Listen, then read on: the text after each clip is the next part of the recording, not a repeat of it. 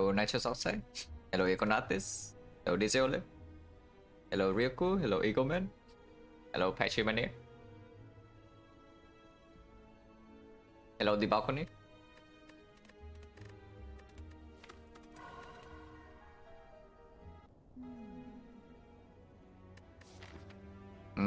18 damage on Watcher, not the best.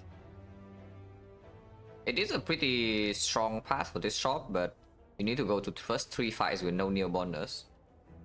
And then 250 gold start for Watcher is basically like a remove 1. And then you have 175 gold left. So 275 is like 300 something in here. Usually, so basically it converts into common relic, shop relic, card remove and a potion. Card remove and a potion. For 18 damage, but you don't get the relic benefits like in the first 3 fights, so you can bleed a little bit. Afterwards, you are forced into advanced hallway. But you can avoid this 4-6 elite and you go here, upgrade the thing, go here and fight another advanced hallway, go here and fight the first elite. If this elite goes slightly badly, you can go here instead. If you're really strong after the shot, of course you can do 1, 2, 3, 4. Other choice, of course, is like boss squad. Boss squad probably goes to the shop anyway. The right portion of the map is just super bad, yeah, so we probably just stick to the left portion.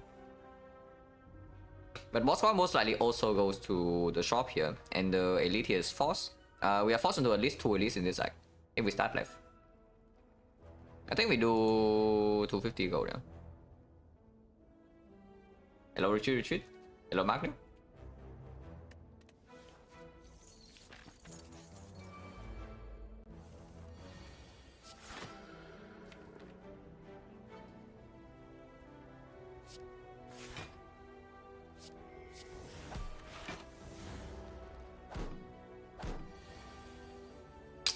Oh, they really both attack, huh?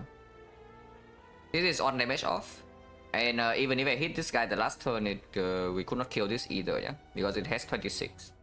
So this guy has 25, this guy has 26, and 2 strike would not kill from without the shell. So we are taking 1 here.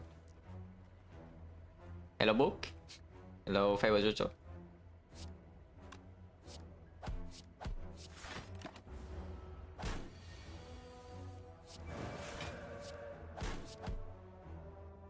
No potion, but card is fine.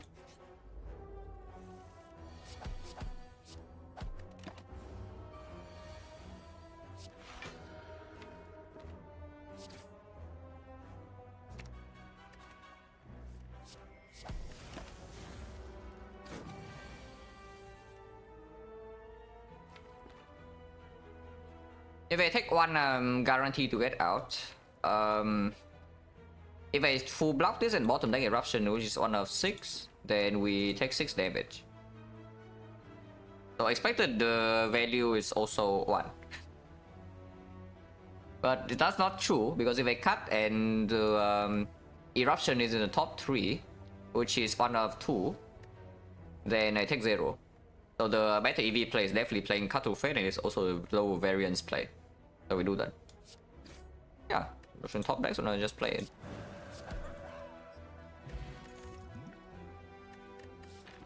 Well, the worst grab card is here. I don't want to pick it because it's also not exactly amazing in the hallway fight, and we might need to fight like 2 advanced hallways before even the first elite.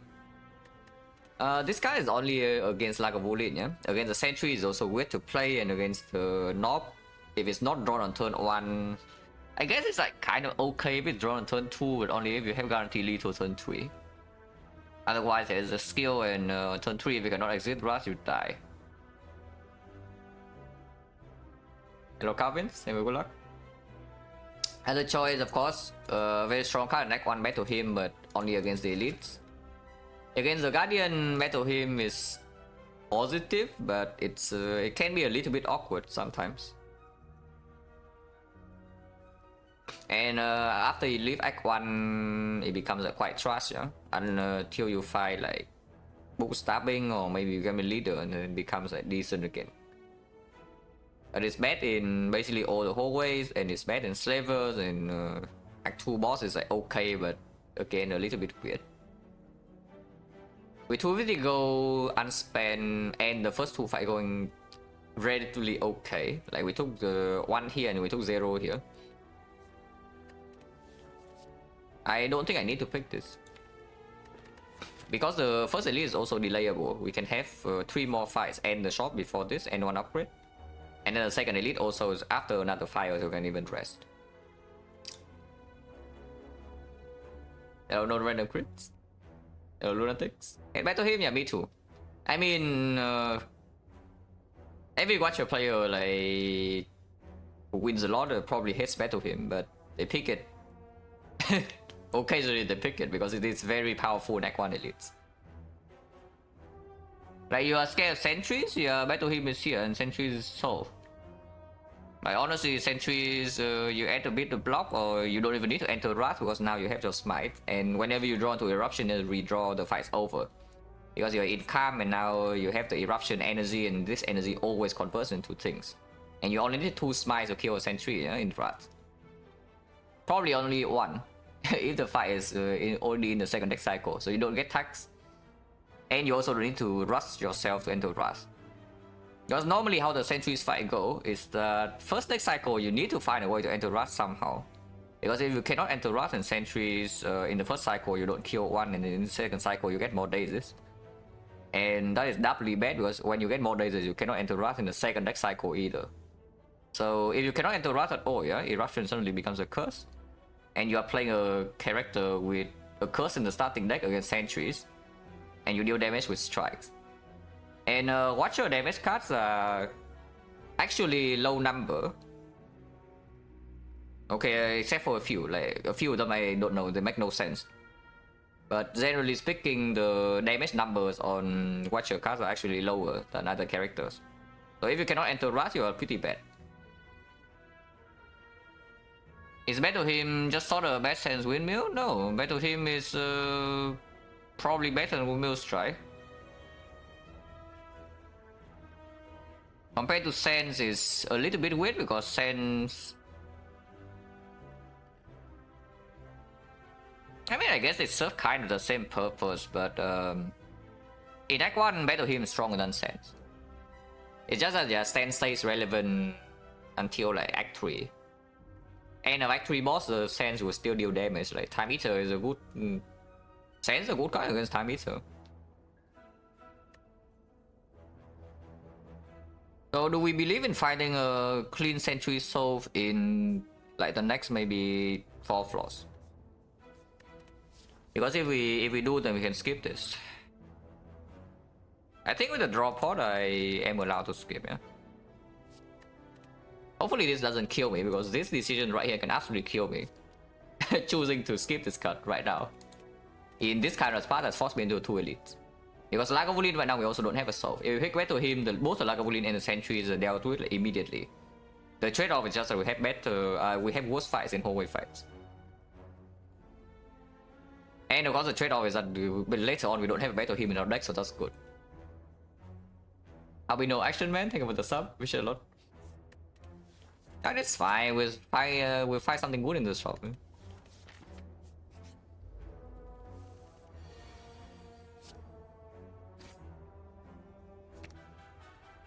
That would be guarantee eruption and 2 strike next turn, which is not killing. I think I want another strike actually. If I want to full block this turn, which I will do.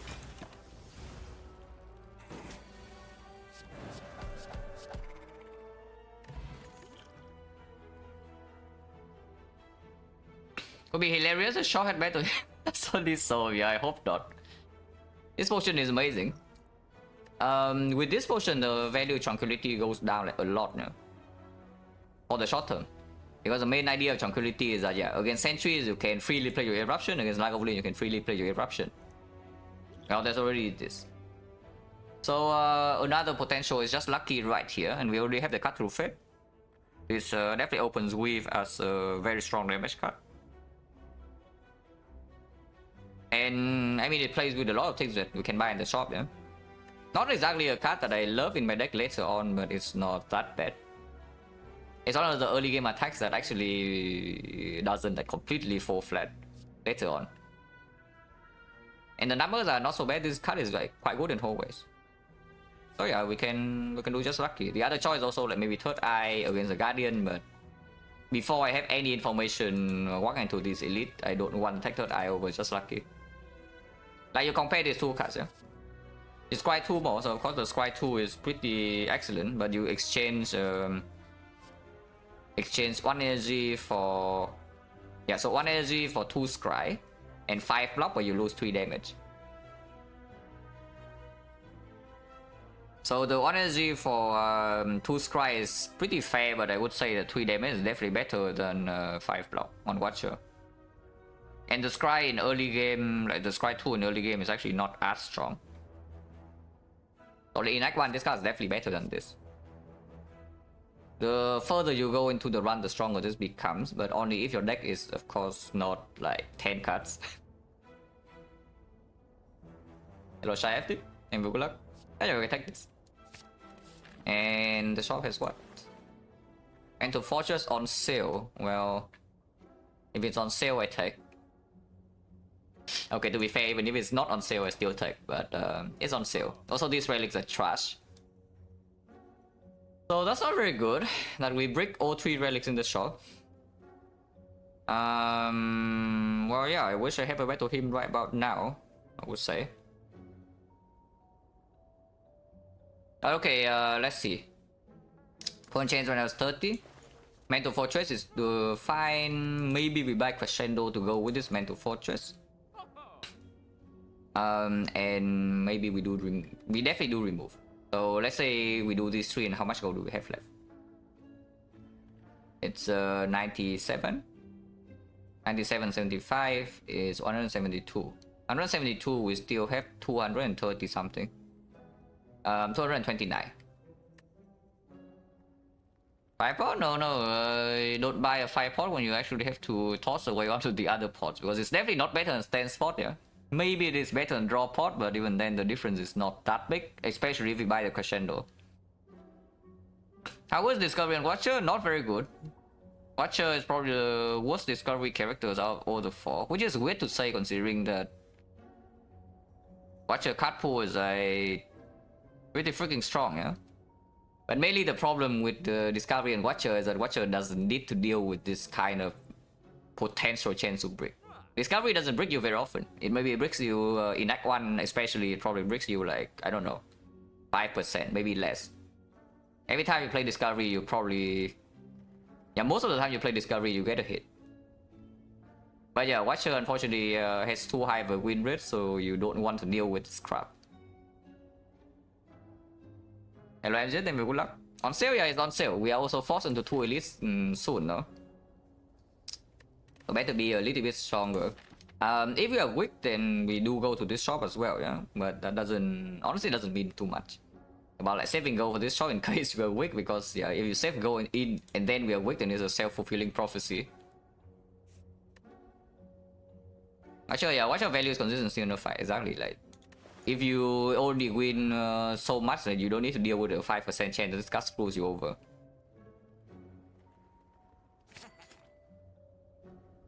This Warp Pen is honestly not even that bad with the Guardian, when I just wish it doesn't upgrade to defense. If it upgrades Crescendo is good, yeah? So I can even see doing Crescendo remove and then Warp Pen, but if I buy the Warp Pen, I cannot buy this. I think I'm buying Crescendo. So let's double check again, this is 133. So we have 230, yeah. 230 is not enough to do Warp Pen Discovery. Only the Warp Pains or deck has like no damage cards. I mean, yeah, it does have a damage card, but you see what I mean by Watcher cut damage numbers are lower than usual, right? Like, this card is very, very good. Everybody who plays Watcher long enough knows that this card is insanely strong. But it says on the ZDO 7. So, if your deck doesn't have anything better to convert your energy into, yeah, like, it's not going to be sufficient even if you're in Wrath.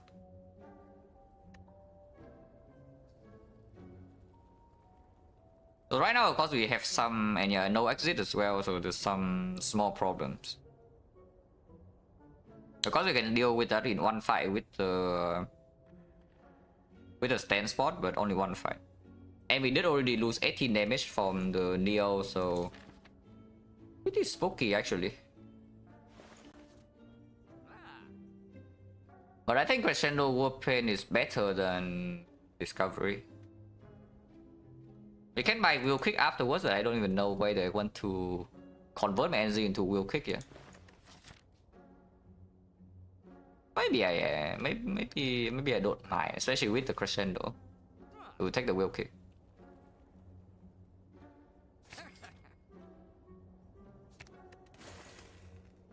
But yeah, if I take the Will Kick, I can also take Discovery, but now it's a little bit strange. Pay time? No, it's never pay time. Like, it's always remove time, and if we remove, we don't have money to buy pair. The pair is out of the question. What's the best card to take with over right now? Hard to say. Maybe Mental Fortress. Because I definitely don't need 2 Mental Fortress in this spot yet, yeah? And the weave is amazing.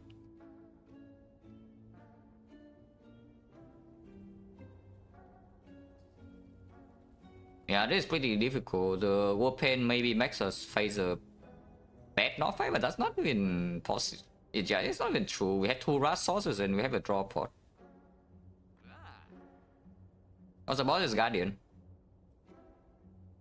But the problem is just that we are forced into 2 elites relatively shortly.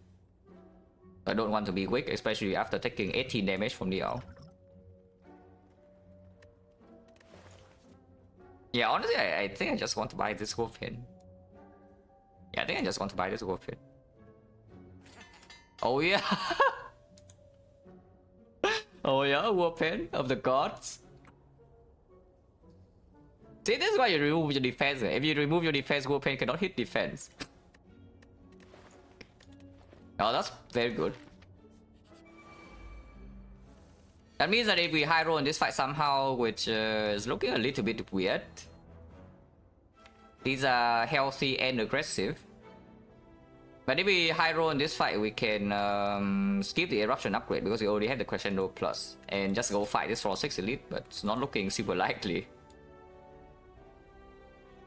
Yeah, it's not looking very likely. Like, healthy and aggressive. Yeah, they have more than 12 HP, so we cannot kill them.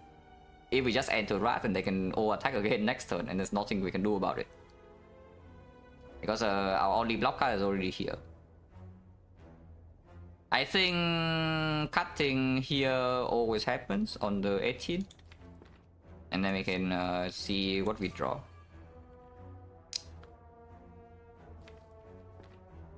Drawing Eruption right now is not even the worst possible thing to happen because we have the Crescendo.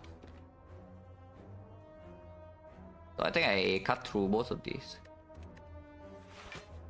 Okay, that's the best possible draw in this spot, I would say. So at least that's good. Well, if I take 5 damage, this fight is a lot more tolerable, yeah? Because let's say I do Vigilance, Miracle, and Strike here. If I do Vigilance, Defend, I'm taking 3, but next turn is awkward if these guys both attack. If I invest 5 HP and do Vigilance, Miracle, and Strike here, this guy's at 11, this guy's at 12. And these are good numbers because it means that 1 strike is killing.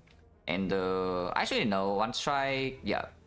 1 strike is killing in Eruption, is killing this from full. So the only bad thing that can happen is that all 3 of them attack again next turn, which is 75% to the power of 3. And that is around 37%. So not that high. If it cannot enter Wrath next turn, well, and they all attack, well, things are bad. So I hope I don't need to play this at stand spot or anything. How much? How many? Yeah. What are the percentages that we prevent? Because if we draw, let's say, Eruption Strike next turn, yeah, and only 2 of them attack. Okay, we need this one and one of these to attack. If both of these attack, then things are already bad. So the chance of things going bad next turn is already 56. If we don't strike here. Yeah, 56% of the time this goes bad. if we don't pay this 5 HP. How bad is it? Because if we cannot enter Wrath, we also don't even kill this. But we know the turn afterwards these guys are staying... Yeah, they are doing nothing. And then we can kill all of them. So we pay 5 HP now to prevent how much HP loss next turn.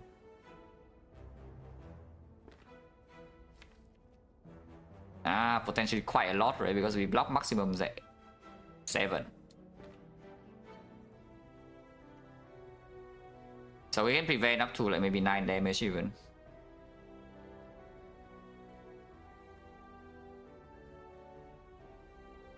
Hello, Feeder Torchbird. Thank you for good luck. Yeah, I think I pay 5 HP now. So which one do we hit though? Because it definitely matters, yeah? Because we do want the one that we don't hit this turn to not attack us next turn. Honestly, they can both attack if this guy stays put, then it's fine.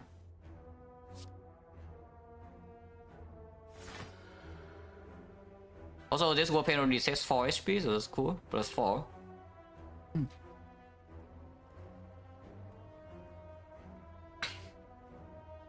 Yeah, 34 HP is slightly uncomfortable, yeah? But we'll see what happens. Because next time we can take damage again. So at least the good news is that with the Crescendo being green already, we can rest here. If things are really bad.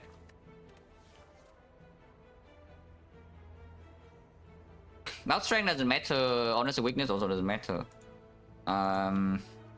This is 6, this is 9. So even if I put a strike here, if we don't enter Wrath, we cannot kill this. Okay, so it's the functionality is the same.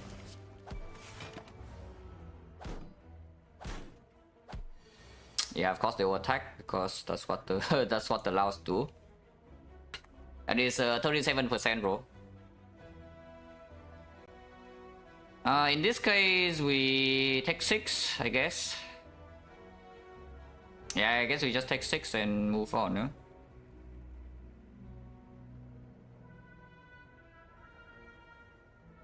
At least we draw Strike and Eruption. So we can block a little bit. We can kill 2 of them. Oh yeah, just enter Wrath and take... we block 6, so we take 6. Energy-wise, 4, yeah, we can play everything.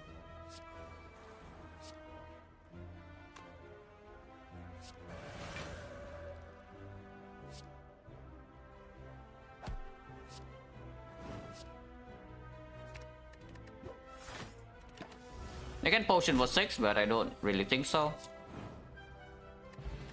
Yeah, this potion is also garbage. Antibody, first exit. With the Mental Fortress. Not exactly a damage card, but it plays against both the Sentries and the Guardian. But the fact that we still have no good damage card beyond this like Cut Through Fate is pretty scary, yeah? And now you see, if I battle him in my deck right now, I feel like a bit better for the elite fights. Hello, Tabi King, thank you, good luck. So we take this, and I think we go here and rest now. This is not a strong enough start for me to just run into this floor 6 elite, even with 2 pots. Because potion change rounds only again 40%, we just wasted actually no, it's lower than that. We dropped 3 potions in 4 fights, so it's 20%. Yeah, I haven't bought a potion, so potion change rounds 20%. It's pretty unlikely that this drops pot regardless, and maybe I need this HP. But I don't know, on the other hand, you can also argue that you fight the elite first and this fight gets a lot easier, yeah? But then you have to pay this HP front load. Because if I go here and rest first, we can go here and rest again, so we only need to fight... It's functionally the same, we're trading one whole advanced hallway for the elite. And the amount of HP you have is that... are you scared of dying here from 28 and not without this card reward? Because if you don't die here from 28, then you rest here and then this fight is a lot easier, relatively speaking, because you still get your card reward, but now you get +1 relic. So do we die from 28 or not? If we have a battle him, then no, I will not die from 28. I, however, do not have a battle him. So at the moment, Sentry is looking fishy as hell, yeah, and Lagavulin also fishy as hell because after we get strength debuff, we deal no damage. Yep, and this is when the Battle Hymn skip punish comes in because we also brick the shop, kind of. I mean, it's not exactly brick in the sense that we bought bad things in the shop, yeah, but the things we bought are not strong in Act 1. The things we bought are strong later, like just look at this, Mental Fortress is already in the deck. It's worth playing upgrades like wood cards. And the Crescendo Plus is of course excellent, also allows me to rest safely. But even now, even if we enter Wrath on turn 1, do we even have enough damage against Nob? Like even if we enter Wrath turn 1 with Crescendo, we have yeah, 3 turns we draw 15, of course with this we draw a little bit more. But right now this is like 48 plus 18, 66, 66, 80, 86 damage. Our entire deck is not enough to kill Nob. So of course we can use a Swift Pot to mitigate, and we can use a Cut Through Fate to also shuffle. But that is not a good look, you know. And even if we see the Nob with this deck, we also don't deal with it super cleanly. Lagavulin, very big issues because we cannot wait. We must deal damage in the first cycle before strength debuff, otherwise we die. I mean, it's not true. We can block second cycle too with Mental Fortress. Like Mental Fortress, Vigilance plus Empty Body, we actually can block the second cycle. And sometimes we can still enter Wrath with Eruption because we have 2 exits now. Sentry is ugly though. Yeah, Sentry is certainly very ugly. Like we don't really have a clean way to kill one of them unless the draw order cooperates. But I guess you can do Potion.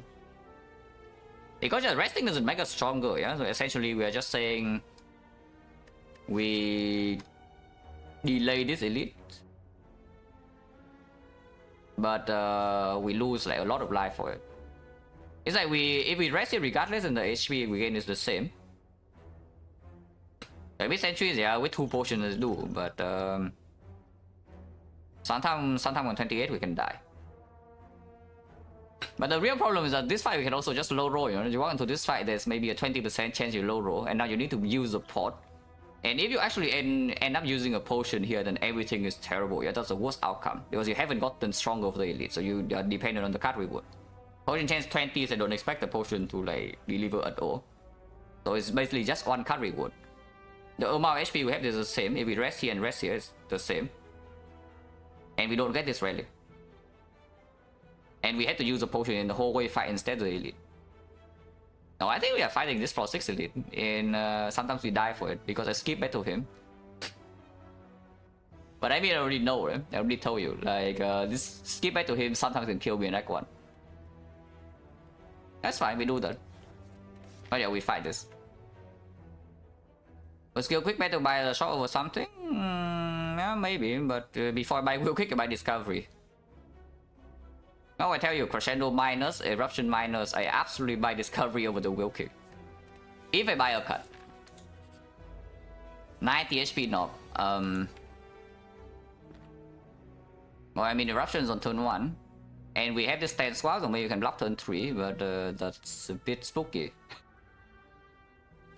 90 HP Nob, huh?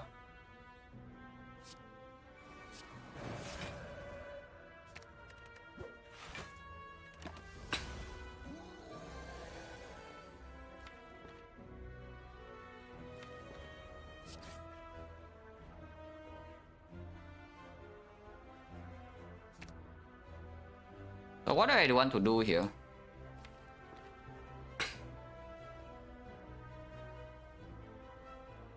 Drawing Vigilance this turn is not exactly the best thing. I think drawing Antibody this turn is better, and then drawing Vigilance next turn is better. But maybe we can do something, because we can also Crescendo again. Okay, let's think this through a little bit. Because I have Stance Potion as well, yeah? Which I'm perfectly willing to use in this fight. So if I do not cut through these, I am shuffling out 2 strikes, but I know I have 2 strikes next turn. And I can always do Crescendo, play double strike, and then Empty Body. That does not kill me because it erupts the Mental Fortress blocks. And this turn I full block with Miracle Vigilance. It gains 4 strength, so 4 times strength, so it's actually yielding like 42. It's 42, right? It's base 16, it goes to base... Actually no, base 16, base 28, yeah, it deals 42. 42, next turn we block for 15, so we don't die. We go to 1. Because this turn we full block. Other choice, of course, using stand spot to block instead. If I cut to 2 strikes here, we can draw into the empty body. Is it ever staying in Wrath? If I stay in Wrath, I can calm next turn for 2 energy. If I stay in Wrath right now, and let's say I don't cut to this strike, yeah, and I draw 2 strikes immediately and just play those, we deal 24, so we need 37 damage next turn. I have guaranteed 24. I have guaranteed 24 damage. So if I draw potion, we most likely get there, but in exchange I take 16 to my face immediately and go to 12. And going to 12 is pretty bad. Next turn 28, so I need to block like 17 with stand spot into... Yeah, stand spot into the empty bodies and cut it. But with the draw pot, I just need to draw into 1 damage card and then we are fine. So can we actually brick? Because if I draw into Vigilance, we also can block next turn. Because this blocks for... he attacks for 28, but this blocks for 16, so we go to 12, and then we have antibody, so yes, that will block. So how many bricks do we actually have in the deck?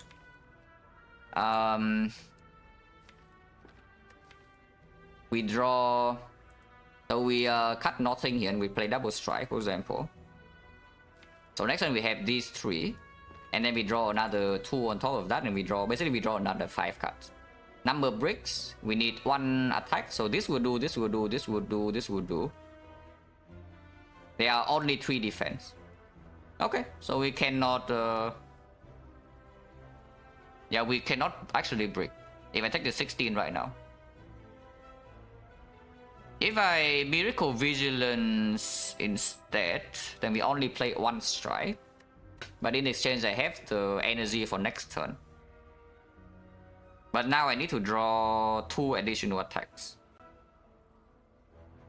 But I guess worst case scenario, we don't even die, yeah? And we save the 16 immediately if I Miracle Vigilance now. It goes to 49. 49, so we need 4 attacks and 1 of them needs to be Eruption or Cut Through Fates. That seems a little bit dangerous though, because then 4 strike doesn't even kill, it's 1 damage off. 16 is so much though. Like blocking the 16 is so much. I can use a stand spot instead to block 12. So I use stand spots as a block pot. If we lose 16, we go to 12 and we can rest for 20. So we go to 32, and 32 is still sufficient if we don't need to use a pot. Otherwise, we have 44 with no stand spot. That's honestly not the better position. I think with Mental Fortress and the next fight being super important to exit or enter Wrath when we want to. Hello Vatris, hello Antia, tell me good luck. Yeah, I don't think I ever use this stand spot for 12. But yeah, if I exit right now, we don't die next turn. Right? Let's double check. I cut through nothing. I just leave the strikes in the deck here. Actually, I should cut through the strike, because strike is not even a good draw next turn. I need cut through Fate or Eruption next turn together with a couple of strikes if I exit now.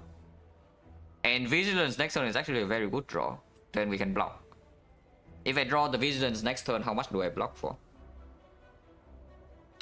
We are in Calm right now, yeah? And we know that Antibody is... Actually, Antibody is not always coming if I cut through both strikes. So I guess I cut to 1 strike and then draw the other strike. And that's when we know we have 1 Antibody and 1 strike. And I do Miracle Vigilance now, we block 4.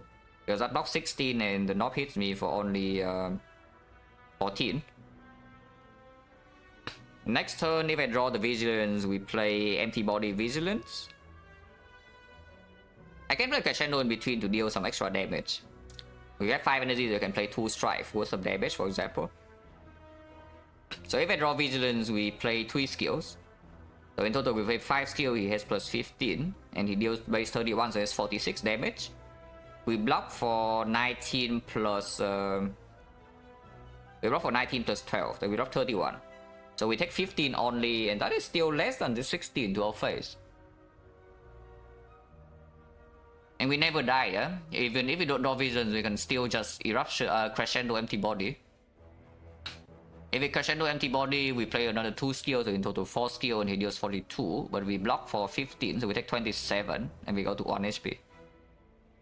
And of course, we can also use 10 spot to block a little bit more, but that is fine. I think I exit now, actually.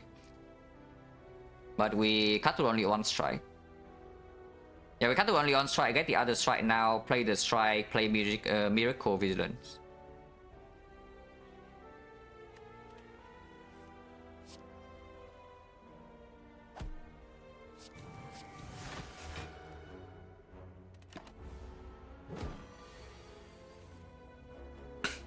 Oh yeah, this draw would have been insufficient without the draw pot, even if we play the thing last turn.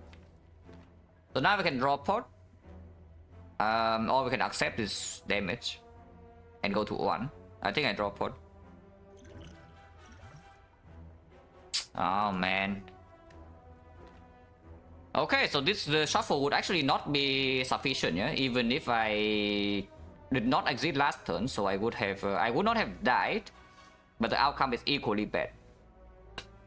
But here we you see, right? We can do the line that we set. We can do Crescendo Vigilance, empty body Vigilance, and play some strike. Next one's guaranteed lethal, so we block a lot here. Okay, so at least the exiting is not bad. Yeah, otherwise it would be 1 damage off right now, and everything goes like crazily bad because we already took 16 to our face. So that's a good thing. That's a good thing that we did Miracle exit because we drew. Apparently, we top deck 4 block cuts. We actually top deck 4 block cuts with all of these big bottom. Okay, so what about not playing Crescendo? Describe away a strike, so you have kill. Maybe, I don't know. There were actually still 4 bricks in the draw. Could have been. The shuffle would have changed as well, but it could have been, maybe.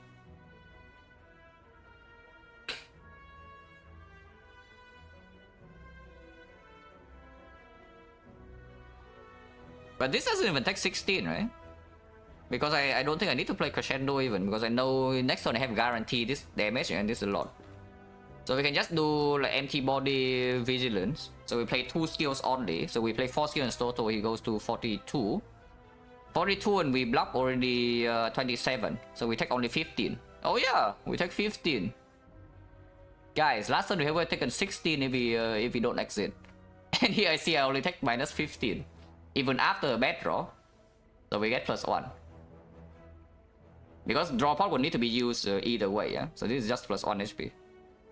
I like my +1. Next one guarantee lethal with Crescendo and we are in calm, yeah, absolutely.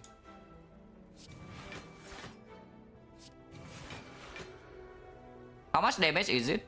5 energy, right? So this is already, the guarantee amount of damage is already 16, 22, 44. Okay, it's dead. 50 damage guaranteed here, so I can play all the defense. And I think that saves 1 more, so I actually gain 2. Yeah, this actually saves 1 more, I think. If we play another skill, he goes to what, +15, so it's 46. Yeah, so this defense blocks 1, and I'm allowed to play it. This defense blocks 0. And this defense blocks 0, it goes to +18, so it's 30, yeah, 51. So this defense blocks 0. But yeah, I just see +2 HP right here. It's that easy, guys. You play the correct line, you get +2 HP. In a pretty scary act, yeah. So this +2 can better a lot. Bam, +2.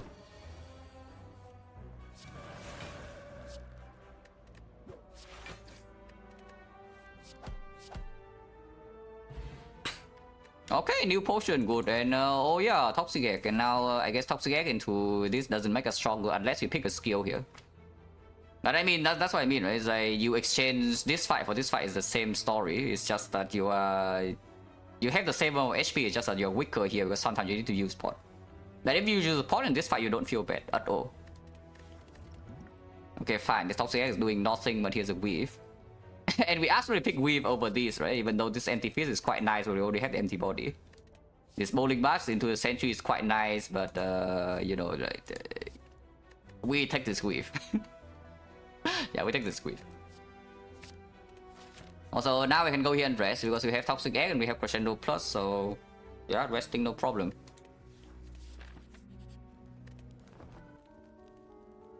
So yeah, we just gained a weave before the elite and now we have a Toxic Egg.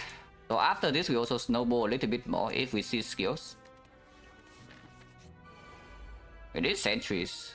Okay, at least the weave is here. I don't like the fact that I'm drawing both exits though, but I am willing to use 10 spot because the next fight the fear pot can kill. We must come back? What?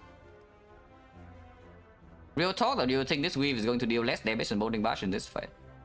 Because here I already see deal 0 energy deals 8, yeah? The Bowling Bash would have been 1 energy deal 21. Okay, fine, this 0 energy doesn't play though. Okay, sure. Yeah, you got me. That's true. Okay, fine, Bowling Bash is better on this hand. If I have a strike here, then it's the... maybe it's not, but...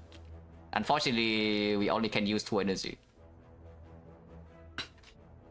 Okay, fine, Bowling Bash is better in this fight. With this draw. Otherwise, honestly, I think they are pretty comparable. But here we do, we just lucky weave again, yeah? Just 10 damage and we're in calm. We can enter Wrath and then 10 spot again back to calm to exit. So 10 damage is either 30 or 32. 30, 32... I mean 33 is a clean number. But with the Crescendo and the power, we can even do Crescendo to Eruption Strike, and that's 30 damage exactly. So I guess we do... actually this deals 11. It deals 11, so it's like 29 or 31, but yeah, 31 is still pretty ugly. Let's hit this. Okay, cut we definitely don't scry away, because cut activates the weave again. And floating 1 energy is so sad, man. Yeah, okay.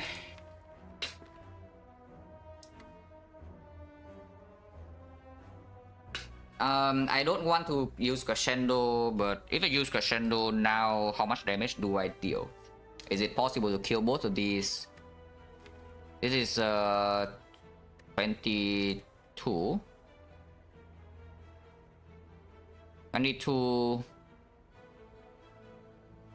22 plus 9 is a clean kill, and then we still have Crescendo in hand because we are in calm after this turn. Yeah, probably using Crescendo now is kind of stupid, right? So we just Eruption cut through Fate here. Eruption cut through Fate here, and the weave plays here, then it deals in total 31 damage. We overkill by 2 damage. Well, would have been perfect if we hit this. That is fine. And afterwards, energy is 5, so this is 3. So we can maybe do 4 and maybe Mental Fortress or whatever, depending on what we cut on top.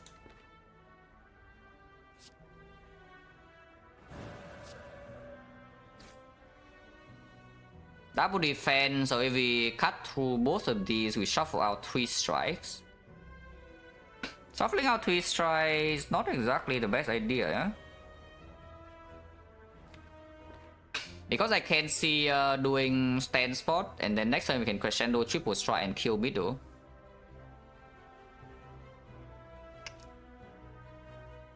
Now of course that means we are in Wrath, but even if we take the full hit afterwards, we are okay, because we have 34 HP. So if I just cut away 1 defense... no, if I cut away nothing... if I cut away nothing, we shuffle in all the... is shuffling everything in a good thing or not? Because if we shuffle out 3 strike and a defense or whatever, just all base cuts. No, it's actually shuffle out 3 strike oddly. The defense are shuffle in. So we don't really have enough damage to kill in the next cycle, but we draw the exit more likely in 2 turns. Sometimes we can kill with the cut through fate, the eruption, not super likely, the we shot for 3 strikes. It's like 30 damage here, and maybe if we draw this, is barely enough. But shuffling in 3 strikes, if we are not in wrath, and it doesn't matter too much either. And this guy is still at 4 HP, is at 42. Maybe we play 1 extra deck cycle, yeah? Yeah, I think I just shuffle now. What if I scry away 2 defense? If we scry away 2 defense, we can shuffle in 1 strike, or the Mental Fortress. Because then I can just play Mental Fortress over the defense. And we lose 1 HP, but we get the Fortress in play.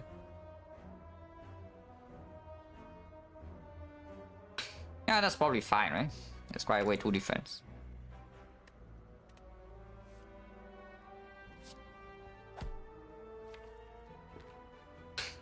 We can also take 15. Taking 15 is not out of the question here because it preserves the stand spot, and then afterwards the stand spot can always be used to block.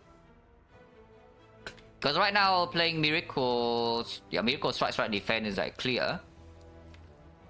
And if we don't exit, next turn we have a clean kill on this, and then Mental Fortress is in play. And we have taken 15. Point change right now is also extremely low, yeah? We have 1, 2, 3, 4, 5 fights and 4 potion drops.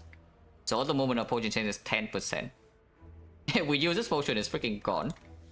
And at the moment it only blocks 10 damage. Then we say that using this for 12 last fight was unacceptable, so why are we using it for 10 now? Because it can also be used for like 10 later, and actually now it's 14 because we have Mental Fortress in play. I just take this 15, right? And then we can rest again because we have Toxic Egg, and the eruption doesn't need to be green. If we need to rest. Yeah, let's just take this 15. But it's very clear that we strike here.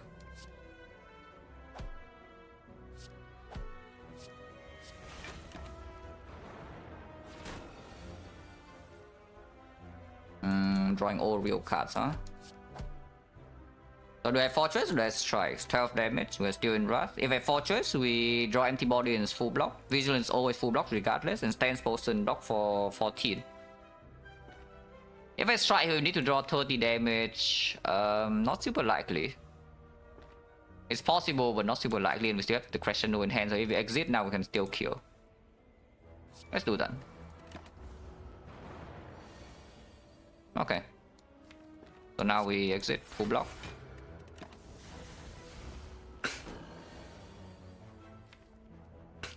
We definitely enter Wrath now, yeah, because worst case scenario can always stand spots next turn. And this is a lot of damage to not play in Wrath.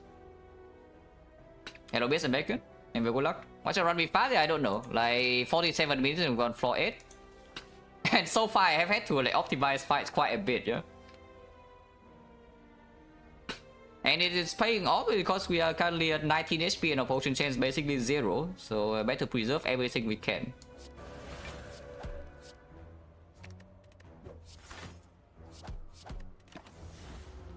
And now I should be dead without potion use. Okay, good.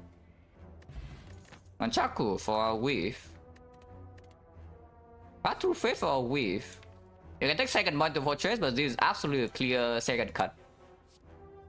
The second cut is extremely obvious. On skill, yeah, I don't key this. 90 HP into advanced hallway, or do we say that this Toxic Egg Nunchaku thing is high enough value that we can just go here and rest again for safety? Hello Zile, good luck. I think it's true, right? Like, also by the way, this Toxic Egg hasn't done anything. Yeah? We haven't picked up we haven't even seen a single skill. Let's ignore the fact that we don't pick up skills. We haven't even seen a single skill. We have seen attack, and then power and whatever. So if we go here and rest again, this act is probably solved. This fight is either Lagavulin or Nob, and this time Nob we have a lot more damage. Lagavulin we have Mental Fortress and still have the stand spot unused, so we can absolutely just enter Wrath blindly, and then we can always exit to block like 24. And 24 is good enough to use. One chance right now is 20. Because going here, the chance of us being able to go this way is extremely low, and then it's suddenly just worse than going this way. Because we do run the risk of this fight going slightly wrong. So let's just go here and rest and move on. Yeah? I think 3 elites with this kind of stat and this relic is enough to say, okay, we have done enough in Act 1. So let's go here and rest now. Nobles, 89 HP this time, but again we top deck Eruption. This is the best fight for Fearport, so you can Fearport. Because I still don't want to use my stand spot here at all. So let's Fearport.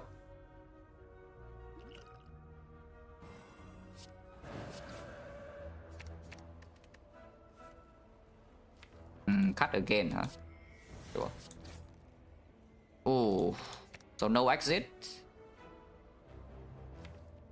But maybe that's fine.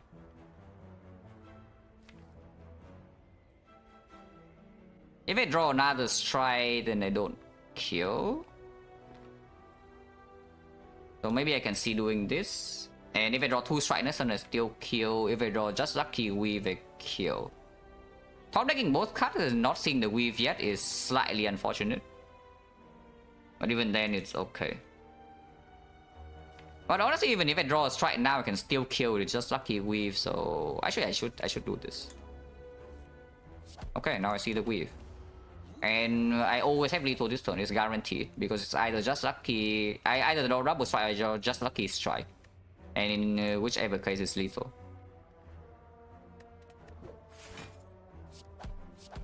So it's a 2-turn off fight with no HP loss.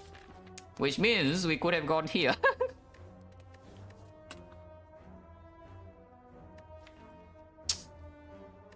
XecnaR is so good, they said. Third card is a little bit weird even with the weave. We do have the Nunchaku, but the Guardian is still around. We do have the antibody to deal with the Guardian a little bit, but still damage here is enough. We want to draw to weave more than we want to draw to cut. And here's the prey that is green. Yes, I see the green prey. That doesn't actually do anything. It needs 3 plays to be Divinity. Of course, any Prostrate also comes green, and Prostrate is a common, but is it really a strong engine considering that we already have the Crescendo Plus? Yeah, we have Crescendo Plus already. If we see Blasphemy, it also comes green. Yeah, I don't take this crap here. Do we go to shop or not? Removes 100 now. If we go to the shop right now, early Act 2 shop is not a thing whatsoever. We exchange the question mark for the shop, so we can remove something else, but removing a defense, another defense to the Guardian is not exactly that valuable yet. We do see a lot of upgraded skills in the shop, but I don't want to buy the skills before the boss relic. So basically, yeah, if I buy cards in the shop, I would like it to be early Act 2 shop. So I have more information regarding the boss relic and maybe my Act 2 pathing. Yeah, I don't think we take this shop. We go this way probably. But this thing I skip. I don't think I want a third cut, even with a Nunchaku. Because it's into the Guardian fight, it also doesn't play that well. And we don't need the Sand. Exodium Tax, yeah, this would have been the fight that we see here. If we rest, if we go this way, lost the 4-6 elite and rested, and we would have seen this fight. And now maybe we need to use the pot because we don't have the weave for damage. And if we have to use a draw point on this fight, and suddenly it snowballs downwards like pretty quickly, right? If you enter this North fight without the draw pot. I guess you would have dropped a fear pot maybe if the chance is the same. But I think if you change the pathing, because you also don't get pots, and also it's hindsight because the potion change is like 10% or something. So I do see that taking this for 6 elite actually make it safer, yeah, not more dangerous compared to going here and resting. So how does this look like? I mean, this turn is absolutely just full block. We can proc Nunchaku now and save the miracle, which I guess is what I would do. Get just lucky here. Try goes here. Want to draw defend. Maybe I do want to draw defend. I probably don't.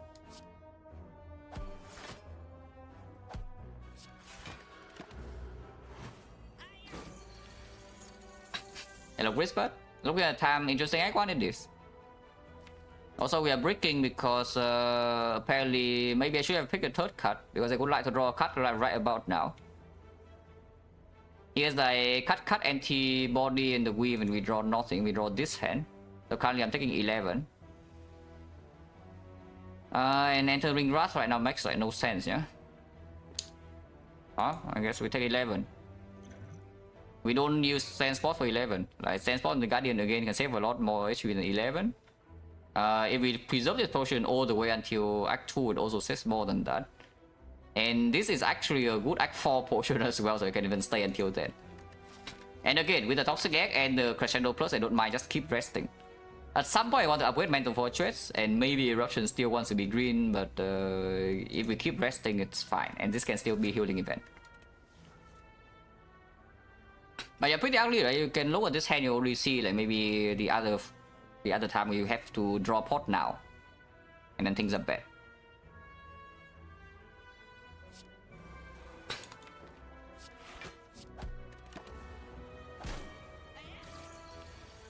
Okay, now of course it's dead, but pretty costly.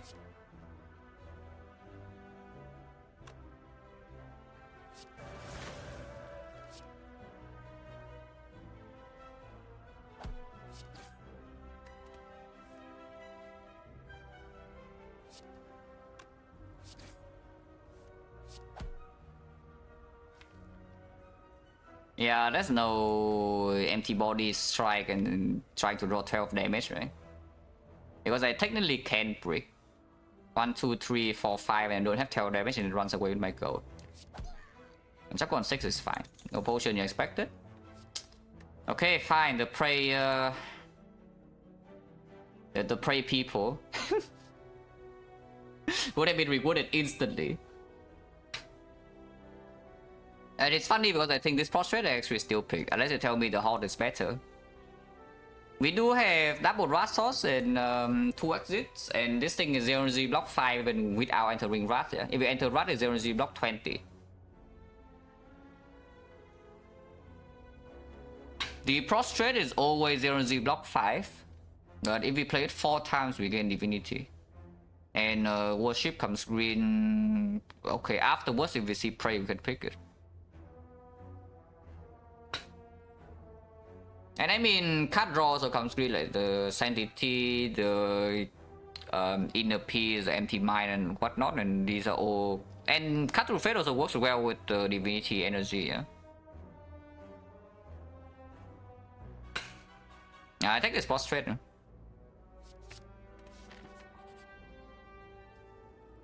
We had to remove anyway, so that's the shop.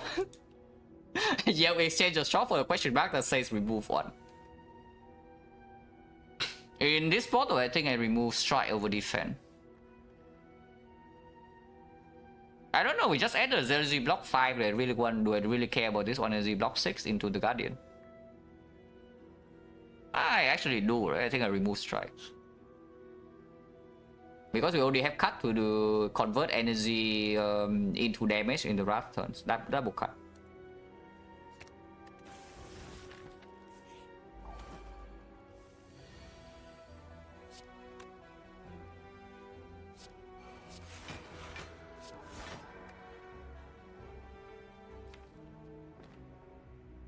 Okay, Miracle Strike now.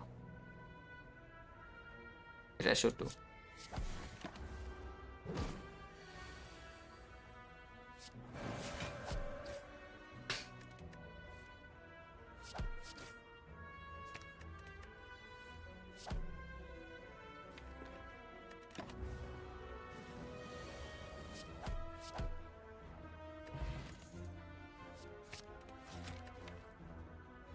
Should I pick Heart?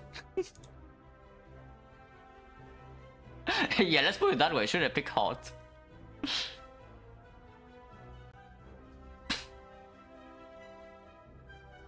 Yeah, we have triple rust source and only one exit. Good thing we have antibody. Like if we, but here's the issue. Your antibody, you already see it performs in hallway fights and whatever, and even in the North fight, this card was okay. But the main thing is that without this antibody, I don't think we're even allowed to pick this Tantrum and feel safe. But because I do have the second exit, I can pick this Tantrum and maybe we're doing fine against the Guardian. And we still have this as emergency in 28. I can upgrade here, I think, and really want this upgrade, which I will make. And this upgrade is no longer relevant because we have both the Tantrum and the Crescendo Plus, yeah. It is possible to sometimes die to Guardian from 28 here, but it's pretty unlikely.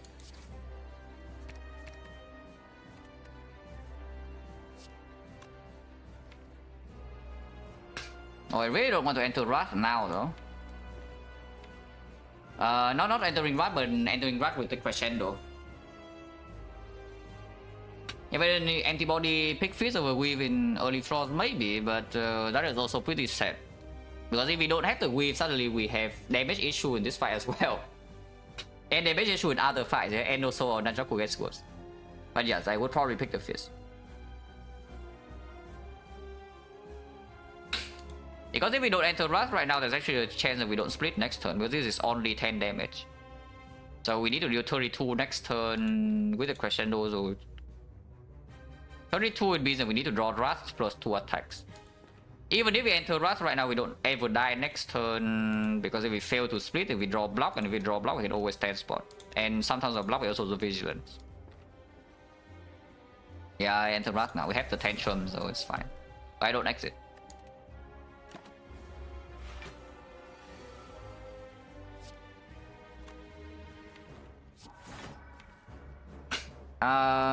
This means that 1 out of 6 I bottom deck Vigilance next turn, and it's pretty annoying if I play the Tantrum. So maybe I just do double strike, and next turn we that wasted that wastes a bit of, actually it doesn't waste any damage, it just wastes 1 energy. But we cannot protect this Nunchaku ever, yeah. 1 out of 6 bottom deck the Vigilance, and I guess we can do Cut Through Fate the Vigilance, that takes 4.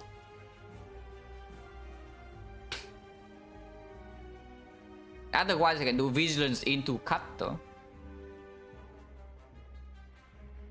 Yeah, every Vigilance into Cut, we take only 1, and then it shuffles out the Eruption and the Just Lucky add the Cut. It blocks a little bit better, but also means the Weave damage is low.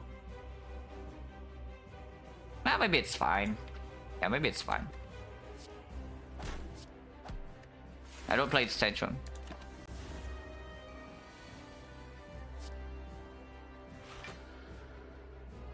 You can also shuffle in Just Lucky for 1 damage to our face. And Just Lucky is an okay card to redraw, I guess. But cut now into Just Lucky to prepare for next turn seems better. Yeah, okay, I want this prostrate. That's okay, we take 2.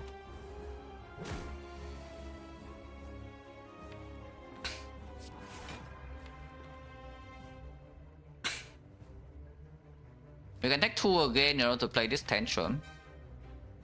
Otherwise, we don't have Rust Sauce in here, but we still have the Taunts to deal damage and to Cut Through Fate into Grief.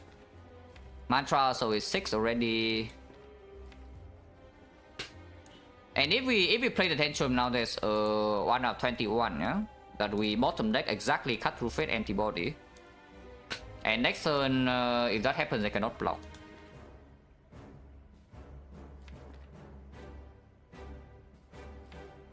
Yeah, it should be fine. Not playing the Tantrum, I mean.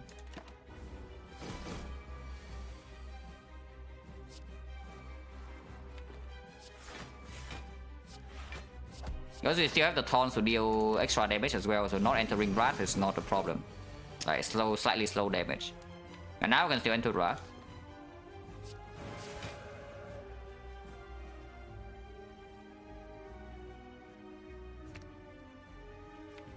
No chance of breaking next turn. 21 damage. 1, 2, 3, 4. Yeah, no. There's no chance to break next turn if I get this prostrate now.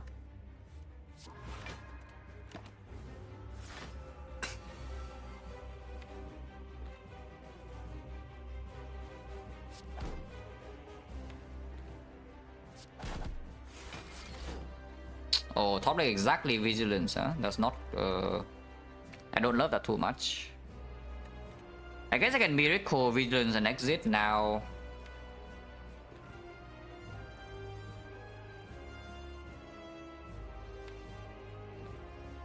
Maybe this is better. No, probably miracle vigilance exit now is good.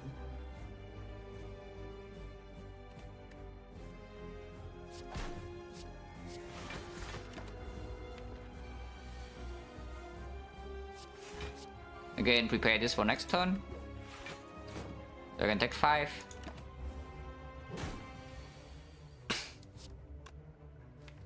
Next turn we'll divine if we want to be.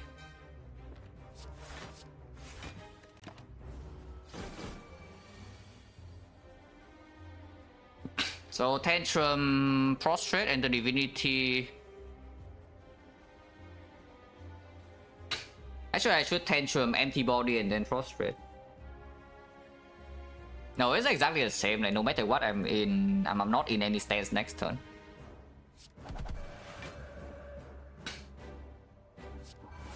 It's slightly better because I can Tantrum in Divinity.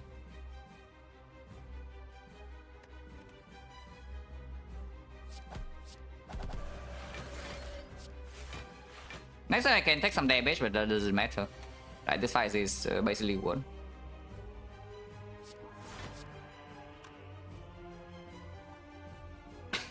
Do I kill here? 1, 2. Like if I do defense, we can play actually 4 attacks, right? Because we block 16. So this is 1, 2, 3, 4.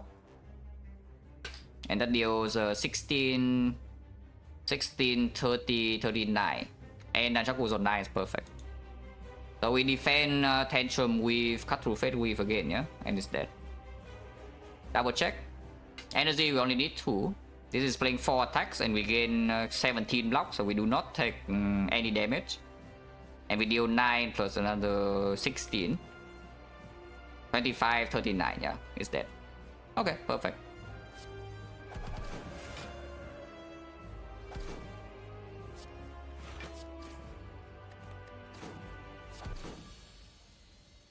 Oh, that was a good act.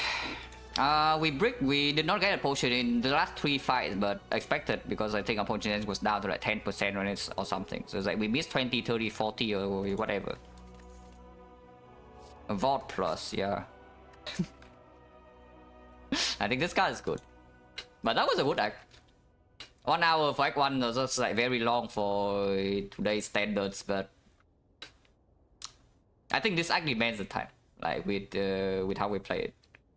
To be fair, at the end of the day, we have 21 HP. This potion is not even used yet. We could have used this potion in multiple occasions to save like 12 or like 14 or whatever. It's probably, yeah, it's only 12. In the first North fight, it was 12 HP. So we could have used this potion to save 12. And if we bleed away like 2 more HP in the North fight, then maybe it's like minus 14. But even then, yeah, even then doesn't matter. Like we still are alive. We have 21 HP still here.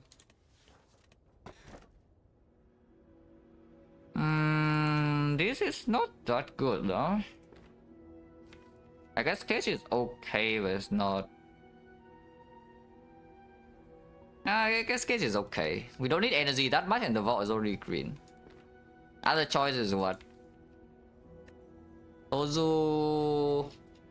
Firestone and Watcher is not the best thing to take, yeah? It's okay-ish here because we have Tantrum to down burst, but again we need to draw Tantrum. And we also need them to not like over-attack. And later on the Firestone downside is a little bit annoying.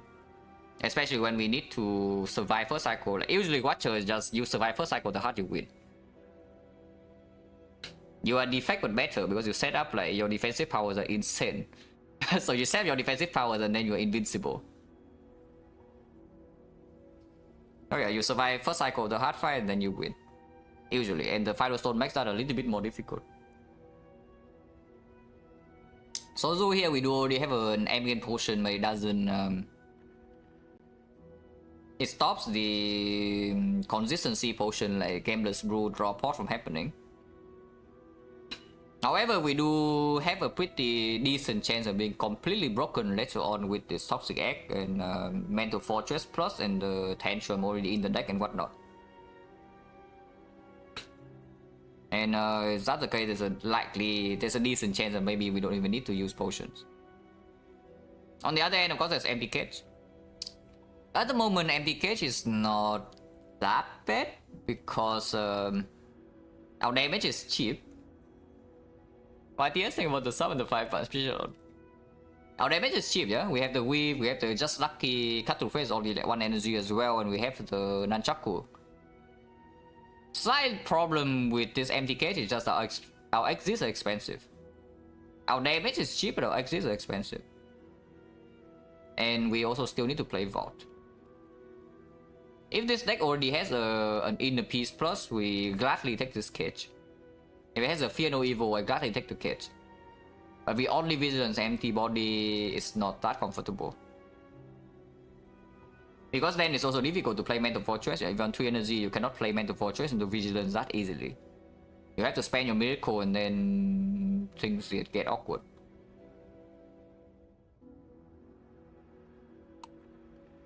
And this kind of run is like, you survive long enough, you probably just win. So honestly, in this part, maybe it's actually Sozu. Considering that there are things in the shop that we can do besides you buying potion, you can always remove a card in the shop. So it's something like this. If you take the Empty Cage and then you go to early active shop, you have to buy a potion. Compared to taking Sozu and then going to the shop and removing instead. Is it really a better spot to take the cage and then still have the potions? Because you already gain half a cage, you know, by removing in the shop. And this energy definitely plays, yeah? This energy absolutely plays. With yeah, again, expensive exits. With the Vault, also we need to spare 2 energy.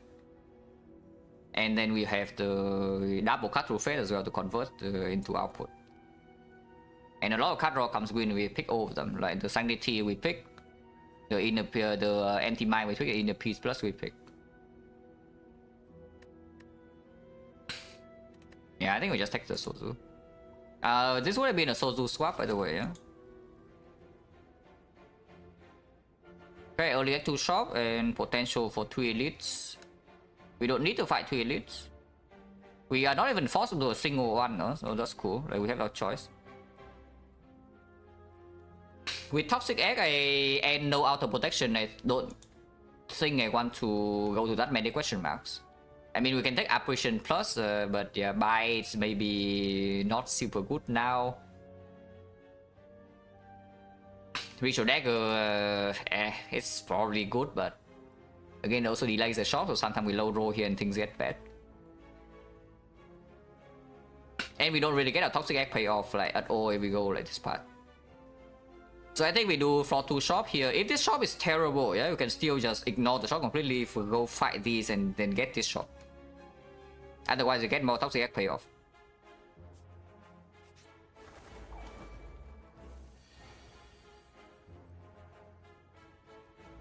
Well, good Final Stone.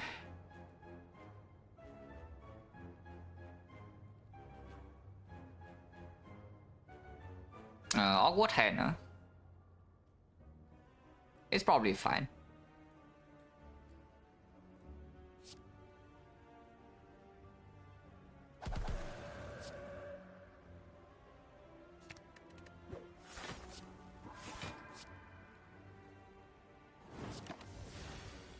Yeah, that's fine.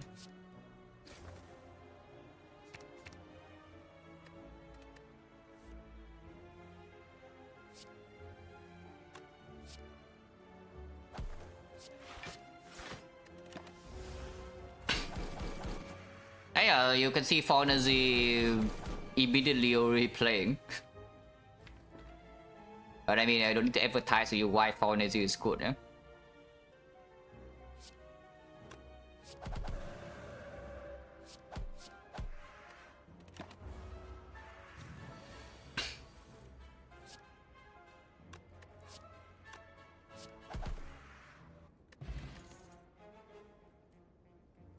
Oh, empty fist.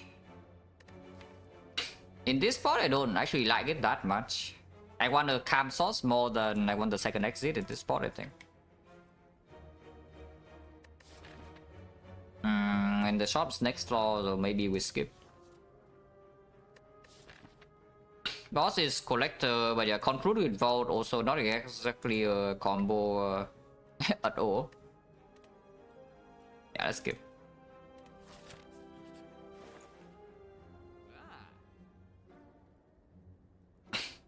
The shop is bad. Except this, so this is good. But the rest of the shop is bad. So we can remove and move on. Indignation Plus is usually I like, but with this deck, not exactly the best thing to get.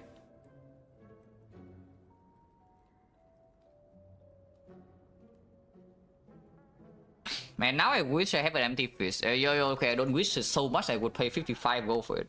But if the next empty fist shows up, I can pick now with the flurry.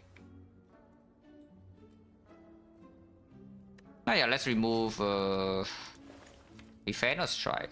Defense is smooth stone, and damage wise we do have the weave and the flurries. But triple def 3 defense too much, and now we already fought the guardian, so we don't need this anymore.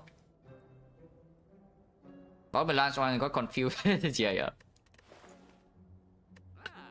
If Melange actually works, then it would be quite a bit better, but unfortunately it doesn't work. I just remove defense and move on. Maybe we can go here after, depending on how these fights go. The thieves. Again, 4 energy plays, yeah? So there's that. We take 8 though. That's a pretty bad opening hand, but at least we can use on Nunchaku. Ow.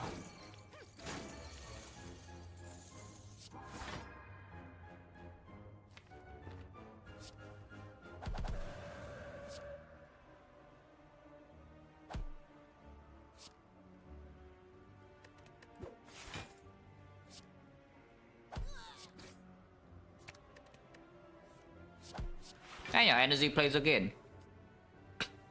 I just see every single turn we use the full 4 energy, even with Nunchaku. That's pretty nice. Yeah, Nunchaku on 9 now.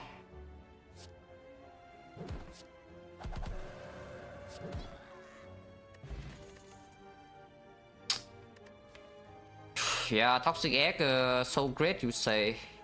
We have seen in total, what, 3 skills? We actually have only seen 3 skills from normal categories. In how many fights? I don't even know. We have seen 1 Prostrate, 1 Pray, and 1 Vault. That's pretty crazy. I guess we have seen a Halt, but it's on the same screen as a Prostrate. Floor 6, and now we're on floor 20. Oh, that's pretty crazy. We take another cut though. With the Sozu Energy now, another cut we can get into our deck, and we still have the Weave.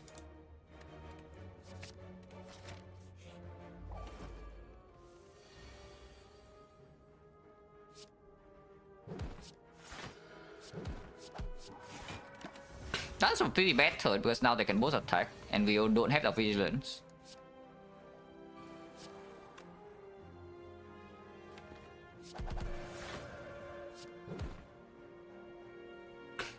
Yeah, just block now. We block for 26 so we lose 5.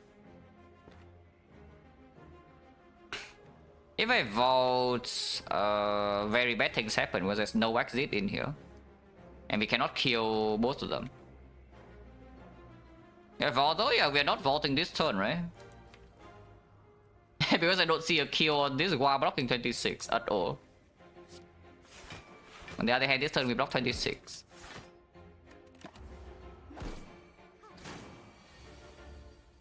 And yeah, now we can kill.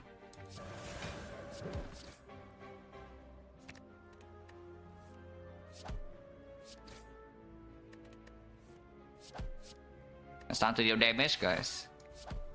When we deal damage, we deal damage.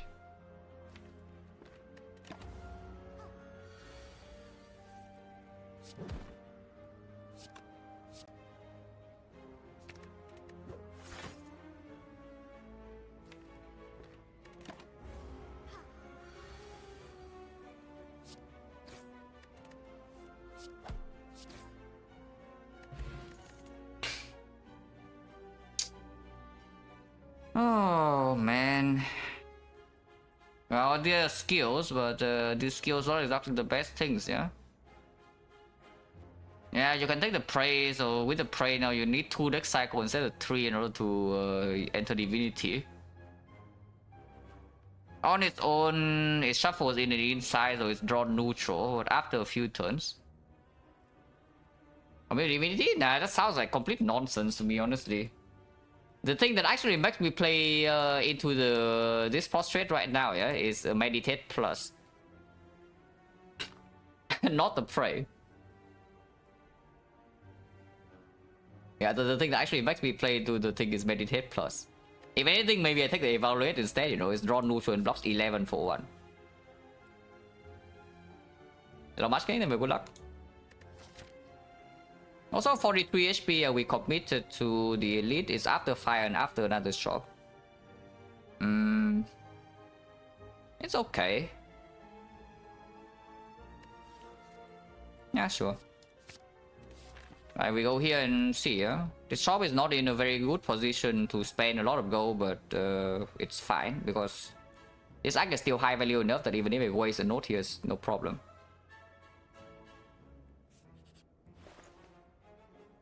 Oh yeah, here's finally some good things, but we are poor now. Oh, that's quite sad. We finally see a very good shop, but we are poor. What did I buy at the last shop? I remove a card, okay, fine. Removing not that bad, but like, come on.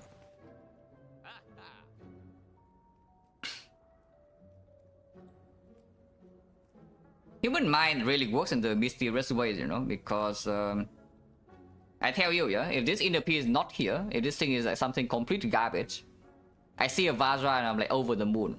Like, holy crap, this is so good.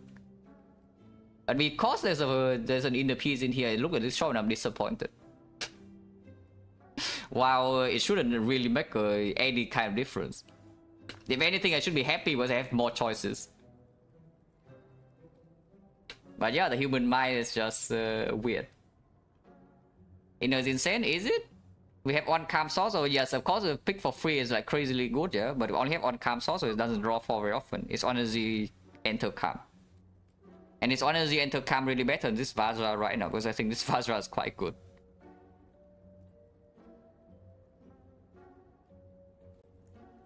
Isn't this Vajra like completely insane? Like, look at how many attacks we play. Like, we have this strength payoff times 3, we have this strength payoff times whatever, we have this time strength payoff also times like whatever, like times 4, times 5. We have this Wrath strength payoff times 2. Doubling every single one.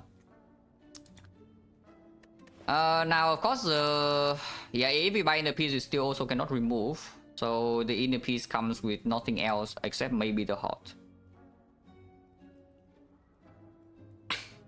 Yeah, this inner piece is very, very good, of course. For now, it doesn't play, but it makes the next inner piece like way stronger, for example. Because at some point, you need to pick up more calm, yeah? And then whenever you pick up another calm source, this inner piece becomes insane. And for the very short term, even if we break in slavers, for example, we can always use the stand spot and then inner piece to draw 4. If we face a situation where we need to pot. Like, that is there. Otherwise, we still face an awkward situation where our deck has a tantrum but only 1 exit and 1 calm source. So it's like weird to play. But like, I'm pretty sure with this Vajra right now we can just kill most things before they even touch us. I mean, we block for 1 turn and we draw into a good turn with Flurry or the Weave and then things die. At some point that cannot keep happening. And then this inner piece outscale this Vajra. But yeah, I do think the inner piece better. I don't think I buy this halt though. It is 0Z block 20 most of the time, but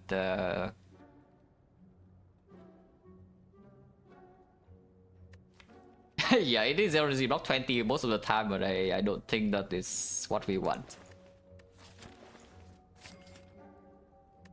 Second Flurry, I don't think so, right? Like, it gets a little bit stronger now, the inner piece, but we already have the Weave. Usually I don't want more than two payoff like this. More than 2 it gets a little bit weird, especially when the deck is like not that big. And 2 is already enough to consistently proc like Nunchaku, Shuriken and whatever. And at some point, if we don't have talk to the hand, they become also like burdens in the hard fight, yeah? Unfortunately, it's like 5 go off on removing, otherwise the shot would have still been good. Been great, I mean. It is still good banger in the piece. But it could have been even better. Trying for this elite right now on 43. If things go bad, we can go here and rest. If things go very well, we can continue this way and maybe farm 4 elites. Because otherwise we go to the fire right now and what do? Yeah, we rest. That is what we do. And resting before is just complete nonsense, right, compared to resting after. Unless you die from 43, which I hope that we don't die from 43. This is when I would have bought a potion. If I don't have the Sozu, but we have the Sozu. I don't take this halt, right?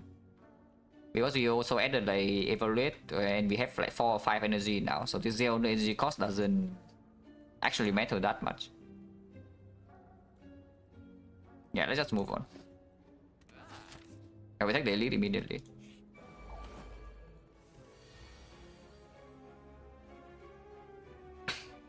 Yeah, here's tension's awkward, but maybe draw them in the piece or something, or a vault.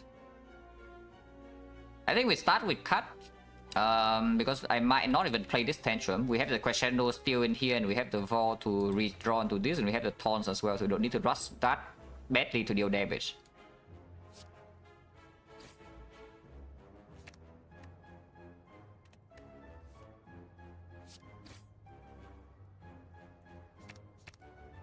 Not being able to play the fortress is also pretty sad though. But playing fortress and then tantrum here is losing too much, yeah? Unless we use a pot, which I don't want to. So 2 wounds is pretty annoying, but it's fine.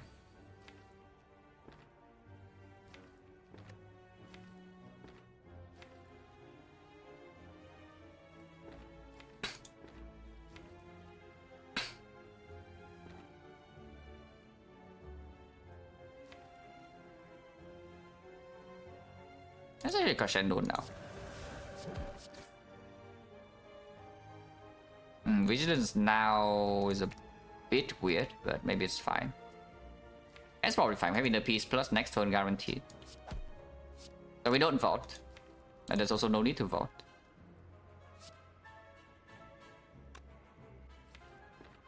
Or I can vigilance and then vote. Maybe vigilance into vote is stronger. Because otherwise 2 turns from now I enter the blind, the draw blind. Or I in the piece next turn, but then I don't play eruption, shuffle out these things and then block like 11. Next turn I only attack 24, so attacking 11 is no problem. And then I have the vote on the redraw. This currently also is on 9. Maybe it's good this way. Because if I do vigilance, I also miracle, yeah. And this is clean 21 block, so it just looks perfect.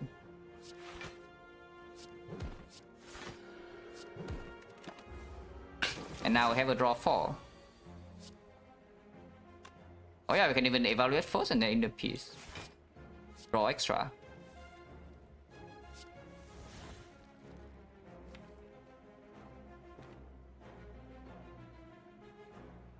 24 seems a bit fishy. To eruption now.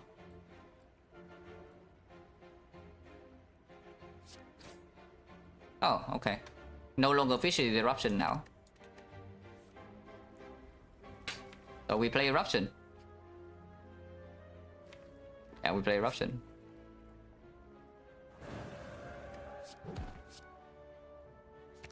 Even top lane the weave is perfect.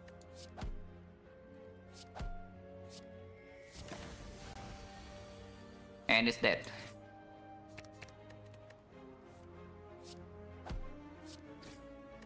Okay, good fight. Nunchaku 9 again. Try dummy. I guess it's something. Okay, Toxic Egg redeeming itself, yeah. Toxic Egg redeeming itself as we speak.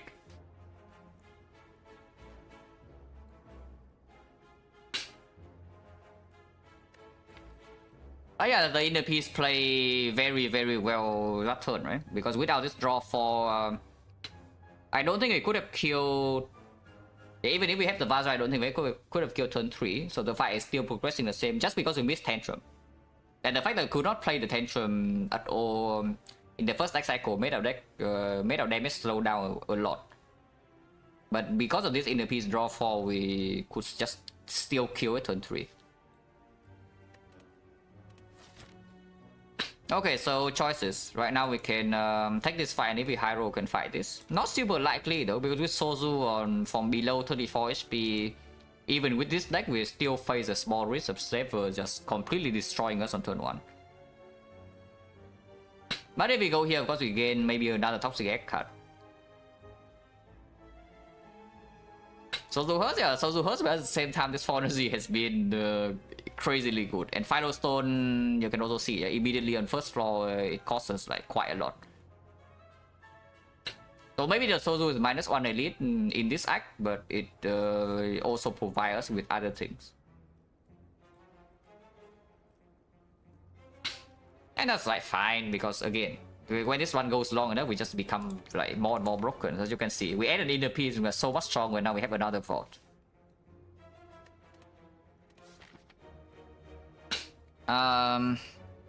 But yeah, we rest here first and we go question mark over the fight. Otherwise we do the fight, maybe Toxic Egg card, and then we go here and rest. I think if we want to fight this elite, we need to rest no matter what, yeah. But that's fine. I don't think whatever card this can give can allow me to fight this elite over going here. We cannot get a potion, so I need HP to play against slavers with this deck, basically. We actually just need HP against slavers. But yeah, we go here and see. I think the fight over question marks is reasonable.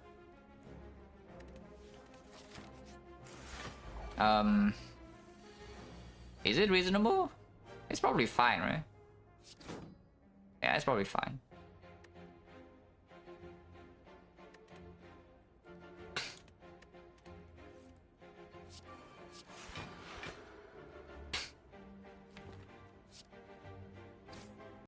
Okay, we know we have Vault next turn. And we currently full block this with now an Insight in the deck and Mental Fortress in play. This guy is also not attacking, so we maybe be able to kill this now.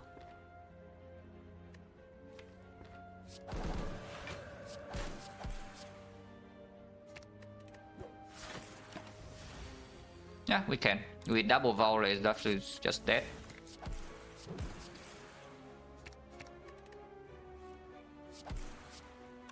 Oh. Damn.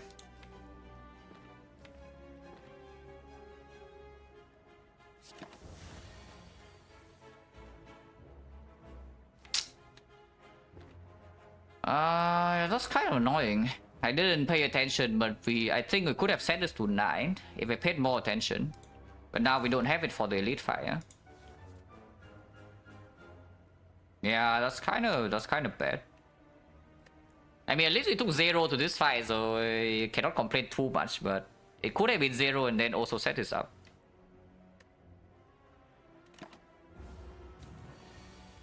Yeah, now at least we put it to 3.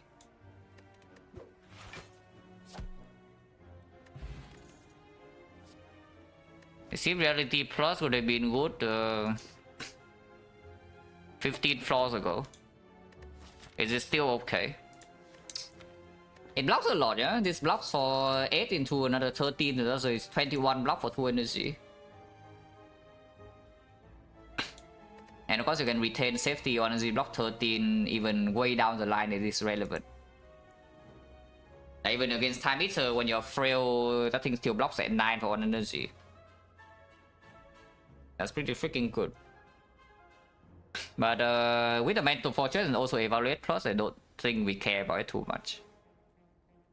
Yeah, it plays a little bit with Vault, but again, when we draw Vaults, like, you can also see like just from just now. When we draw Vaults, we just want to end the fight.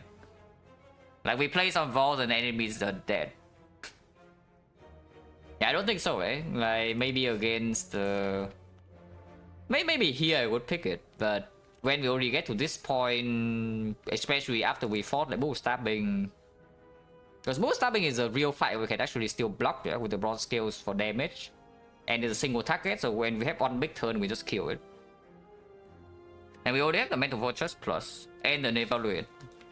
Like Evaluate is probably just better than just Deceive Reality.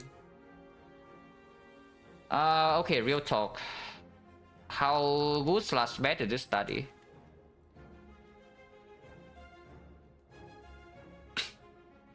Because we can set up the study with the vaults, and then afterwards, of course, whenever we vote, we gain 1 more insight, yeah? It's draw scaling. Which right now, maybe we like. I think our damage is fine. And I think our block is like also fine, but after a couple of turns. Yeah, it is a little bit heavy, but we also rest now, so we have 54. And 54 with double vote. I think it's positive in the deck, it's just that there are so many better things you can find, you know, it's like Rush Down is infinitely stronger in this spot. Empty Mind is infinitely stronger, Second Inner Peace is infinitely stronger, Meditate is infinitely stronger. So it is like positive, but it's maybe we can hold out for better things. Yeah, it is definitely positive, but maybe we can wait, you know. Because so the first question we should ask is maybe do we need it in this collector fight? Assuming, let's say we see nothing else in the next couple of floors. I think the answer is like no. Collector is dangerous though if you don't have guarantee exits, like with the Meditate or a lot more draw would do. So the study gives us safe entrance into Wrath and then safe exits, and also it makes the posture slightly better, only slightly. But that is where it ends. Like it's bad in every single floor until the collector.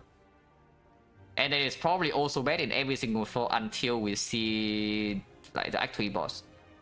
And in the Act 3 boss fight is good, but only if you're not broken. Yeah, probably not, right? Probably not. And we go here and rest and we fight this elite, yeah.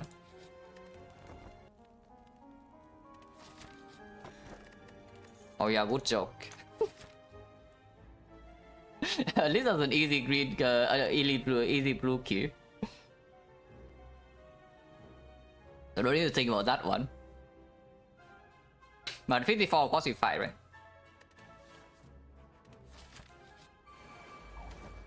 Full Mad Gremlins. Okay, she attacks on turn 1, so that's a good case for us. With this draw, if she did not attack on turn 1, it would actually have been quite bad. But because she attacks, we only take like 6 damage, and then we probably are fine.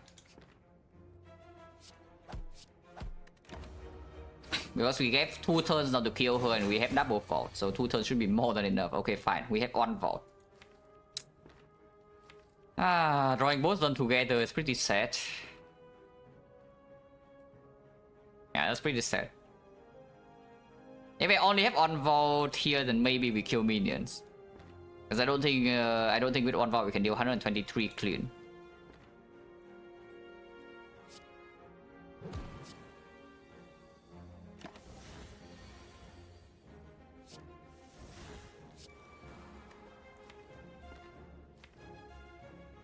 Crescendo now. Sure, get Tantrum. So just to deal some damage.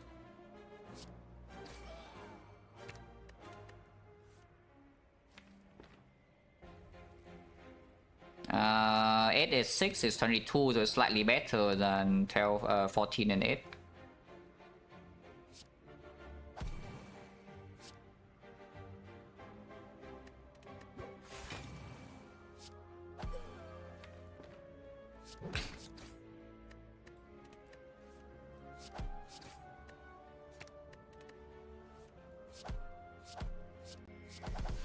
Actually, you could have dealt 123, huh? But it's fine, we don't need to do it, she's dead still. But we could actually have dealt 123 with just one fault. Oh. Oh, really? Shuriken in this spot? Shuriken for out deck, yeah? I mean, Shuriken and Watcher is already a thing normally, but for this deck... Yeah, there's a Vajra, except it's like 10 times stronger, but yes.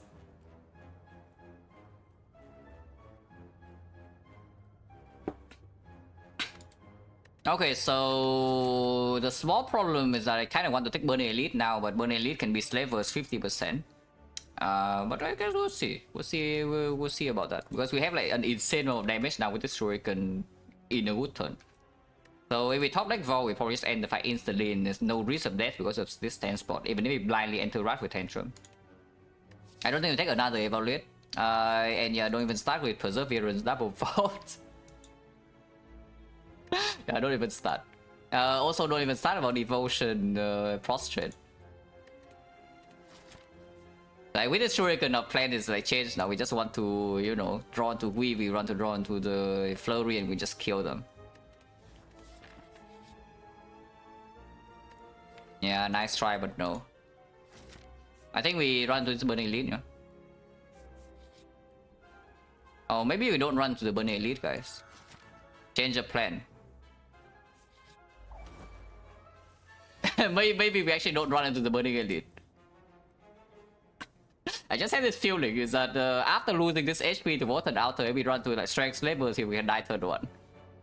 And this is unacceptable now. If we have a small chance to die because of yeah, late game output is already so. So who cares if we also don't get this because we low roll this floor. Well, no, we don't even fight this now. Like after losing this Water Outer, I think there's no way in hell we take this fight. Even though it's probably free, maybe 90% of the time. 90% of the time we walk into this fight and it's completely free. Yeah, we win it on turn 1. But I don't care, because right now I think we are strong enough that we don't need to take the small chance that it's actually a very best level fight and we die. There's no reason to do that.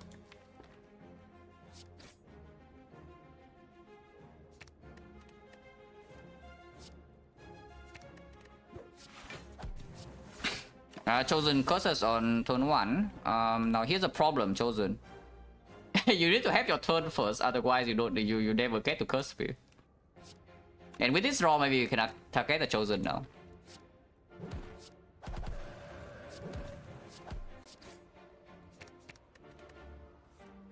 Okay, fine. Maybe she gets to live a little bit.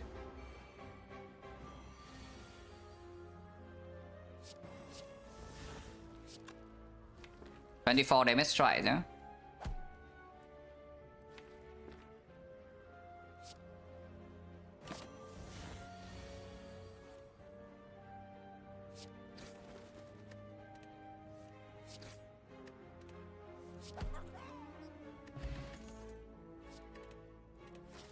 Yeah, 29 HP, I tell you. Like, very often this fight is completely free. I don't care. So this forwarded outer was like pretty freaking bad, yeah, because it loses one elite, one entire elite, and also the green key. So next act maybe we lose another elite. So you go to one question mark, you lose 2 elites in one act, in one node. So Twag gives you like 2 elites worth of rewards. Forgotten Outer is the opposite, it's minus 2 elites. Which is pretty sad. But you know, it's fine. Sneko is not actually safe, yeah, but I still kind of just want the Crescendo. So I will. Yeah. General is fine, guys.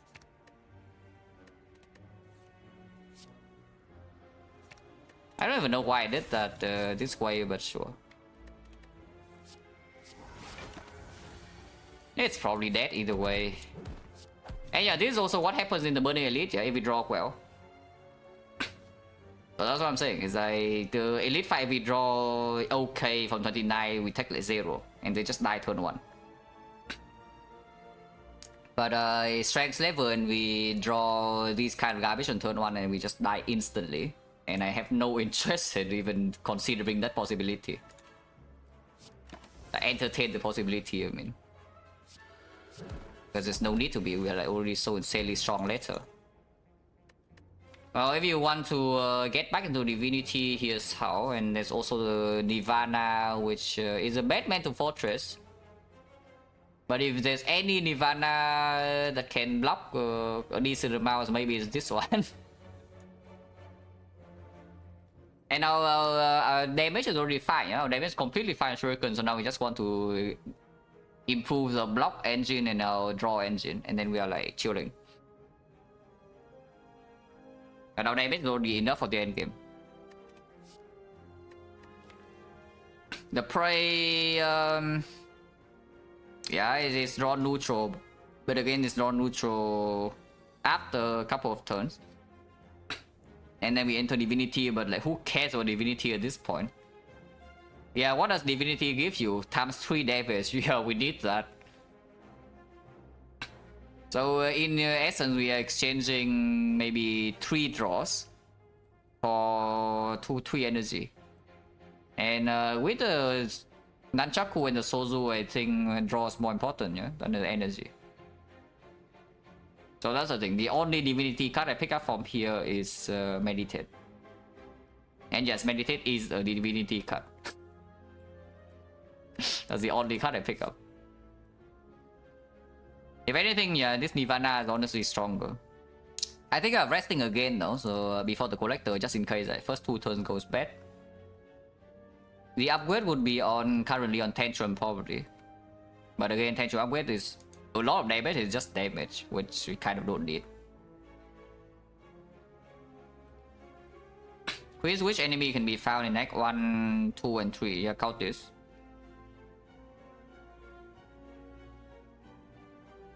Count this is the only one, I think.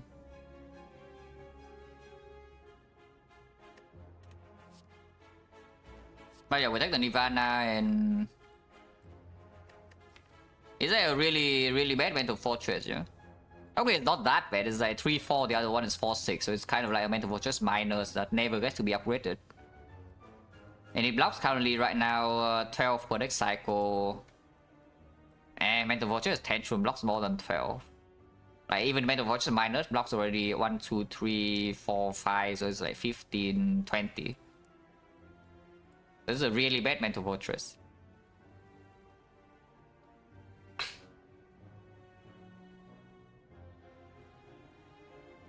I also feel like I don't need it. Yeah, I probably don't need this, right? So who cares about this? We just give. And we're resting again. That's fine. Most likely, if we draw well, we don't even take damage in this fight, but I rest anyway. In case the draw is something like this, maybe.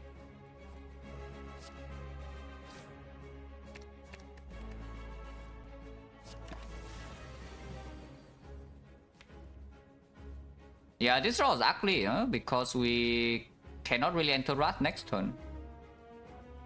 But we have 50 HP, so you can face tank whatever she does. Hello, Hell? Has it been... This run is interesting. I mean, it's strong, it's really strong now, but of course we have some issues to solve still, yeah? There's Sozu for late game.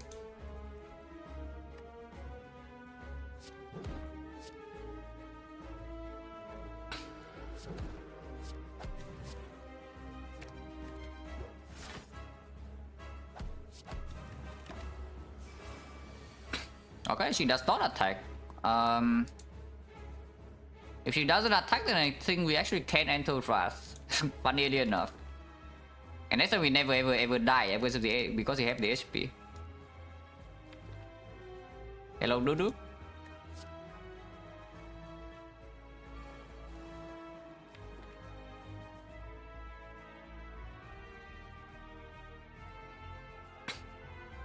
Okay, crescendo here actually. Because I want to actually shuffle the Tantrum out. I mean, I want the Tantrum in hand, but I also want to shuffle. So now I play the cut and just shuffle. Yeah, that's better.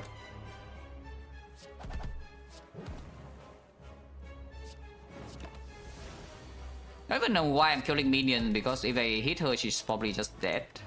But I am hitting the minion anyway, just in case.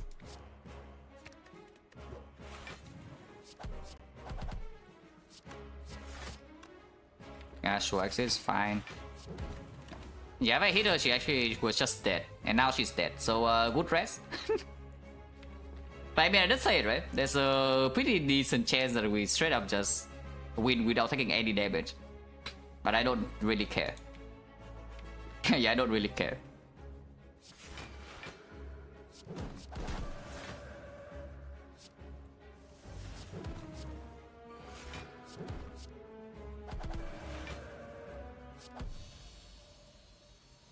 Yeah, it was right as always. Exactly. Omniscience probably good enough. Like Omniscience Fortress or the attack end, we can always Omniscience Vault. It's a Vault minus. There's a Vault minus. Otherwise, we draw Vault early and it's also fine. The X energy we don't need at all, and we need to draw more than energy, and we have the energy as well to play this. We can take it. Box for 5, but Toxic Egg, yeah, second back, amazing. This doesn't work with Stance Potion, so this is a skip. It's a skip that looks nice. We can get 5 energy to play this Omniscience better. We can just with P-Box, which, yeah.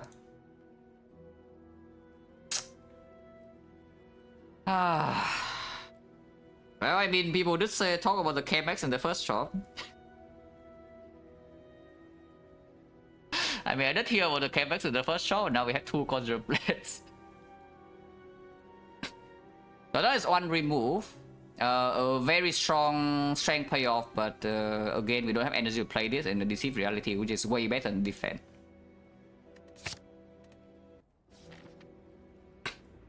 Pretty mediocre for boss relic, but I mean, it's not like the others are so much better.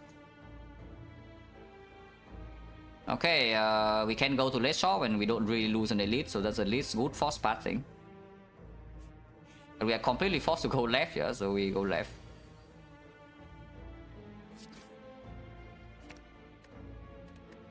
Also, Conjure Blade Vault combo of the gods.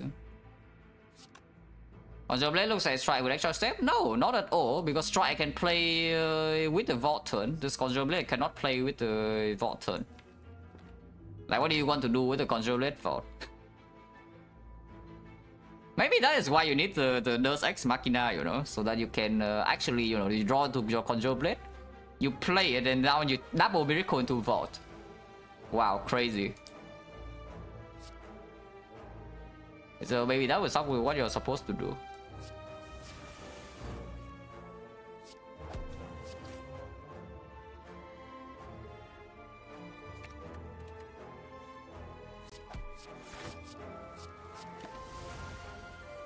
These vaults are stuck together and I don't love it too much.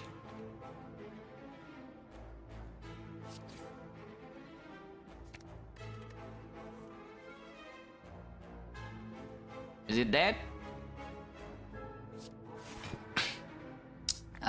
Eruption with Tantrum is 30, 40, 50. So no, it's not dead.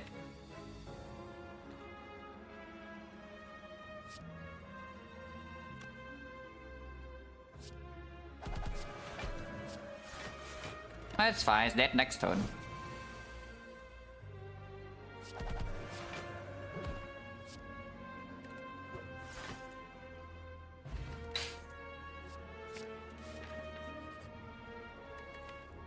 It does not need to be green, but if it's green, I don't mind.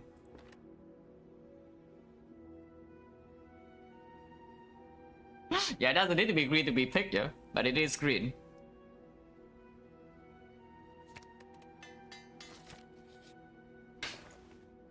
early shop. Oh. And now see, yeah? Now the second inner piece now is broken because we bought the first one. On the other hand, you can do medkit rush down, like if you're a DJ, you can do medkit rush down. Like we take the second inner piece for sure. And then yeah, we probably still take the rush down and we take the remove. Like it's just a super strong shot. Removal medkit, yeah. Like I don't care about the medkit. And yes, the remove target is extremely obvious. Goodbye. Oh god, oh god, oh god. Okay, it's fine. We have deceived reality to deal with this crap. We do have deceived reality to deal with this crap, so it's okay. Don't worry about it. Yeah, the Vault Brothers back at it again, yeah? That's fine.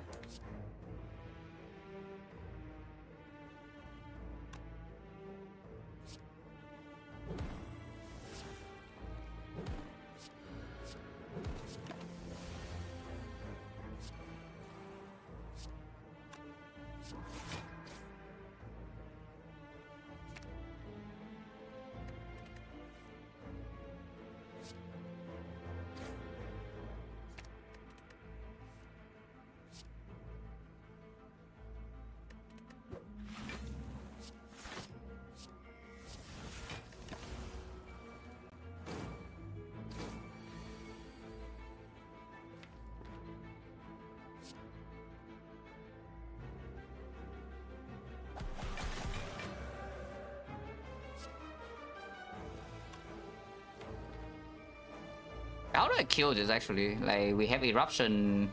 Yeah, I guess we have eruption.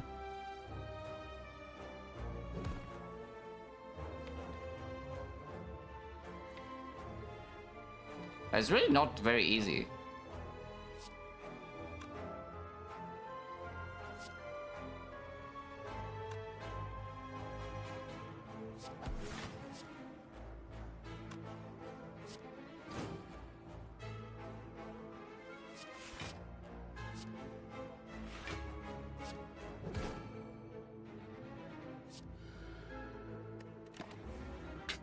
Still 24.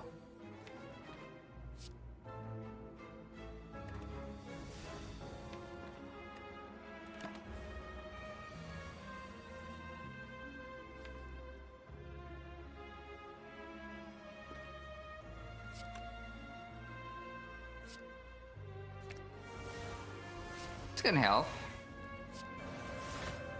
Yeah, this can help. Because I see 24 right here is perfect. This second antibody we don't need.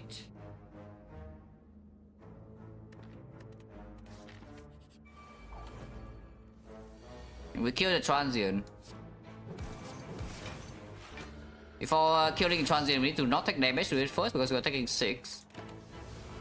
Ow. The both brothers is at it again, guys. How many fights is that in a row already? That these two are drawn on the same hand. And the chance is not that high, I'm telling you. The chance is around 1 out of 5. And you have 2 vows on the same hand. But I think we have drawn this way, I don't know, 4 fights in a row though. Maybe 5 fights in a row. Pretty annoying, but what can you do?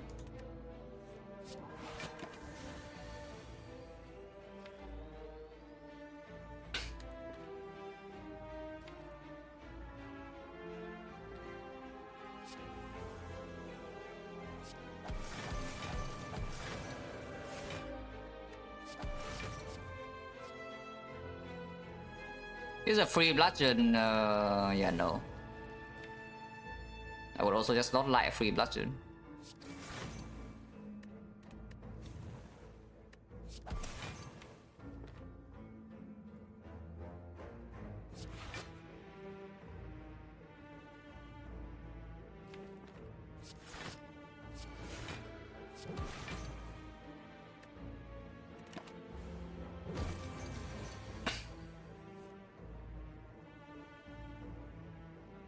Here's how to balance Watcher. Just give a perma-bet order. Yeah, the thing is that I see that we have taken like what 6 damage for a night and a half. We haven't used a single potion because we have Sozu. And we have taken like 6 damage for 1 hack and a half. One night and a half. So is this really the way to balance Watcher?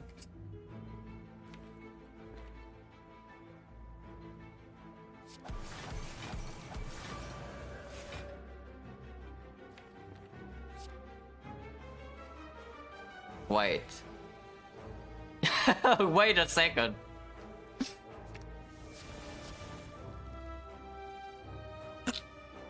Well, I guess we can do that.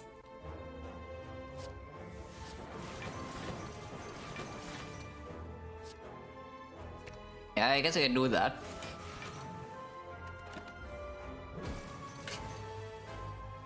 Bam. And people say Conjure Blade is bad, yeah? Hey, what?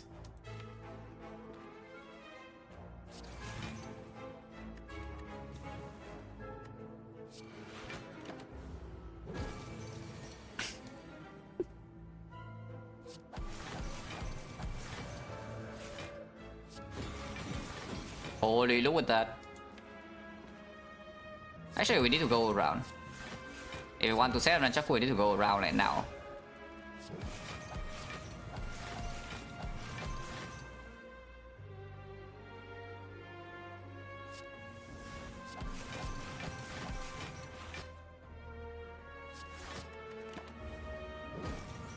Also, we almost killed it, huh?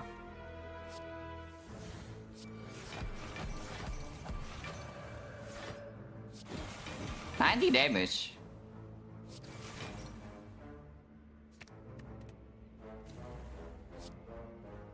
I think we can kill it, but that messed up the Nunchaku, so I will just not.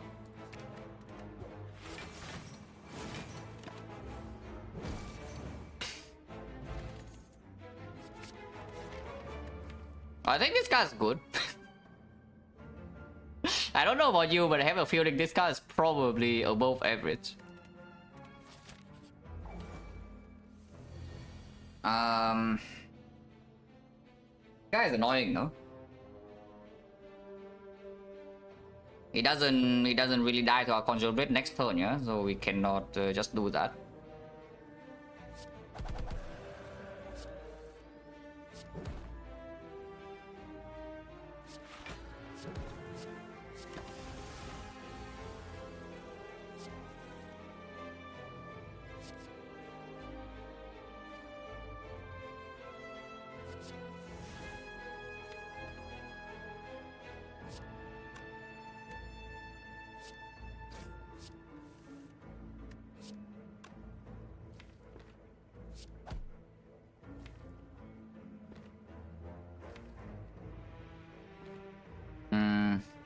It's a bit weird.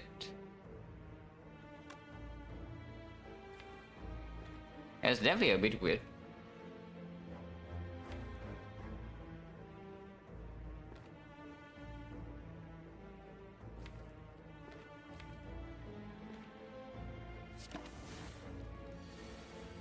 It's probably fine, but it's again is a bit weird.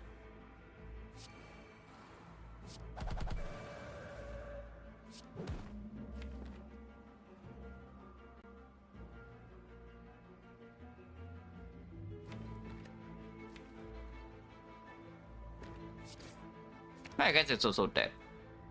That works too.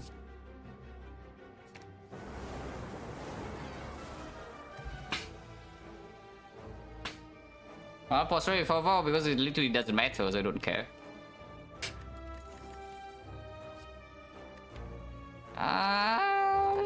This cannot be bad, right? Can this be bad? I mean, I know after I take this on, the next one will be bad, yeah, but can this one be bad or not? Because it seems like it just busted broken to be. Probably not bad.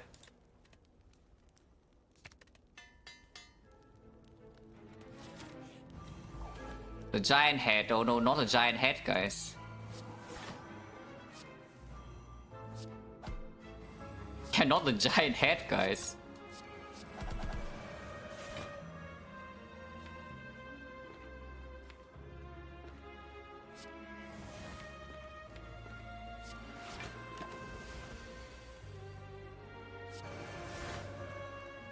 Oh,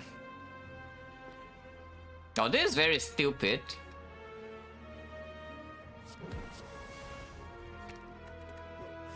I'm telling you, this is very stupid.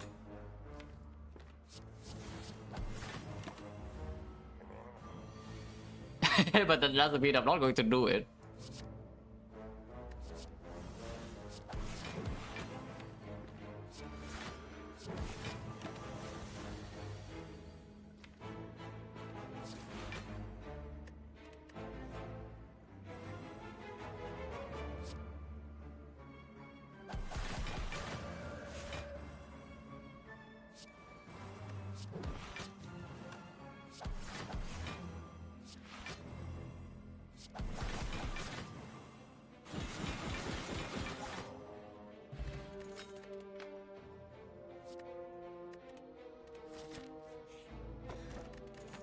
Mega prep. Yeah, I think that's quite good.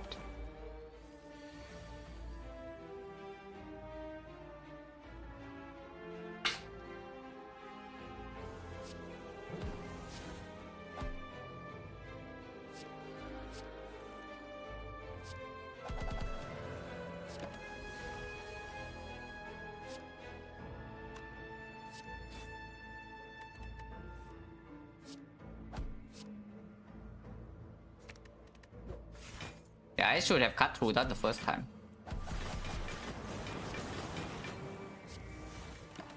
That's fine.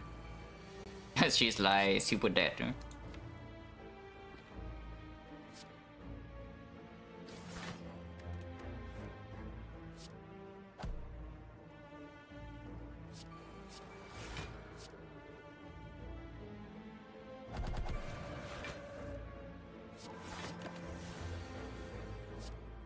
No hand of greed.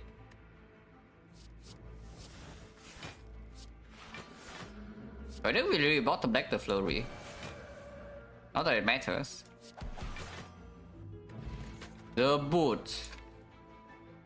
Oh, now they are done for.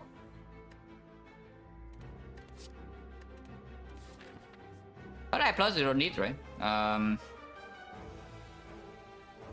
It's kind of good though, with the double vaults.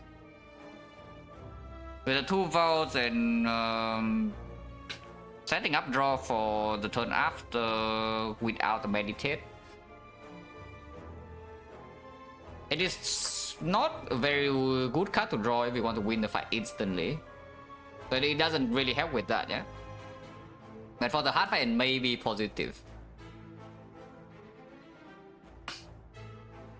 Just maybe though, it's not guaranteed. Because if it stops us from drawing into our stand squad in order to draw with rush down, or it draws, it stops us from drawing into an inner piece to draw 4.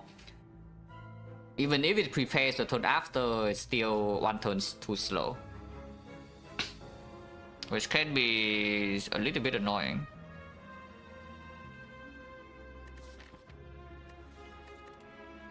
It's probably not so bad.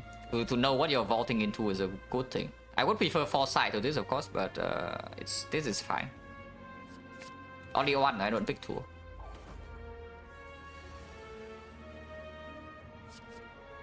Claw. Bam. What we do with Omni?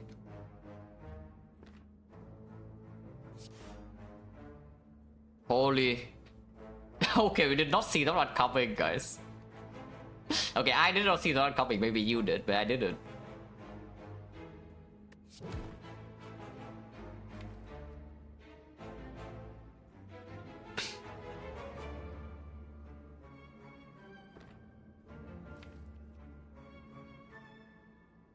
Probably this, right?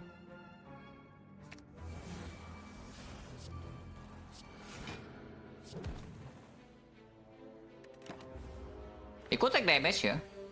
Oh yeah, here's a third eye that breaks us from maybe drawing into the good things. That's fine. Because now we know that we win the fight next turn, and this turn we don't even take damage because third eye blocks enough.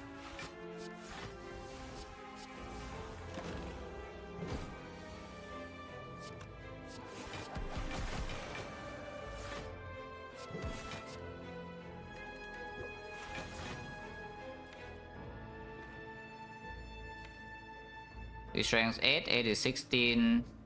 That's not even killing.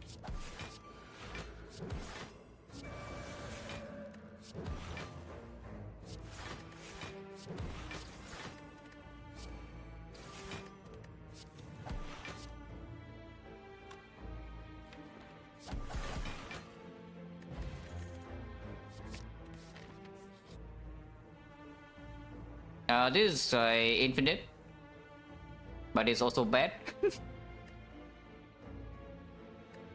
Yeah, this is infinite, but it's also bad. It's bad as pluses, yeah. At the moment, the upgrades, we don't really have one. So yes, we can just go into the flash file and rest. Like we can go here, recall, and then we go here and rest.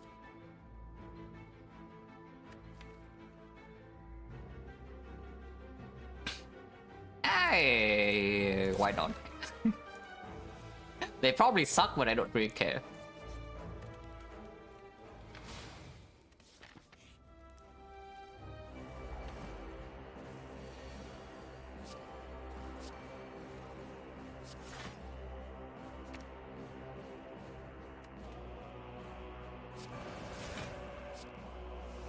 Hey, zero cost inner piece. The boot.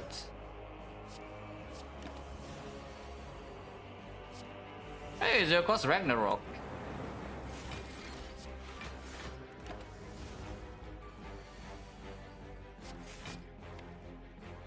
I mean, I don't know, zero cost Ragnarok seems not that bad. The boot.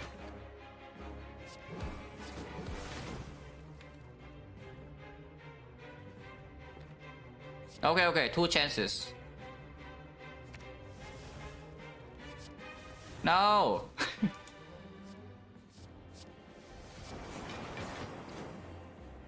Well, I try, guys, but the head glitch chance is very small regardless. So it doesn't really happen that often.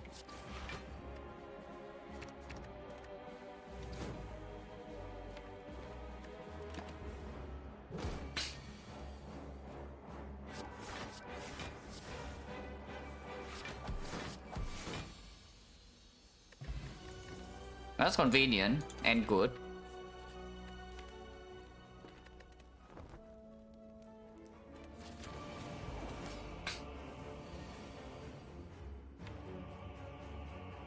Wait, not the powers. Oh no, don't do that. You cannot. You cannot play powers.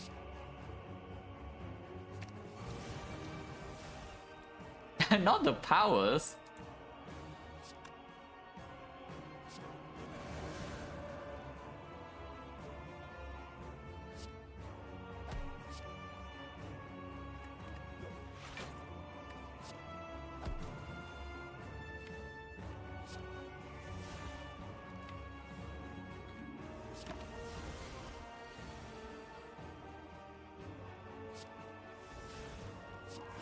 Oh, that's quite nice.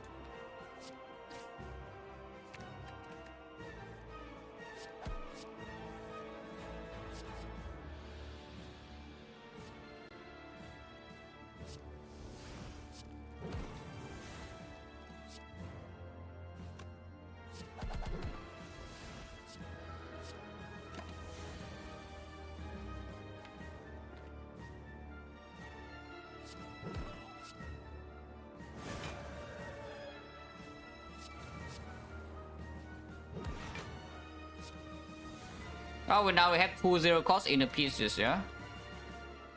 And I think that's quite good.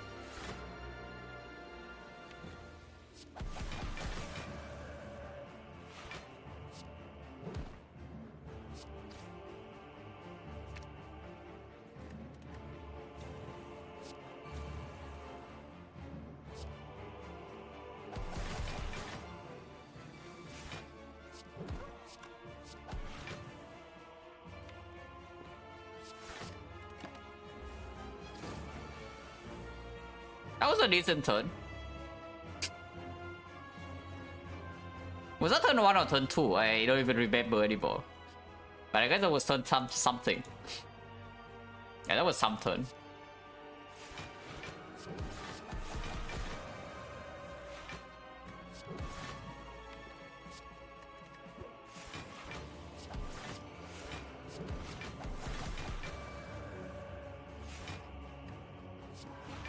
Okay, anytime now we go divine. Anytime now.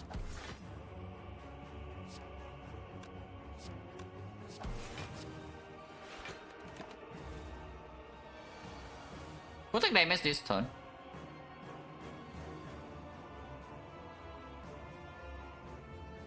Yeah, currently taking damage unless I draw into my thing. I did draw into my thing though, so I don't take damage.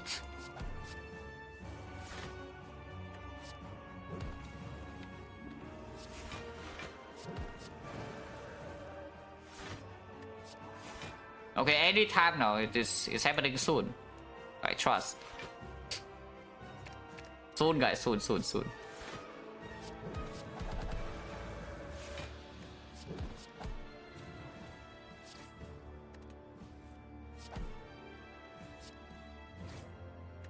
Wait, it's dead.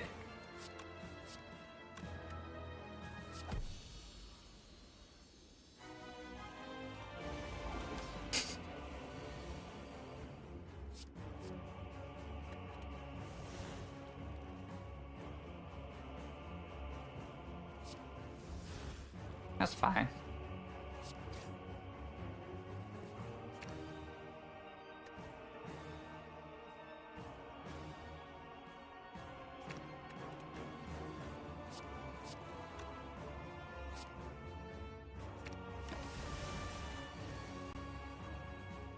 Oh, that's a bit spooky, huh? But it's spooky in the sense that we might need to rest next activate to Wrath now. We have a 0 cost tantrum.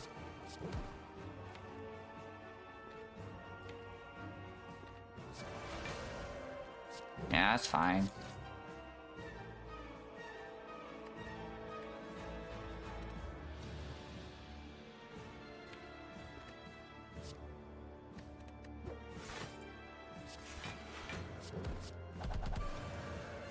The boot.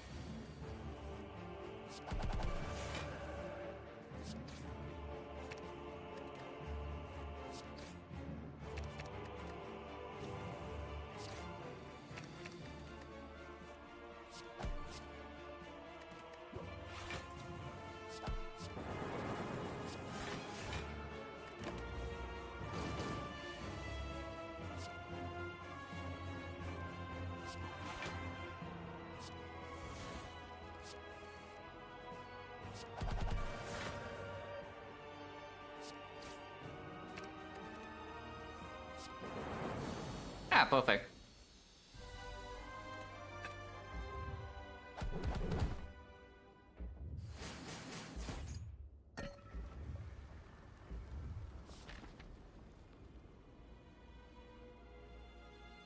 Wait, what did I miss? Every time I play Watcher, it's going to play Scribe, Mantra, Pressure Pawn decks. That means you start to run with like Eruption, Vigilance, so it's pretty hard to get away from that. It's the same as it's kind of the same as Defect, right? Like you start to run with your Zap dual cast and with your Crack Core. And yeah, because of those, you pick up Focus, you pick up Orbs in Act 1, and suddenly you cannot get out. Your starter deck dictates a lot of things.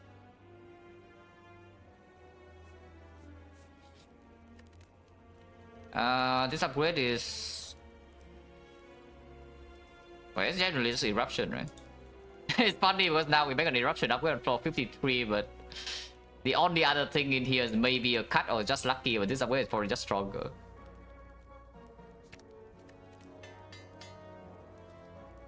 Have I ever done a Pressure Points run? Yes. Also no. Clover Souvenir means that we never die first cycle of the heart. I mean, Lizard Tail also say we never die first cycle, yeah? And this remove is very strong. And our block is also insane, so we don't even care about blocking phone. I just remove. Yeah, just remove. Dash Go Plus also like pretty cool and all, but who cares? This remove goes on, yes, you guess it. Bye. There's nothing else to do, right? Yeah, nothing else to get here.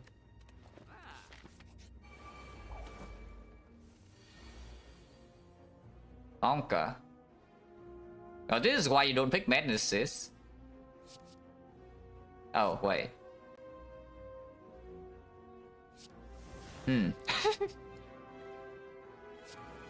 Oh, wait.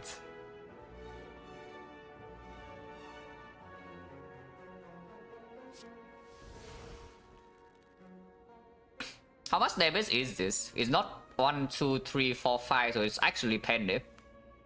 That is 120 plus 1 strength. I mean, it's not always Pendip because we have draw 2. Ooh, no, there's no way don't draw this 2, right? So maybe it's not Pendip if we draw into an attack, and it's pretty likely that we draw into an attack with this eruption. So usually it's not Pendip, but we can still Pendip something else, and it's still like 1 strength, so 62. 62 plus another is like 12, but it's actually 14. 76, maybe 85, 90. But not play free without eruption to increase chance of nip, yeah, but Shuriken strength and all that, and if we can Shuriken strength and we can Pendip like Tantrum or Ragnarok instead, I don't care about this signature move that much. And I need to die right now, yeah, otherwise I need to stand spot.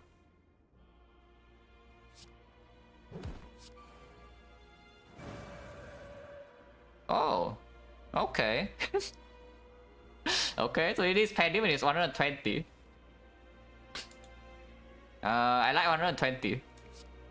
0 Z deal 120 damage. That sounds like a good cut.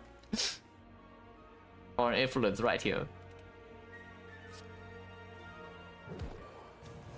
124. Die. Zero cost vision's better than third eye, but ultimately doesn't matter. And so we know we have Vault next turn now, so the fight is basically done.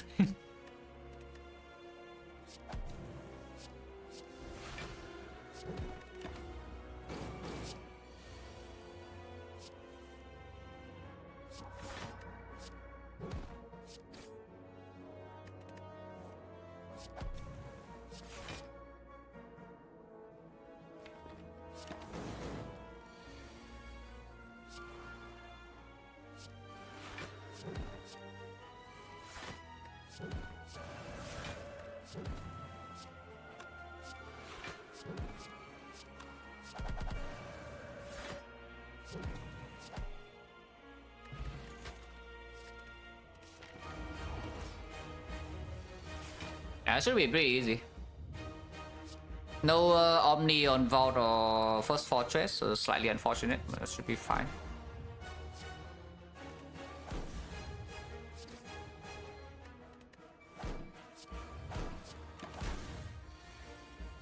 Okay, we can Omni talk to the hand or Second Fortress. I think talk to the hand is slightly better.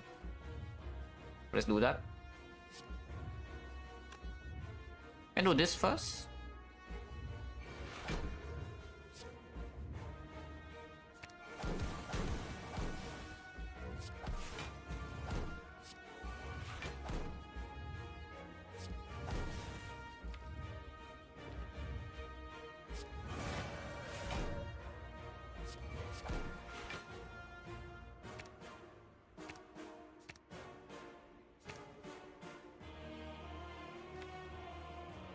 I guess Weave is a good draw next turn, so it's fine.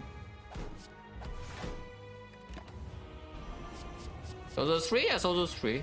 At least on Watcher, Sozu's mostly free because you're so insanely broken at the end game. So as long as Sozu doesn't kill you in Act 2, and on Watcher the Force Energy plays more than other characters, yeah? Then later on, like, it's annoying, but usually most of the time it's fine. So like Watcher is also the best Sozu character for this reason. That's because energy plays so well on her, and later on, like Act 4, you're so insanely strong.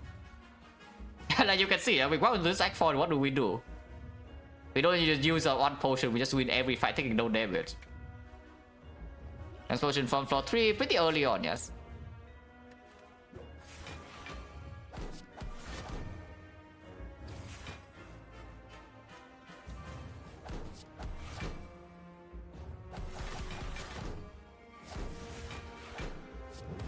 We may or may not use it next turn. I don't think we have exit. Actually, we do. Actually, we do have exit. I know the correct play is taking 1 damage here. Yeah, the correct play, not 1 damage, 2 damage. We take Beat of Death in here if I actually want to play the fight properly. Because the inner piece to vault is much better than whatever crap I'm about to do. Doesn't mean I'm not going to do it though.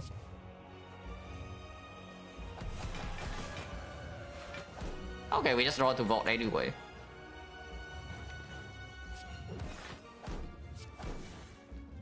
Okay, what do you hit? Yeah, cost vault, yeah, that's fine. I guess we can play this then.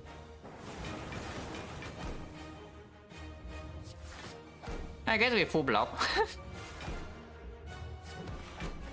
And we don't even need to play vault like this then. That's fine. You know, what can you do? But you're just like this.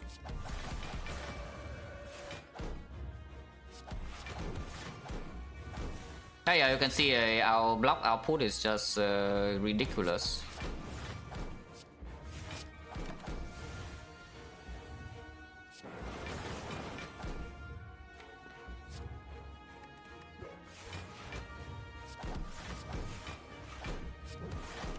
Our block output is simply way too high for this thing to do like anything remotely meaningful.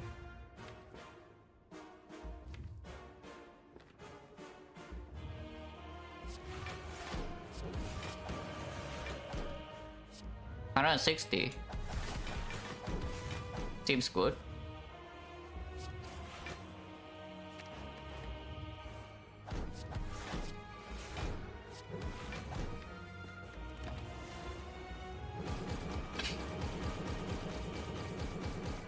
Transient deal 6. Transient once again proving itself as the strongest enemy in the game.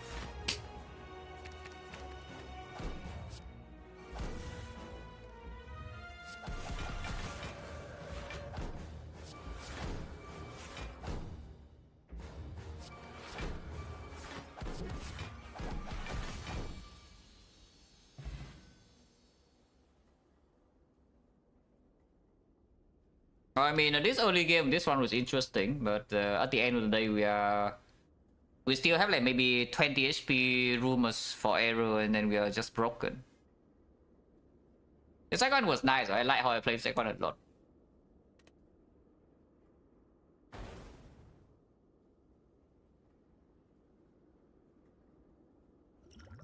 And I mean, this Relic on Watcher is just like so stupid. This Relic on even Silent is not even that good, you know, but on Watcher is just dumb.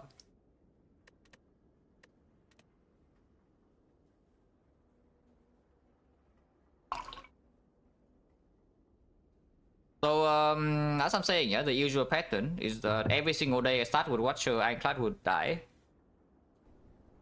But we'll see whether it's still true today or not.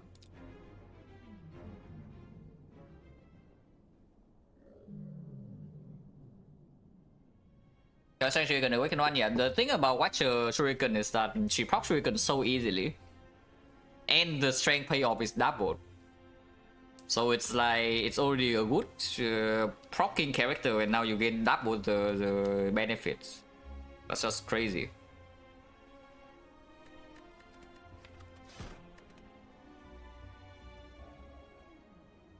Common relics probably clear unless the path is low value. If the path is low value, it can see taking rare relic for 18. This common relic suggests I fight the floor 6 elite. If we take the rare relic, we avoid the floor 6 elite and go safer path, but what's safer path? Is a 2 elite icon 1 fire only regardless? We take common relic and fight floor 6 elite. Even if it's a brick, we brute force is 5 L HP and afterwards we have a shot. And then we have Hexagons to deal with, so spending HP is not a huge problem. Oh yeah, Dreamcatcher, yes. Perfect for this kind of act, right? Brute force for 6 elite and then we rest. Okay, not really.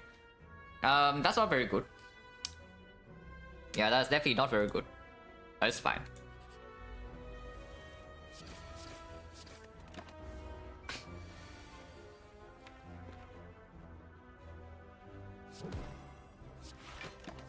Triple strikes lethal. If not, we can maybe steal block. Yeah.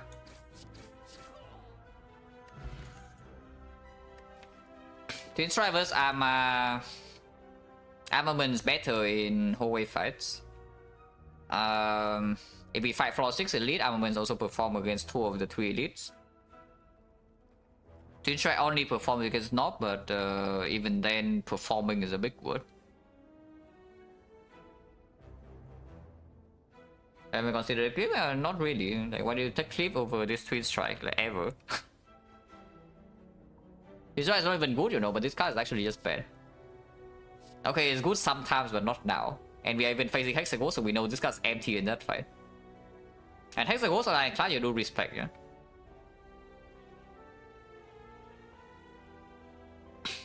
Has been a couple of weeks since Silent Effect was surrendered between streams, yeah.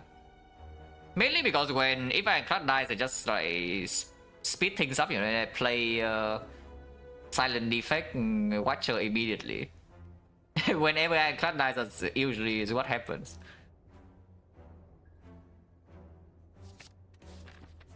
Also, Arma against Hexagons performs too. Yep, the bullshit fight is here, guys. With the armaments, I think I'm allowed to do this line. They're taking 12. Oh, yeah, if I draw the armaments. And now I shuffle out both armaments and the avoided cards, so that's not cool.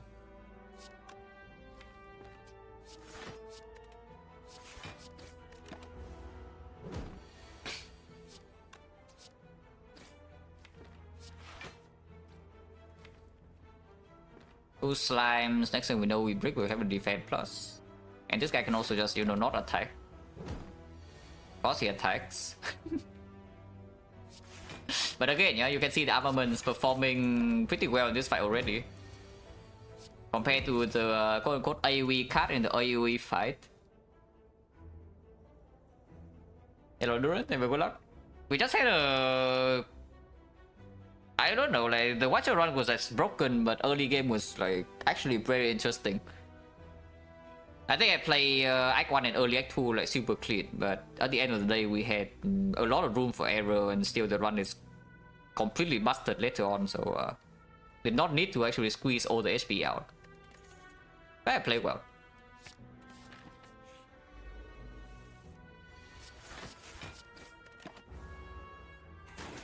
I don't know whether I should have traded the 2, but I think I traded 2.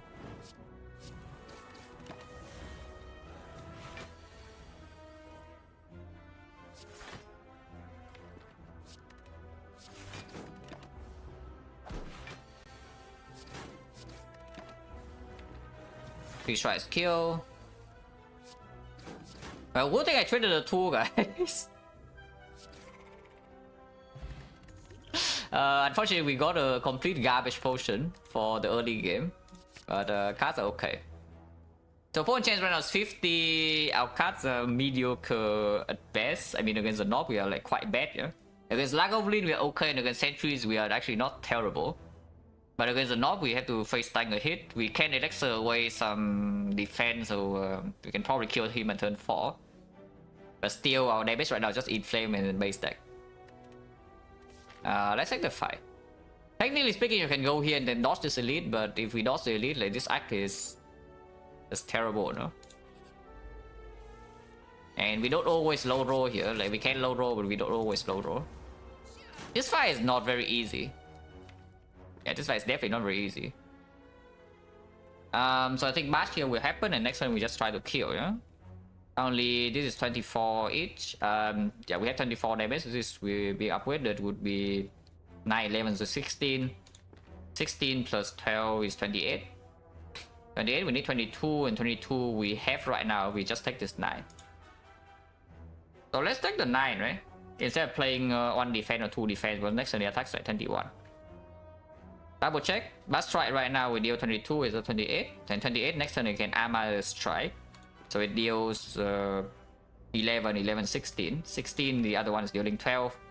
There's 28, exactly so. Let's do that. Okay, we draw a third strike, then even then it still could not play the defense last turn. Okay, new potion, good. Oh, good card. And this is why we go to this fight, yeah, instead of like this garbage. This neighbor sword weakness in this spot when we have no strength payoff already and the flame being picked. But the pommel versus Hemo is not that clear because we also have the armaments to get. If we can upgrade the pommel and the armaments, then the pommel is better, basically. Not super likely to happen in this act because we have 2 fire the entire act, like 1 fires here and the other fires at the end. So we first of all we need to upgrade here instead of resting with the Dreamcatcher. So this fight needs to go well.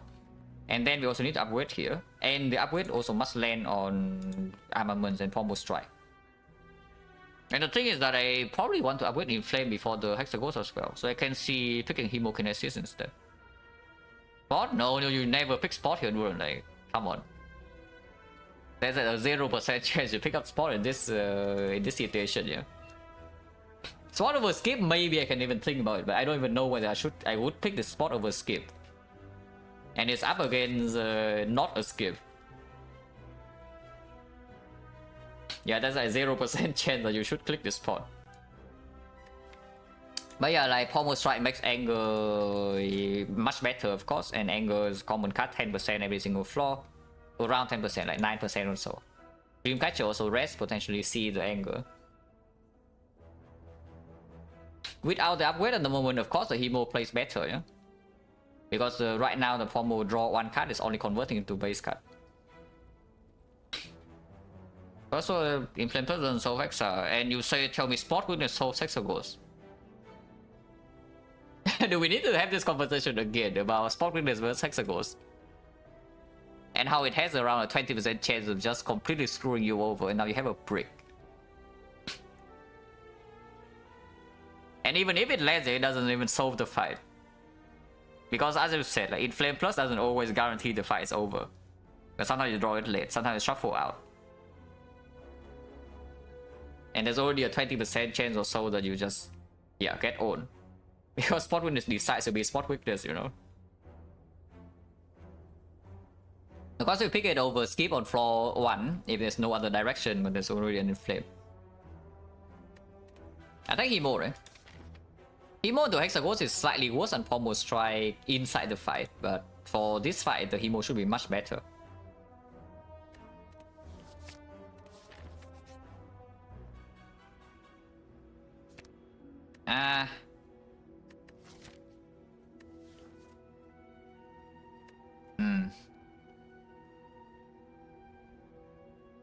Man, removing a defense is so bad to Hexagons. It's just removing a strike is actually bad now. It's more better was Inflame, yeah, way worse.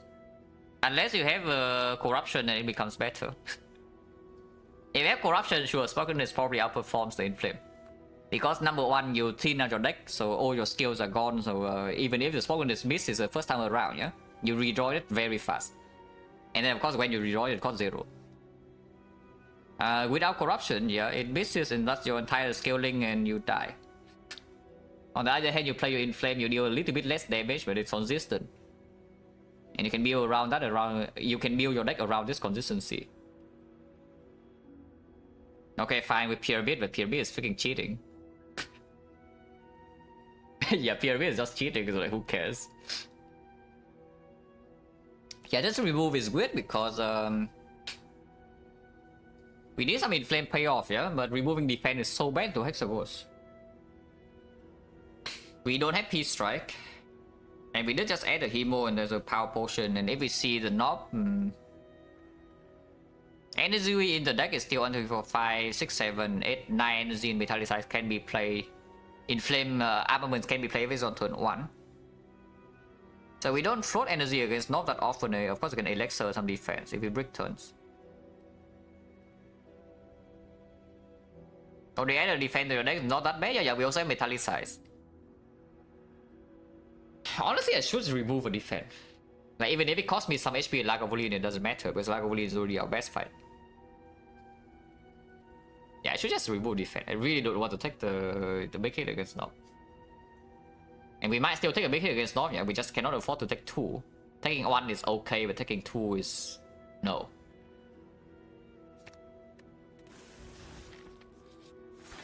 Yeah, of course it's Lagavulin, so... would it be better to do... okay, power potion, yes or no?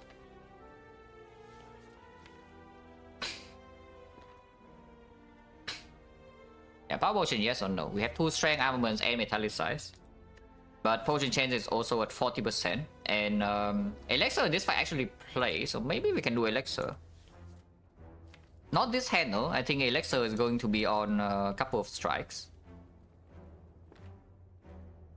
It's a bit weird because a couple of strikes suggest that next turn I have to draw Metallicize and a couple of strikes, and then my open is weird because I only draw defense. And then I just play Hemo over and over, so it's -2, -2, -2, -2. But this is about the only fight where Elixir plays against the Nob a little bit, but the Nob potentially is like way later. Otherwise, we wait until Hexa goes for this power pot. But I would prefer to just save this HP right now and then we enter Hexagons with new potions and 4 relics.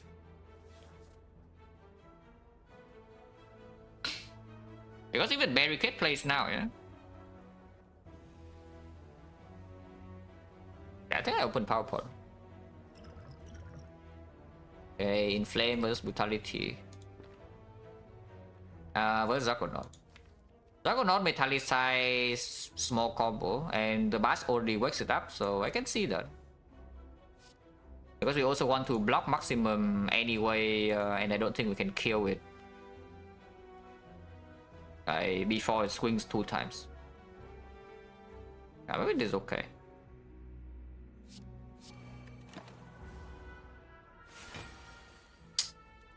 I didn't draw Metallicize, so that's quite sad. But we have the Juggernaut, so we can delay. We can just deal damage like slower than usual. So next turn we can even armaments Metallicize and open with like 0 damage because we have Metallicize plus, and Bash doesn't matter too much. We shuffle out the armaments and we have no real block in the deck, only 3 defense. So deck is 8 cards. So we draw here. The deck has 7, so we draw 5 out of 7. And then the deck reshuffles again. Yeah, opening now doesn't make sense. Yeah. Are we card shuffle? What? We upgrade Metallicize, no? What do you mean upgrade the card shuffle? Oh yeah, you mean opening now. But regardless, I think the upgrade is Metallicize. I'm just thinking like, what is the most likely way to full block? Honestly, Elixir ring 3 strikes in here is very good. And this Elixir doesn't actually have value, yeah? So maybe I don't even mind using 2 potions here. Because Elixir ring 3 strike is like very, very, very strong. Yeah, let's just do that. Like, when does this play even? Like in the North fight or what? Not even likely, yeah? The North it plays. Because sometimes we just kill North clean, we never shuffle, and then this potion does nothing. But this fight we know we are shuffling, and we know the shuffle is relevant. So I can save maybe even 10 HP here. And that would be a very good outcome for Act 1 Elixir. Let's do that.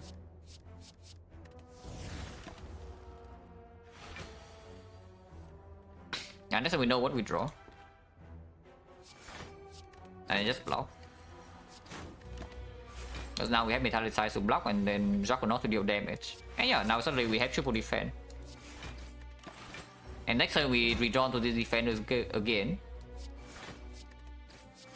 Yeah, like, isn't this such a nice fight?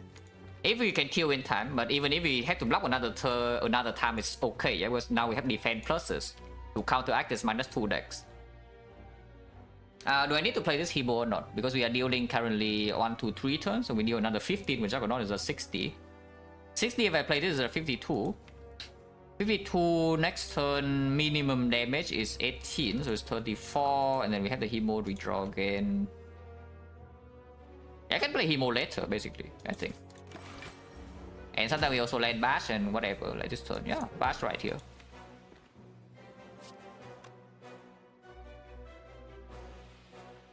If we play the Strike inside the Hemo to save this 2, we deal another 10 damage, so that is 40, 30. 30, and next turn we block 4, we block another 6, that's 10, that's 13, that takes 7. If we draw another defense, we take 1. I don't need to play this Hemo, so I just won. Yeah, like look at this. Just look at this fight. No, seriously guys, just look at how beautiful this fight is.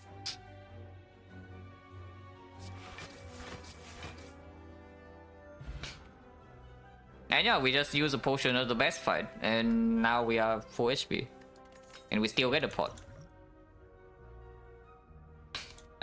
Limit break without inflame and small damage. Second Hemo is very weird, so now I wish I have a formal strike. Because we did not even play the Hemo a single time in the Dark Abundant.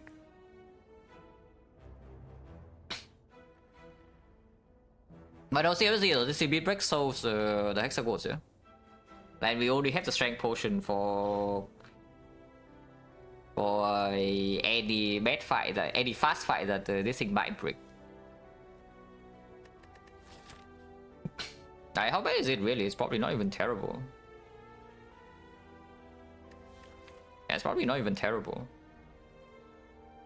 We just fought like I don't want to upgrade armor though, so maybe we just upgrade the Hemo and then continue this way.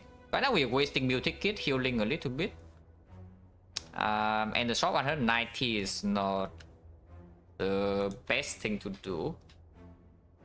We can still buy short relic, common relic, and we are full HP into the advanced always. Otherwise, we take 3 advanced always in a row, no shop in the entire act.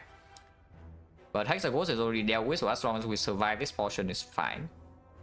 It's like 66, so it's plus 1, 2, 3, 4, 5 fights. That's 96 HP for this portion. If we go to the shop instead, we have plus 9, so that's but also minus 6. But we have less advanced hallway, of course. So it's like 75 plus 1, 2, 3, 4, which is 99 HP for 2 elites and 3 normal fights with this deck. It should be fine. Hello, Rachel Gravy, and good luck. I take limit break and upgrade. I think we upgrade the Hemo still over the Inflame, but it could be Inflame upgrade as well with the limit break. Because if we upgrade Hemo now and then we upgrade the armor here, then the Inflame is not upgraded and the limit break payoff is worse, yeah? I don't think, first of all, I don't think I should pick second Hemo. Secondly, I don't think I need the cleave. And thirdly, skipping this limit break is not, I don't think it's a good idea. It makes suddenly better and spot in Act 1 with no really support, why not? Because this one is actually up against a skip. And we already have a strength pod. And for the end game, I tell you, this thing scale way faster than the spot weakness, yeah? Especially if we add a headbutt, which we will.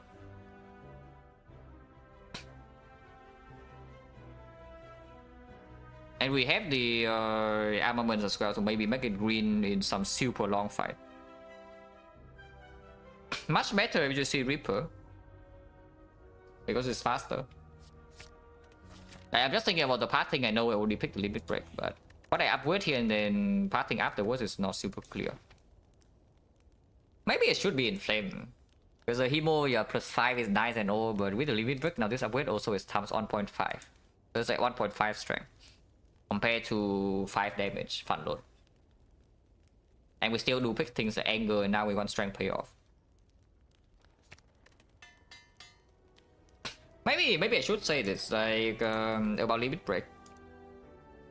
This card, it was very overrated before. It's still overrated a lot by the newer players, yeah. But I think for good players, suddenly it's underestimated like, a lot. This card is positive. And I say this because I have played random rare Ironclad multiple times and I get limit break on 4-0. And that is okay. Seen the Rico card run one of those transform floor 1? Yeah. But is this a blind deck? Is this a deck with an entrench? Is this a deck with also no other neo bonus? And if you recall about that run, yeah, like does the limit break become bad later, or is it actually really good? Because I remember it was actually quite good, you know, during the run. And also, I would recommend that if you are a very good player and you underestimate this card, you should play with random rare and Ironclad a little bit more. Like just console in, if you're on PC, just console in limit break and floor 0. Skip your neo bonus, pick limit break and floor 0, and then play the run. And this card actually quite decent. It's not that bad.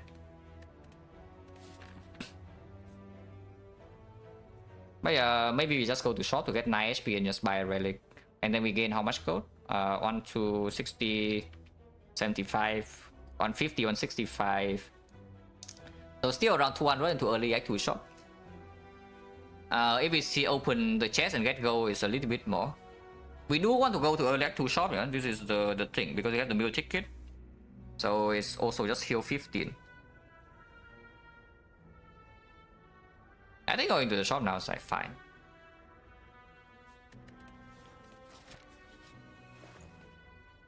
Yeah, Pandip.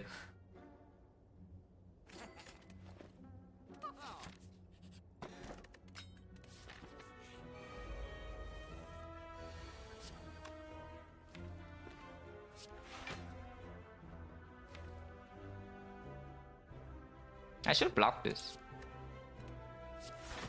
And I don't think I should even play this Hemo. So I won't. Because this turn I take damage, yeah, but that's fine.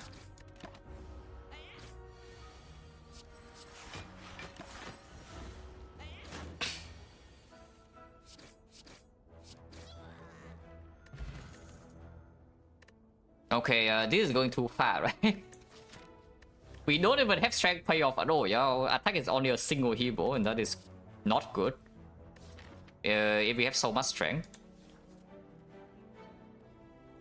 I would like any attack, please. Not these two, but any other attack. Sword Boomerang right now I would even pick. Sword Boomerang right now is totally fine. Twin Strike is fine. Pommel Strike Anger, of course, good. Close Line, sure. Uppercut, sure. Okay, Carnage and Peace Strike a little bit bad in this spot, but I don't know, maybe. These are actually just terrible. Let's skip.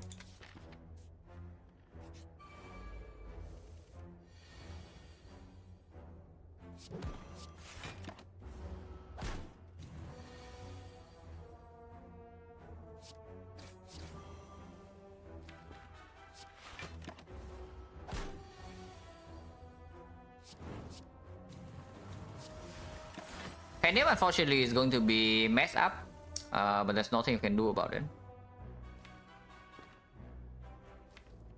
Yeah, no matter what, it's going to be on 0. There's nothing you can do to... Oh, actually I could... Oh man, okay, I missed it. Understand limit break is its draw dependent flame plus neck 1 skill into semi damage self later. Seems good, yeah. It also is a very fast way to full heal with Reaper. And stalling for Reaper is not very easy, yeah? It's like you say strength Reaper, you full heal, but like how true is that? When you gain strength, like maybe, I don't know, 0.5 per turn with your spot weakness or whatever. Yeah, exactly. Could have armored the limit break. That was what I missed. But I should have done that. Because then we can set up a Pandip to 9 before they lead. It's too late now though. So a Pandip will be on 0.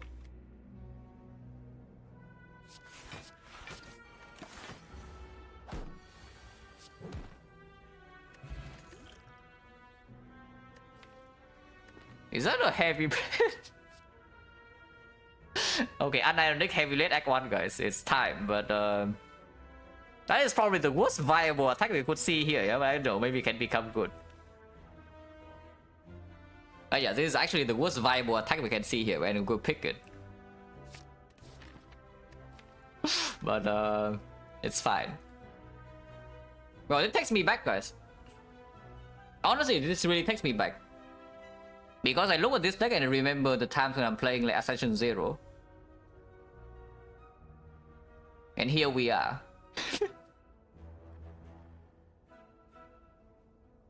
It's fine. Spire is just it's like a freaking full circle. Yeah, Spire is actually just a full circle, you know. Well, yeah, Penny on here would be quite good because it one-shots a sentry. Just saying, if we have the Penny, the sentry is dead. But we don't.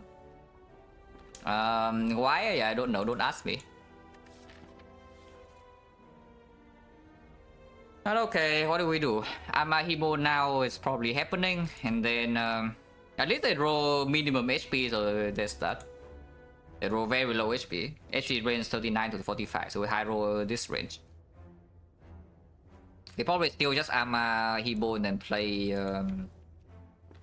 play as a 19. We can put it to 17.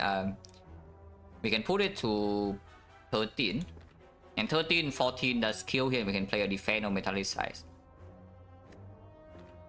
Pay 5. We probably take like around 25 damage, maybe 13 this fight. But that is okay because again we have Pantograph and the Burning Blood.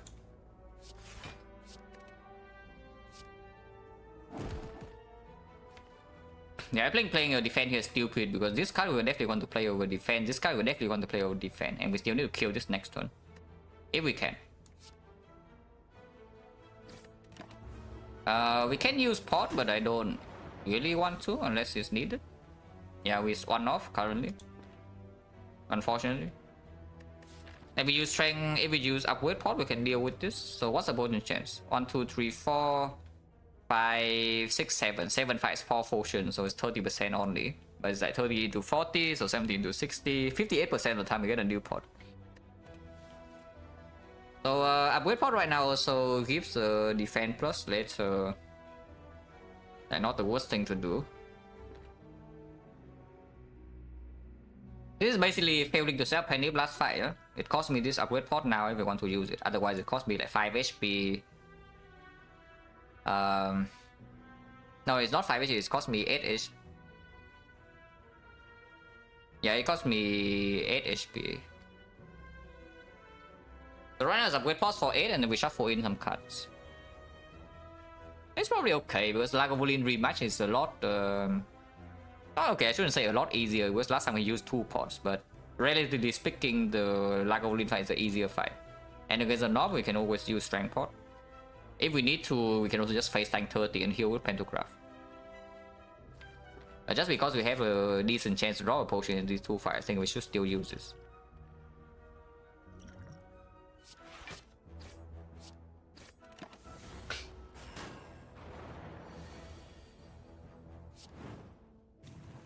It's a shame because it doesn't deal enough damage, so I limit break instead. Play probably here.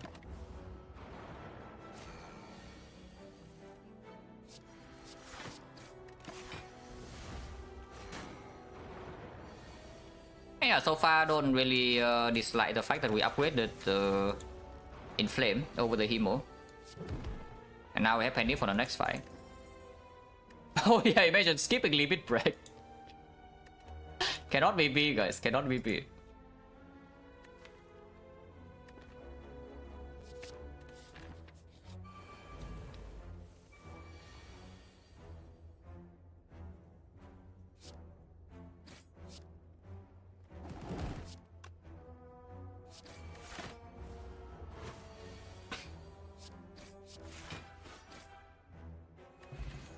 No potion. Headbutt limit break is a thing, otherwise you can do uppercut. But if we take the headbutt, we can upgrade something else. The trade-off is that of course we don't have the debuffs. But you know, what about picking headbutt upgrading a little bit, right? Okay, that's going too far. Huh? That's actually going full beam, and I know it's not good. So maybe we don't do that. Because we don't need this limit break to be green to kill Hexagons, basically. But the uppercut also is a little bit awkward if the if we don't see the fourth energy. And headbutt overall is a strong card with the limit break as well. If we upgrade like armaments or even the heavy blade, then the headbutt plays better. Yeah.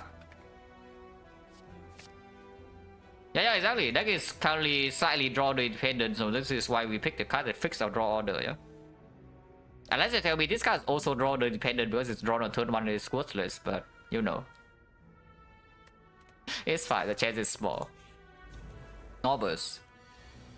Bam, 1 strength. It's 1 strength better than 6 damage, it is. And I don't need a strength pot here, just play this 1 strength. Unless you say there's some penny things involved. You can also just not play metallicized block like 6 at most. You can kill it with penny.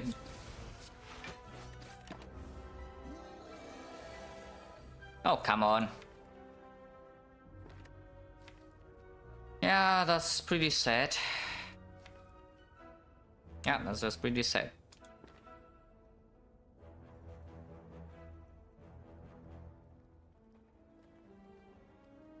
So I go some straight, dream bigger, no? We have like Kurski after this act, and then we pick like what 5 curses with hopefully some feed reaper. Otherwise, adding 5 curses to your deck not exactly the best idea. Well, this draw is a complete garbage. We can still kill it sometimes next turn, funnily enough.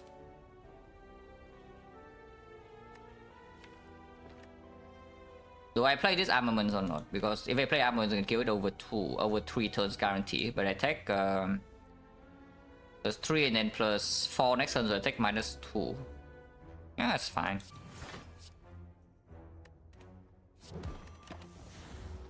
And sometimes we can still kill it here. That's a bit off because we did not draw Hemo. So I'm just taking 28 and we'll heal with the Pantograph. I've never lost with Kurski swap Duvodo 5 curses. Yeah, on Ironclad it's true. I think the only character that has lost with like Duvodo with 4 curses or more is Defect. I think that is the only run I have lost with many curses Duvodo. But you know, that's just because strength payoff on Defect is not super good. And the deck was also very unsuitable to do that. I just picked curses. On Silent Ironclad are pretty strong, yeah? On Watcher we don't do that, so who cares? Unfortunately, this is slightly off. So it's like 33 here, plus another, we have 57 damage. We are 1 damage off currently, so we take 28. But it's fine, take 28, go to 25, and 25 we heal back to 50, 56. So 56 is not such a terrible number with the Hexagons. The Pandemic will be messed up, but there's nothing I can do about that, so sure.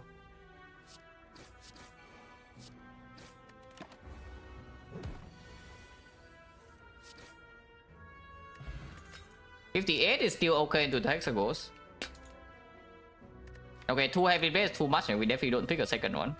So this one is a skip unless you want dropkick. But dropkick, if we pick the uppercut here, I would maybe consider it. With headbutt over the uppercut, no way. This upgrade is on what? Initial feeling is probably armaments. Giving another headbutt target is, yeah, getting another headbutt target in the deck is quite powerful. It's a bit weird though, because again, I talked about this the other day, yeah? Armaments upgrade is not as strong when you have expensive cards that you want to play in your deck. So when you upgrade your armaments, you still play your expensive card, and then the rest of the cards are gone. You don't see them until you redraw. So the front load upgrade is at 0 output. But I guess you can say that we have sustain for shorter fights, for the whole wave fights. And armaments upgrade is still good for bosses. If I have a Reaper, I would actually upgrade Limit Break in this spot, but we don't have Reaper, so no. Yeah, probably Armor upgrade is just fine. Other choice maybe is Bash.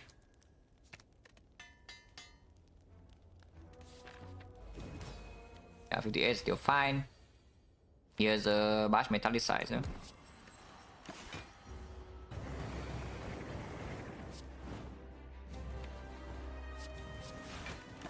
And yeah, now we have 8 strength. Unfortunately, we bottom deck and shuffle out the Heavy Blade. But you know, what can you do?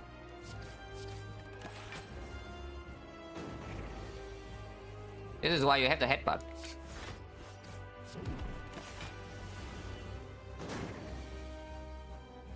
Yeah, this is why you have the headbutt. You draw one attack, next turn is freaking dead.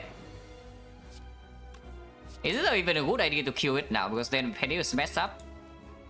Yeah, I don't want to deal with like this nonsense, burns in here and then 9 times win and whatever crap, yeah? We just kill now.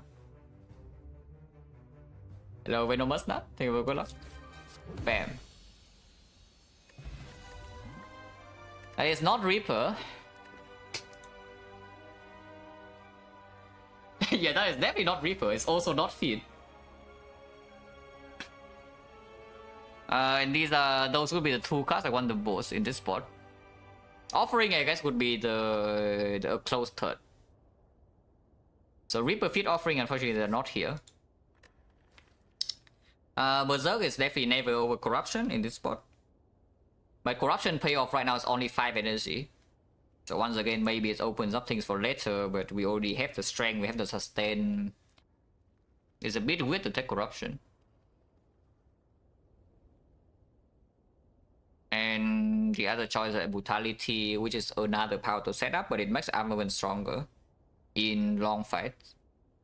It's just weird because in long fight we already have Corruption. Yeah, Corruption also means that we don't need to upgrade Limit Break like ever, but we also have Reaper, so the upgrade Limit Break doesn't even play. And sometimes we draw armament first, we can still do it, yeah? It's like armament first, you play Limit one time, and then you headbutt the Limit Break with the Corruption in play, and you can still play that. I would say though, this Corruption is actually pretty heavy to carry in Act 2 with this deck. It currently does not play at all.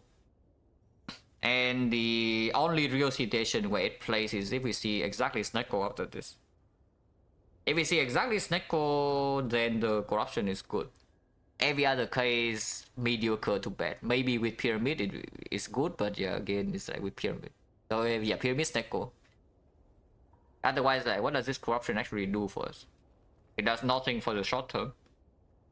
And in the long term, sure, maybe it makes our damage faster because we exhaust all the defense. Maybe it opens up a block engine with Feel No Pain. But that's only maybe. On the other hand, the Brutality... I mean, Rupture Brutality is not really a thing with this, yeah? We don't really care. If we pick up curses with New Voodoo, the Brutality also becomes slightly better. Because we draw through the curses.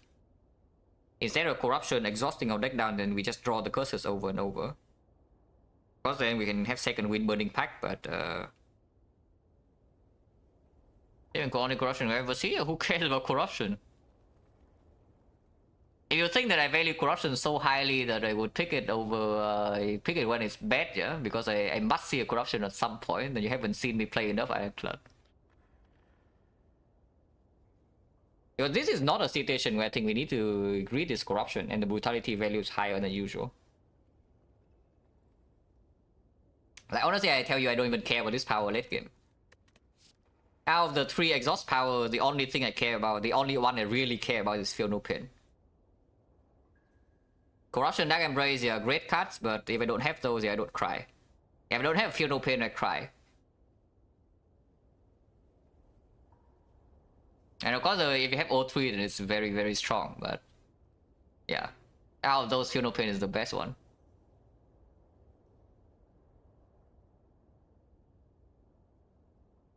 Yeah, we take Brutality, yeah.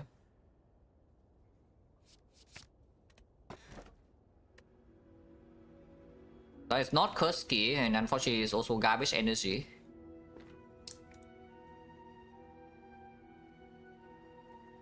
Oh man, Ectoplasm with Build Ticket is not exactly a fun time, but there's also the freaking Dome. Caution, if he starts being too underrated, new players way overrated, yeah. Corruption is the easiest way for, you know, somewhat competent player to high roll into a win. So when you win, when you are around maybe around this range of maybe 30 to 50% win rate, when you win consistently enough on A20, yeah. But you also don't, you are not at the point where you care about the 5% bullshit low rolls or 10% bullshit low rolls somewhere.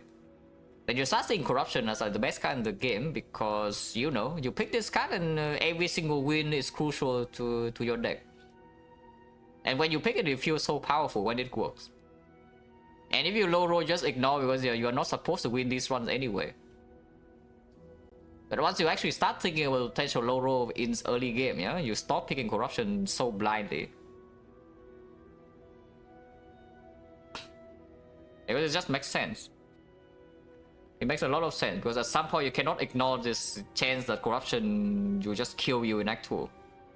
Because you pick it over another card and it also bricks you in before your deck has skills.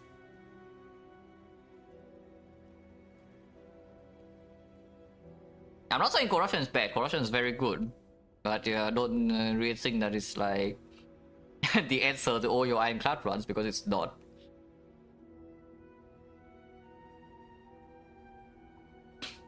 This Final Stone is terrible because we don't have a way to deal with burst. We also just pass uppercut. We don't have the... Our deck doesn't even block. I guess if our deck doesn't block, then Dome is fine. If we cannot block, then maybe Dome is fine. Philo is free energy, kill them before they kill us? No, that is actually true for the Dome, not the Philo. Dome is free if we only play attacks and we kill them before ING patterns can happen. Oh, but right now, honestly, if we pick the Final Stone in the game, yeah, you see birds first floor, like what does this deck do to the birds? Normal birds is already bad enough, and now we got Final Stone birds. That is pretty bad, yeah? Telling you. Like even the normal birds, like what did we do against them with this deck? So the Dome will suck a lot later, but whatever. Unless they tell me somehow the Ectoplasm is better in this spot, but Act 2 with Build Ticket I don't want to because maybe we actually need to Mass Shop in Act 2 to heal. Like we go to Double Shop in Act 2 to heal, and then suddenly this Ectoplasm is just maybe converting a potion into empty node, and afterwards we spend our go in Act 2, so now we don't have potions. In Act 4 as well. Compared to the Dome, but with maybe 2 relics.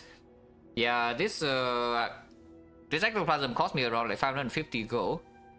So that would be around 2 relics and a card remove in a potion. In exchange for the Intense in Act 4. Yeah, I just don't.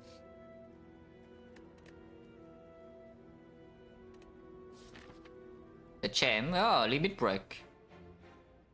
We are breaking the limits because of the champ. Okay, early shot, we can double shot, but I don't think it needs to be that drastic. But we can do 1-2 here. We are forced to go to the shop early.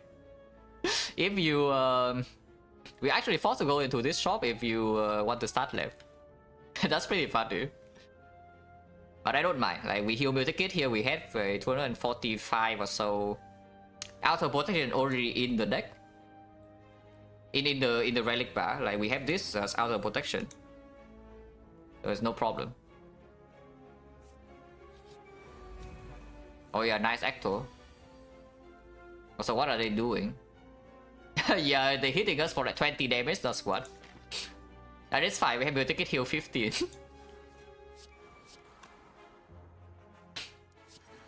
Ow. If Penny was set up, we could have killed one right here. Actually, no, we could not. We would be 1 damage off. In this fight, I target the left first because I want this to die next one. Ow.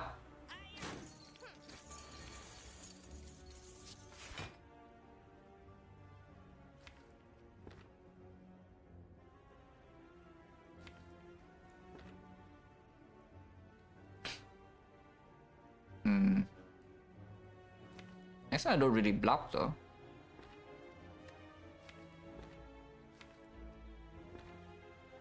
If I headbutt this, then it's a clean block next turn even if it attacks, but we waste 1 energy and 8 damage on here.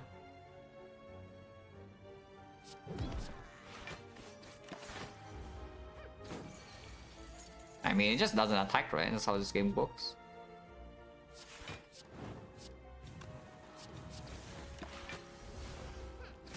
Piece of crap.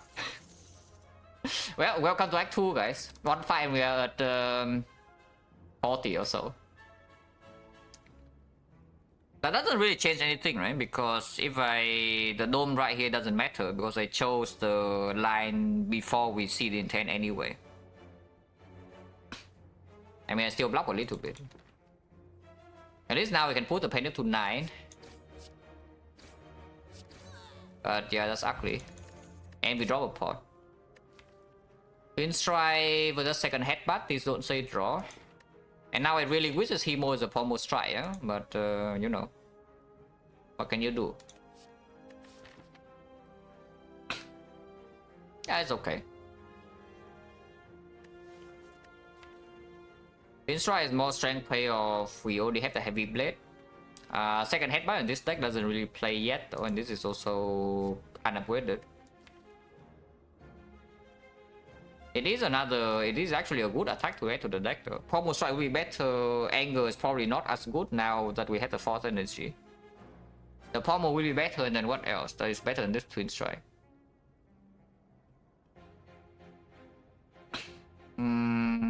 It's okay, right? Take a twin strike. Block pot over power, yeah, probably fine. Yeah, nice Philo Stone. We also get own here, by the way. Huh? Oh, twin strike against this fight as well, a little bit. But unfortunately, this draw is not so good. Home chance only 30, so I don't want to use it. If we need to, we can go really safe path on the left. If this fight goes badly, which it is looking like it might go badly. I don't think I want to strength pot here. So we deal only what, 10, followed by, that's not even good.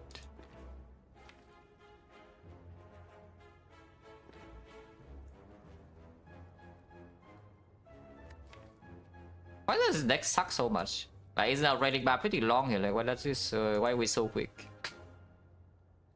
To be fair, this relic's doing nothing, this relic's doing nothing, this relic's doing nothing. So we have like a Vajra, a Penny, and a Blood Vial. But yeah, sure.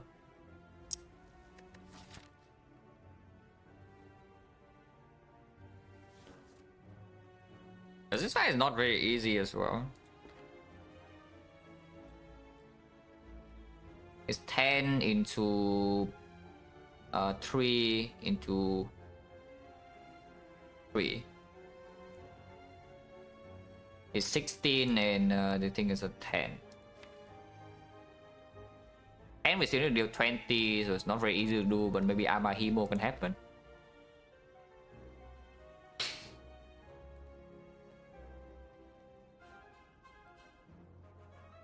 I guess it's okay.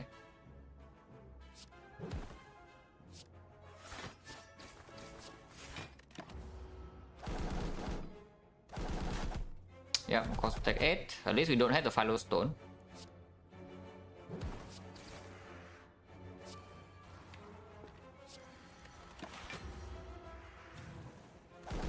This guy cannot multi-hit, and this guy always attack big.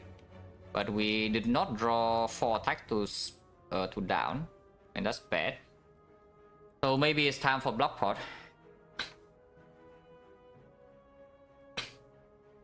Act 2 always harder than Act 3 always, yes.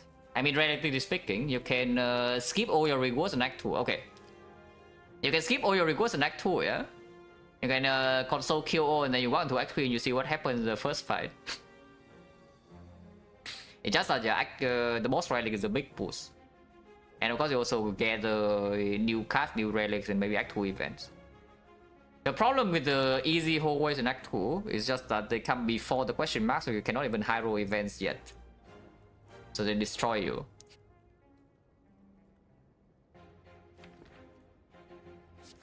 Yeah, block pot here is fine because we know it plays full. It doesn't always play full though, actually. Oh, that's stupid, because it only plays full if this guy swoops. Oh, that was too fast. Yeah, that was definitely too fast. The heavy blade is times 4, so we have 26, that's 13 damage. That doesn't kill, but it has 1 strength, so maybe we should just hit this. Yeah, okay, we wasted block pot a lot. That's not good.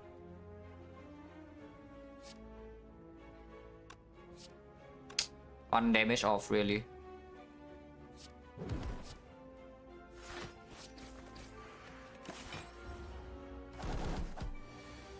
Got 25 HP, and that's fun.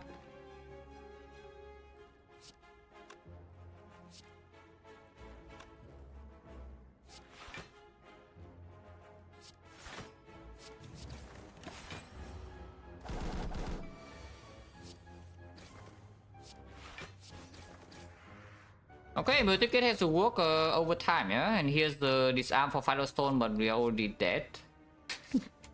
If we pick the Philo Stone. Oh god. Okay, this is not apparently we are supposed to actually just go here, huh? And get double multi-ticket. Like, apparently that is what we are supposed to do, because we might die in this fight.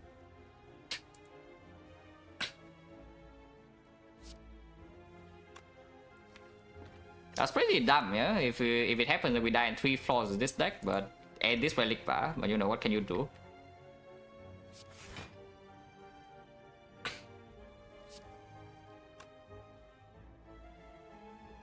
Okay, how scared am I? Because I'm really scared get strength pot now.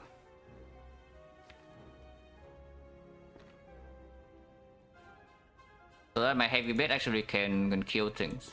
Because this thing needs to die like very soon. I am very scared because this 10% question mark should not happen. But it does. So this is out of the question, yeah? We never ever go here. And just hope that this is something we can handle and not like another fight 10%. Or the red mask. If we see red mask way too low here, it's going to be very sad.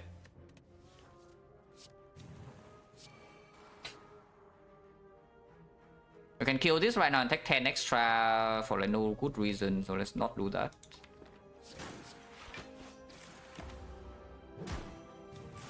Now this thing needs to die though. Maybe I should have played 1 attack here. This turn we cannot die to this, but hopefully it like, somehow dies next turn, otherwise we're in trouble.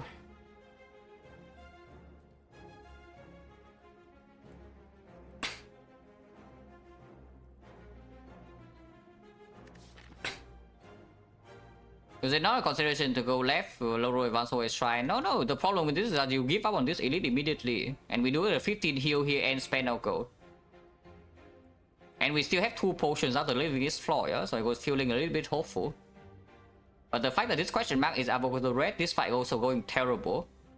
And we also no longer have potions and we are 20 HP is unexpected. If you want to play really safe, then of course you go like this way, or you can even double shot. But I wanted to actually fight this elite. Now, of course, it's not possible. We might even die in this fight. But that's quite sad.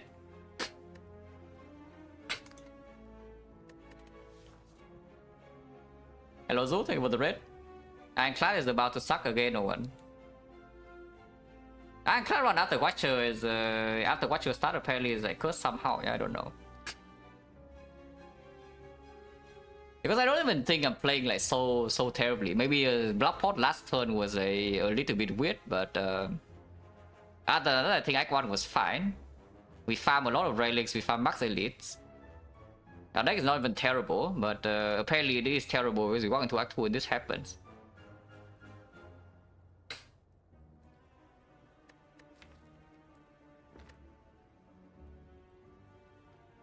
Oh, right now I'm taking maximum 20 from this. If I kill this, and this must die right now, yeah, because it's hitting me for 11. So we play 2 attacks here, always double strike. And if I play the Hemo on here to kill it next turn, metallic size is better, strictly better than defense, and we always play that. But yeah, that's pretty bad. And yeah, I mean, at least we have the brutality, right? It's doing something. If you pick corruption and you do it like this, you're already dead, yeah, I'm telling you. Because the brutality actually saved HP in the previous fights, I'm fairly certain. But the corruption would be a complete brick.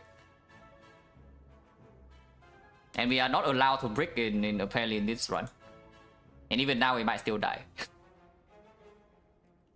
So 6 strength, how much is this then? It's 32. 32, this is 22. So 54 or so, it's just 69 HP. I think I have to play Hemokinesis. That's uncomfortable though. We had 19, we had 22. 22 is at 20, so if it attacks us multi-hit right now, we go to 1. Oh, the annoying thing is that if it's sucking us right now, it heals as well, yeah? And it heals 15. If it actually is sucking us right now, it heals 15. If we kill the mushroom. And that would be very bad. Because then we cannot kill it next turn and then we die. So if it's doing multi-hit, then we are fine. We are surviving on 1 HP and the next turn it's dead. But if it's sucking us right now, we are going to die next turn. Probably. Because it heals back to... Yeah, we deal 9 damage and it heals 15. So it gets back... Yeah, we deal 9 here. Actually, we have Panic next turn, so maybe we are fine. But let's calculate first, just in case. We deal 9, he goes down to 48.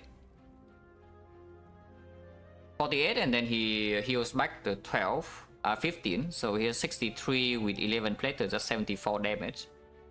74, but we have Panic on hopefully one of these. And Panic is on 8, so we can do bash into a big attack as well. Yeah, it just makes sense. 24 right now. 23 with brutality next turn. If I play this, we're at 21. And if it's big, if it multi-hits right now, I'm taking 20. So I don't die. I am at 1 HP.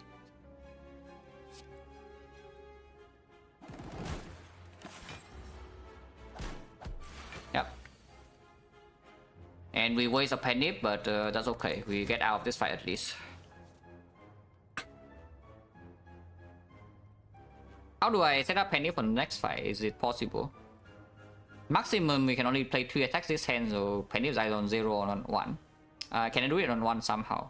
If we do strike into twin strike, it's 56, so afterwards we can still kill. Okay.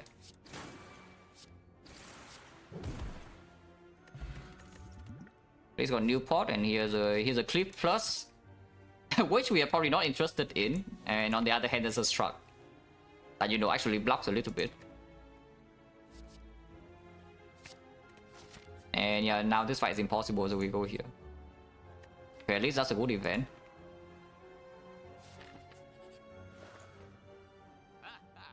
Clockwork Souvenir, because with the dome we don't want to be vulnerable later. That's for later though, not now. For now, the souvenir doesn't do anything. Okay, it does something, like it blocks Chosen and whatever. And we get Dreamcatcher rest here, so maybe we can still fight 2 elites. Potentially 2 elites is still on the table.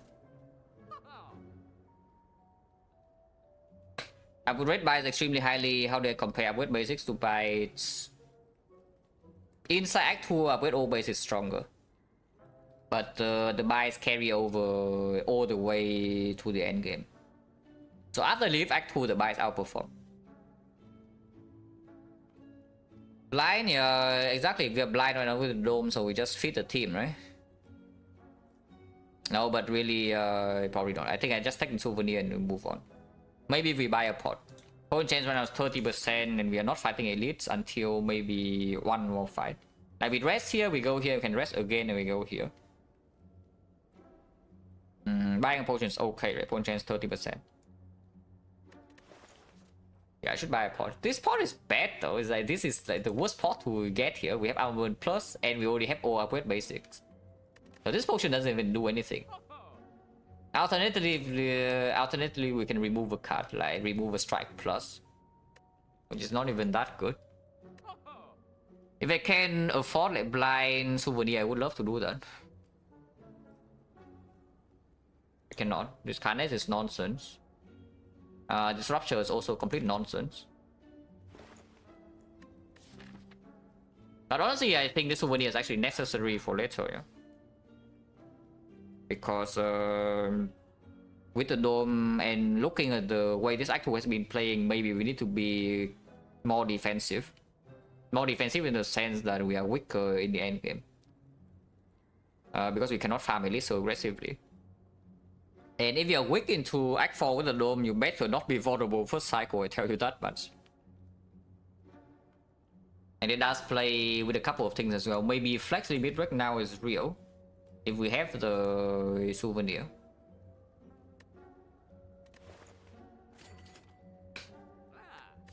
There's no other shot on this act, so if I also remove for 75 gold, we spend every single point here. And then we have, what? Safe part would be upgrade, rest, and then here maybe this fight goes wrong and we cannot fight this deal, so it would be 1 elite act. So the safe part would be 1, 2, 3, 45, 60, 90, no, 75, 150, around 180 if the Act 2 shop is forced early. Otherwise, if we don't go to a single shop in Act 3, we have like 400 gold or so. Which is, okay, 250 gold or so. Into Act 4 shop, which is okay. If we get one, and that's also already the conservative part, yeah. If we get gold from chest, if we fight 2 elites and we get more. I think removing, spending gold here is fine. And yeah, remove a strike even though it's strike plus. Don't really care.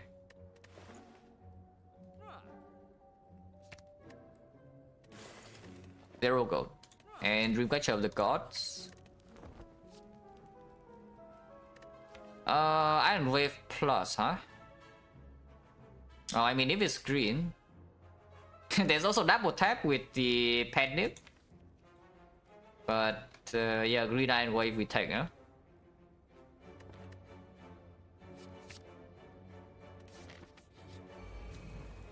Clear plus, come back.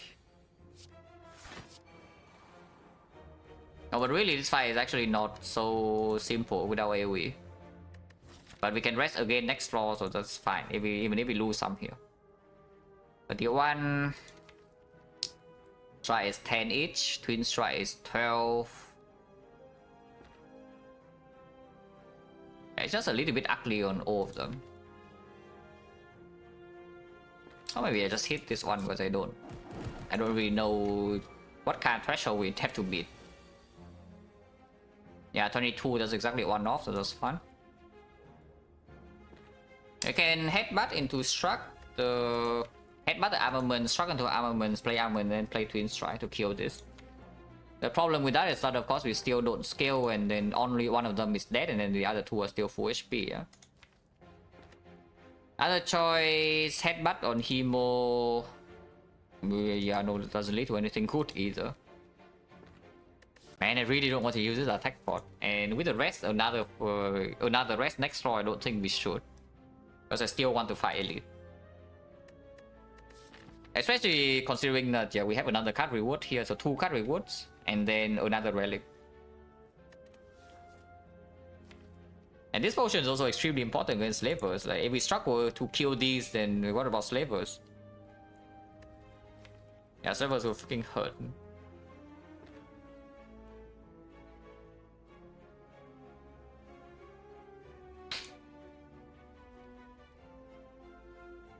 Can also struck first, but that doesn't kill here, and then it's bad.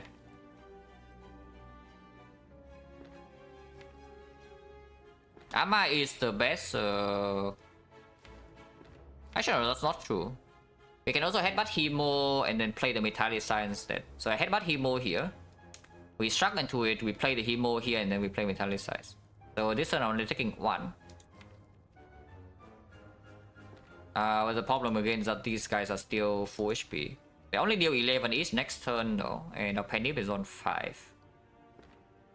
And we have Metallicize in play, so maybe it's not that bad.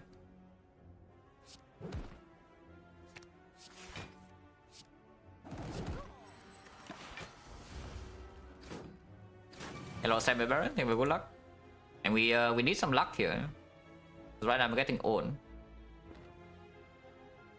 Fast Heavy Blade doesn't kill. Inflame Limit Break. Heavy Blade also doesn't kill, so we're taking a lot here. Not that much next turn, but this turn we're taking a lot. I'm blocking 8, I'm taking 14. I can play this arm, so I'm taking a little bit less. I'm taking 12. I guess that's fine.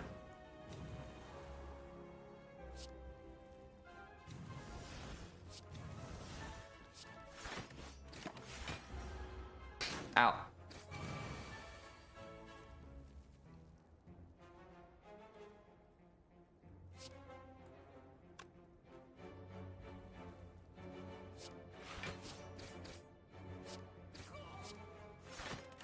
It's a full block. And now, of course, Penip is messed up for the elite fight, but what can you do?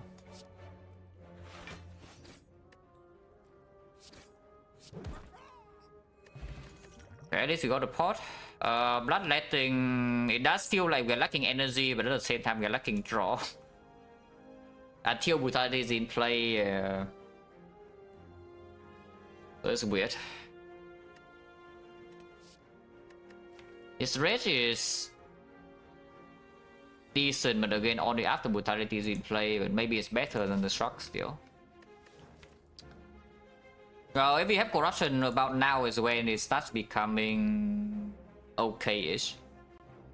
If you're still alive with the Corruption, then now it becomes okay, because now you pick this and you are feeling somewhat good.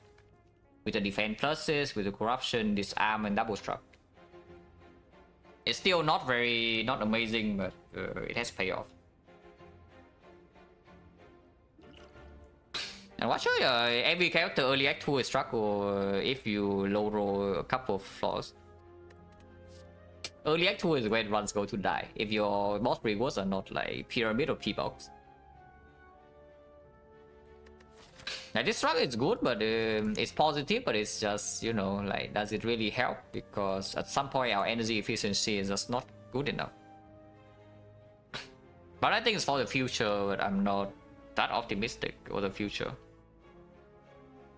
Rage can be for now, but only if we don't break, because if we draw it together, power is worthless. If we draw it with the defense, it's bad. And we don't have the pommel strike or whatever to make sure that it lands on the correct turns. So maybe I just take the struck because I don't know what else to take. And if we take second struck, we can take the next bloodletting maybe. We can rest again.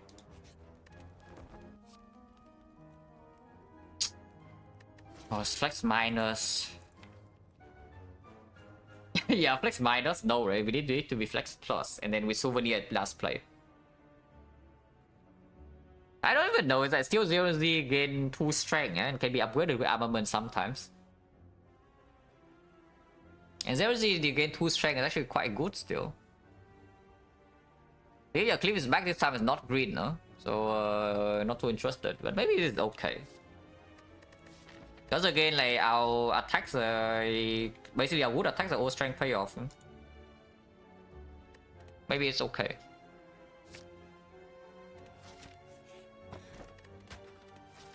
Okay, surely this has to be enough to not die here, eh? We heal 18, 20 per floor.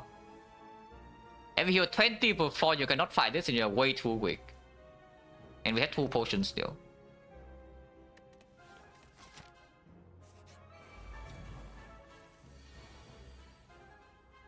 I don't think we want to potion this badly, but what's the potion chance? 1, 2, 3, 4 fights and we drop 3 pots. So currently it's 20%, but we have 4 more fights before we face the next elite. So there's potential fear pot here is possible. Now of course if we fight Women leader, we really like her to die fast, yeah? And it's okay, I think. We just fear pot now.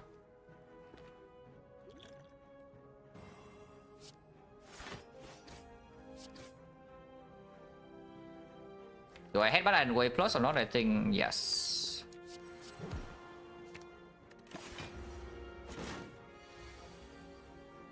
Bam, limit break.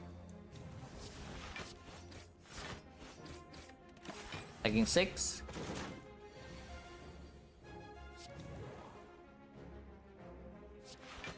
We want to take 8 more damage. This deals 2 to us, so we want to take 6 more. So we block 18 somehow, and this is 16, so it's good, yeah? Defense too much, defense 19, and we don't have brutality in play. Then we do harm armor, and then 72. This is too much damage, so we penny to strike instead. And we get mid in the pool.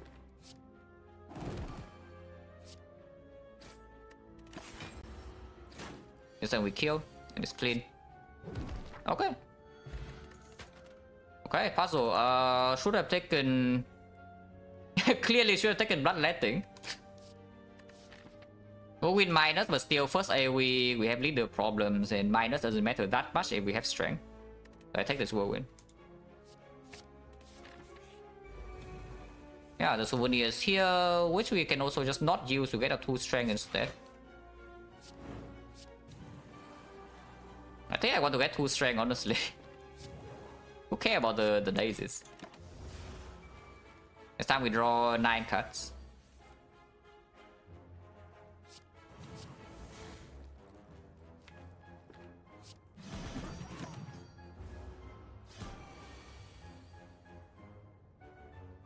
Maximum damage right here is 31, so it's not very easy to get the thing. We go to 40, 40, next turn 39, 39 with Hemo is 37. So if we can full block this turn, it's good.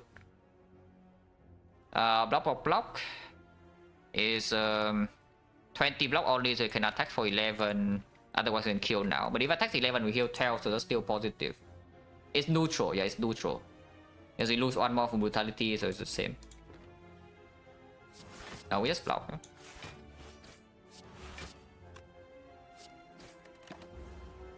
And if it deals 18, then it's perfect. Oh wait, it's 38. Wait, what? I miscalculated 1 HP somehow, huh? That's awkward. Because now we need to redraw the Hemo next turn, otherwise it doesn't even work anymore, yeah? So I can pay 1 HP to hope. Whatever, let's just kill. Close line, but Pommel Strike is also here, and I would like this Pommel Strike. Even though it's minus, it's okay.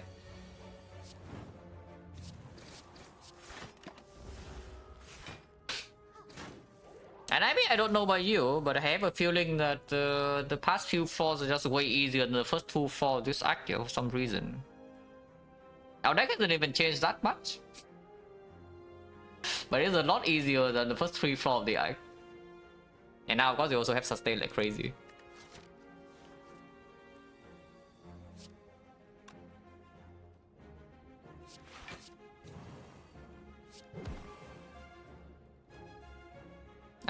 If I don't lose any HP, it's also good.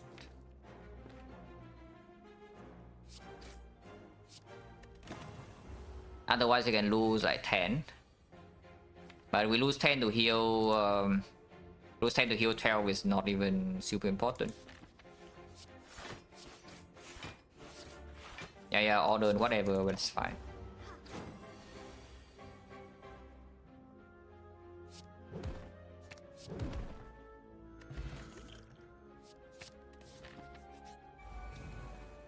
Triple Countess rematch.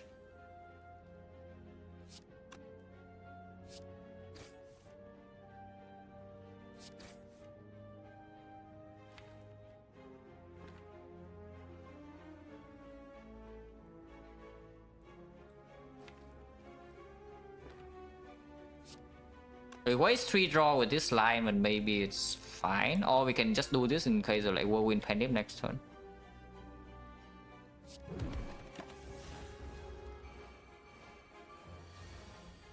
Oh, no Whirlwind. It's fine.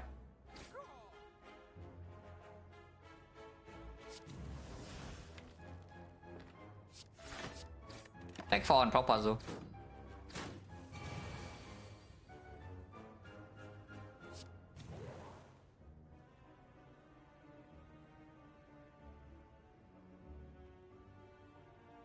Uh, 28. So yeah, it does kill.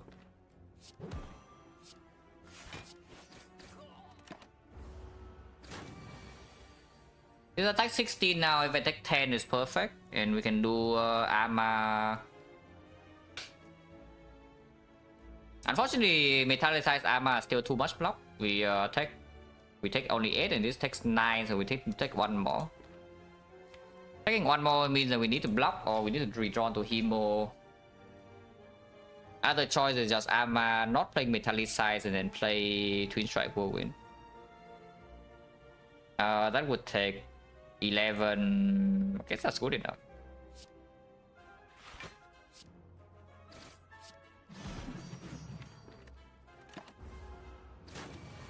Build the bone.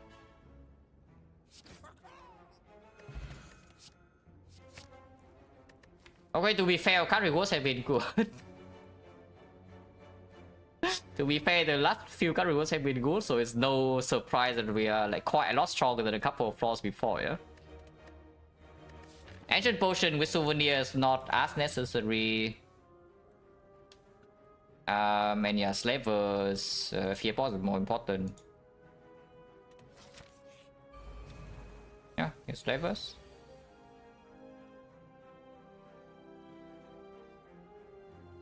If we use 2 potions fight soul, but you have Pantograph for next floor and the mid, so it's fine to go below half. If we go below half here, we heal 47 HP still before the champ. Do I play video games and strategy games? Depends on what you mean by that, because I play... half of my life is playing JRPG. So I don't know whether you would categorize that as strategy games, because I certainly don't. the games are pretty easy, but I just play them anyway because it's fun. Is my username non-strategy game? No, that's actually not true. That's actually not true. It is a... how do I describe it? It's like a... it's sort of a card game, but you play with offline gacha. You roll for cards, you play with these cards. But you also have a map for strategizing like the storyline. I play action JRPG turn-based, mostly turn-based. Hello Captain, with the red.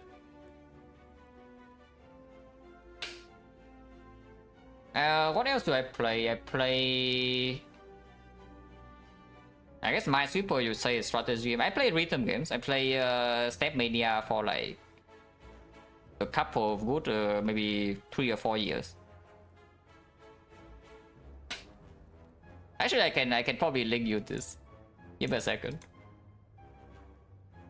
I already linked this in another channel, yeah. But if you want to know what I did beforehand,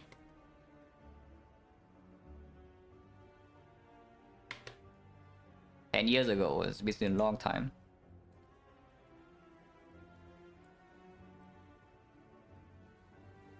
Yeah, Yeah, that is me. That is me playing in case you know want to know roughly my skill level in Stepmania.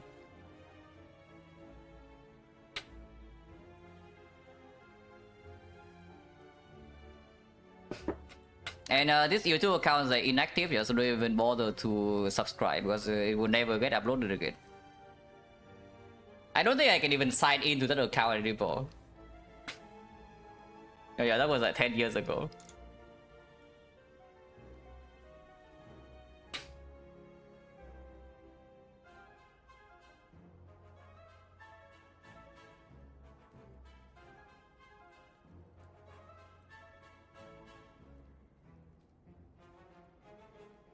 Okay, back to this fight. Right, Fear Pot into Inflame Pommel Strike is okay. We heal 47, so I can also just hold on to... I definitely don't use 2 pots here.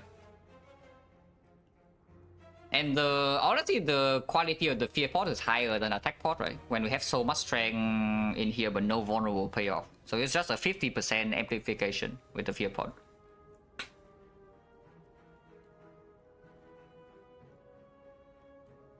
So if we use any pot here, Fear is a Attack Pot, and it also gets Panic. Hello, Captain. Used to play a ton of stamina myself, yeah, it's addicting. Honestly, I could still play nowadays if I can solve like 2 problems. Number one is that first of all, the keyboard makes too much noise, like it's way too loud. So maybe my neighbor is bothered, you know, because I am certainly bothered when I hear drilling noises. And number 2, of course, is also it's not exactly great for my wrist. If I keep playing it like I did before. Because that is very tiring on the arms, you know? Like I'm telling you, when you play like high-speed songs, it's extremely tiring. And also your wrist is in a bad position. Lost Riatos, thank you for the sub and the 22 months, special lot. But I think this potion is stronger, so we can use Attack Pot instead.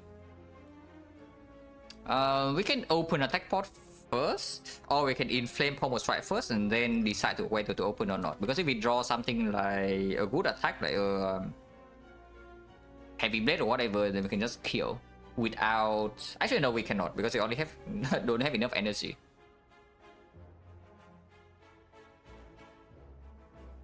Which back feed problem pick up to 11 and hit 30, yeah. That's why like, I'm paying pretty close attention to my posture when I'm streaming. Because if I sit, like even sitting in a chair for like 6 hours or so, yeah, I better make sure that, you know, I don't hurt my back long term, because that's going to be like awful. I do pay close attention to that.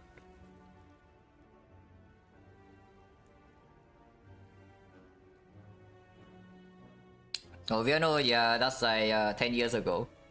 I mean, I still listen to the whole music nowadays, but not nearly as much as before.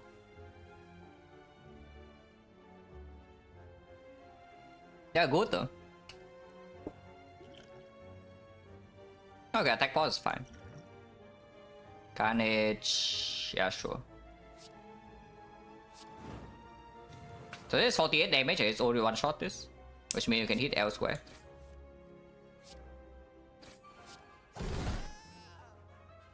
I can be facing 20 right now. I'm facing 20 is good, but if it's weakening, then it's only 16. 16 is 40, 40. You want to attack like 3 more? Should be easy, right? Yeah, striking is good. Bam, me in the bone.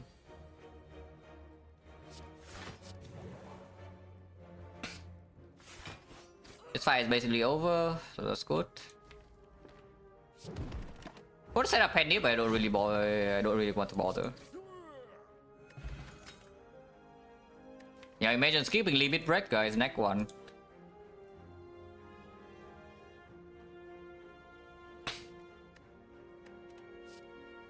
This you don't pick, right? Unless you tell me it's a Thundercrab time. But we have Shockwave now.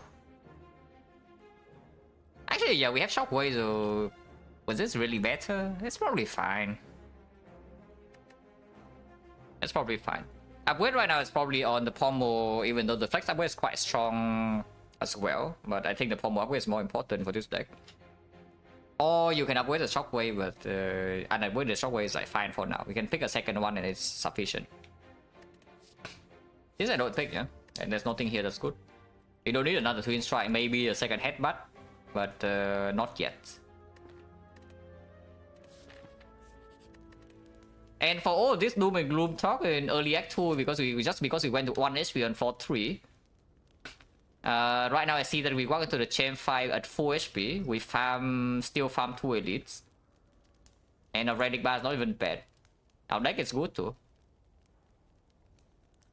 So yeah, Act 2 can turn around quite quickly when it gives you like maybe 2 wood floors.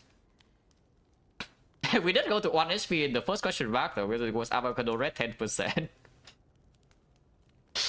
So that was pretty brutal, but now we are fine. For now. We can still die later on with the dome, but for now we are fine. And the chain is absolutely just toast. Maybe Brutality upgrade actually, now that I think more about it. With the Sentinel puzzle as well. Yeah, maybe Brutality upgrade is just good, because whole way fight chip damage doesn't matter when we have in the bone, blood vial or whatever. And in boss fight actually want Brutality turn 1. Ancient Writing good? Not just Ancient Writing, it's an Ancient Writing followed by, because even after Ancient Writing, yeah, you can remember. Even after Ancient Writing right here in the shop, we still got owned by the triple cultist. Like actually just got owned by triple cultist. But of course here is like beat in the bone, and then you have double rest, and you have suddenly have some pommel strike. You have also the flex with the souvenir, so it gets 2 strength, and then everything is better. So not just the Ancient Writing, we got maybe 3 good things in a row. After 3 bad things in a row, we got 3 good things in a row, and now we are probably decently strong. And yeah, like I just see the Centurion Mystic is just easier than the quote-unquote easy whole wave fight as a refort. Freaking double tips 90 damage to our face on turn 1. And then the burst with the dome also like pretty brutal because you cannot down them. Centurion Mystic, yeah, we walked into that fight, we took 0 and we just killed them. So that was pretty easy. This Brutality upgrade is bad exactly in one case where we see the pyramid. I guess if we see Snecko and pick it is also bad, but I don't like Snecko in this spot. I don't think we should pick Snecko in this spot. Unless it's up against a skip or something, and maybe. Oh, limit break upgrade? Yeah, what about limit break upgrade?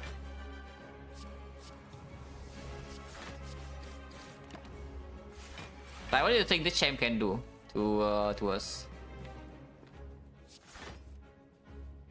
Upgrade being played now, it's probably fine. We scale fast enough, I think.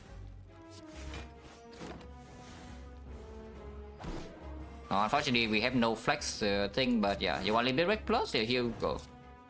Bam.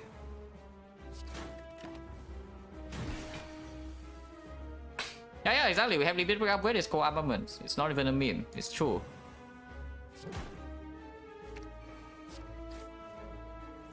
Bam. And your champs are super dead, yeah? We can do it one more time, by the way, if we want to.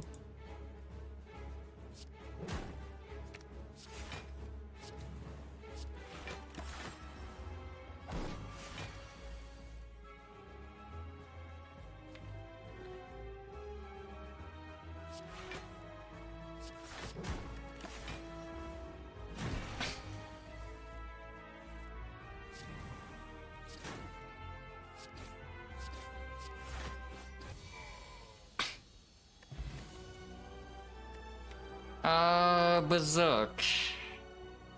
It does conflict a little bit with the flex, and of course with in the hard fight or whatever, yeah, it also is a little bit weird. Into Time Eater, it probably also is a brick, because Time Eater most likely eats our artifact before we draw to the Berserk.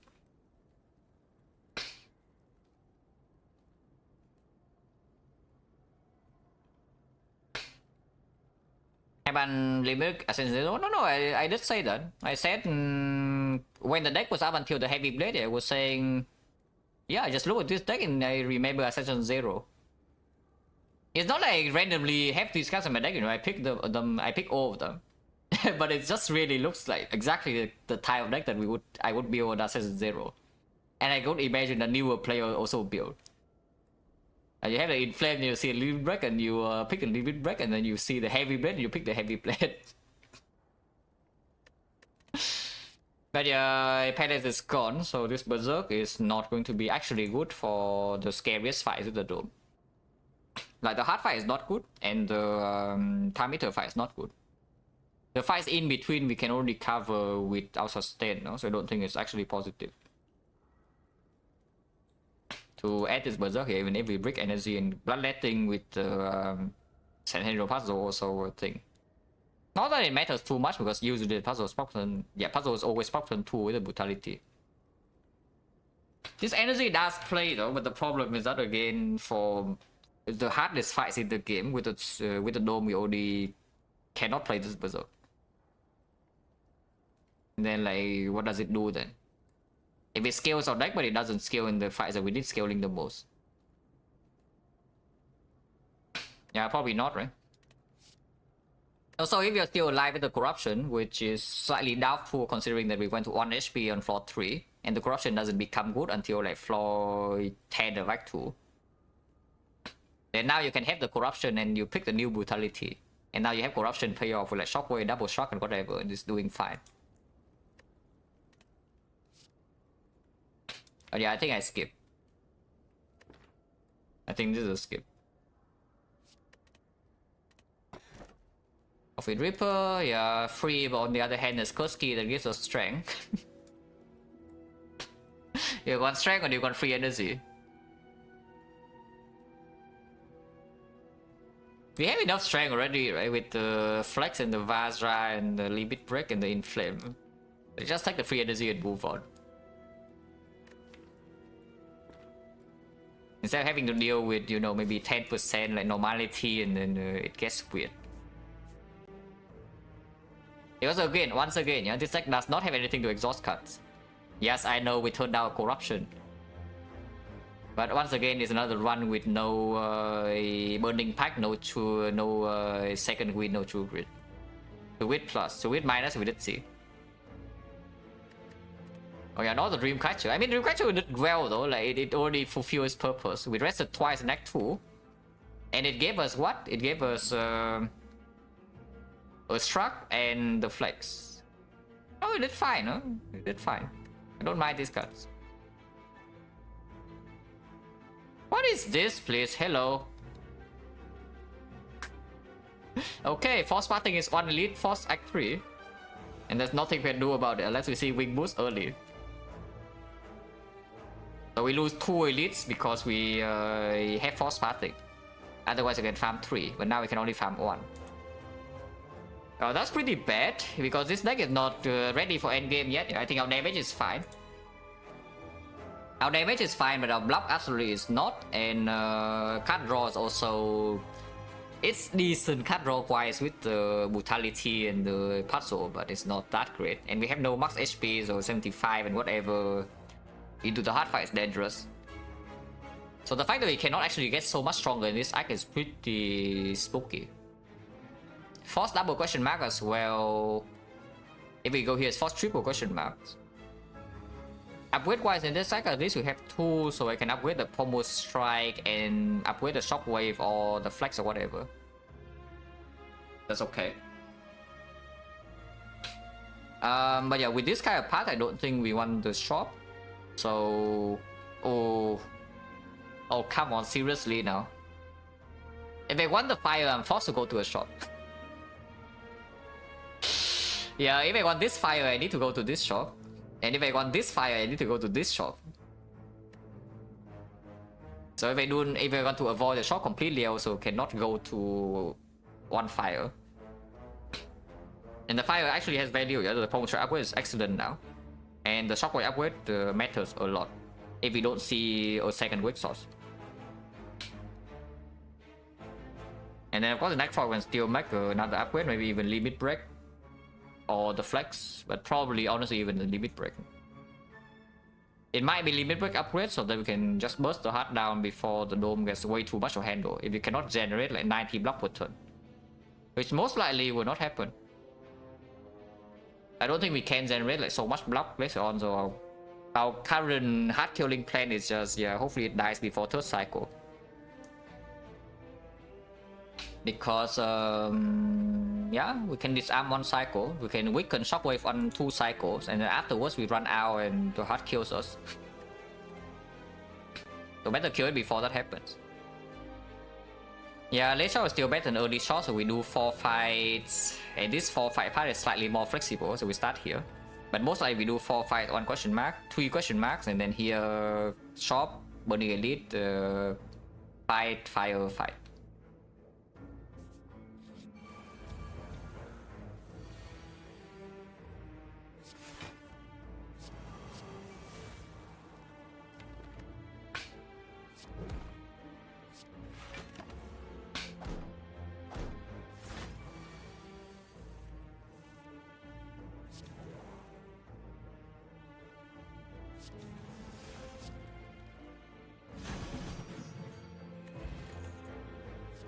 Five energy struck, yeah, probably not so bad.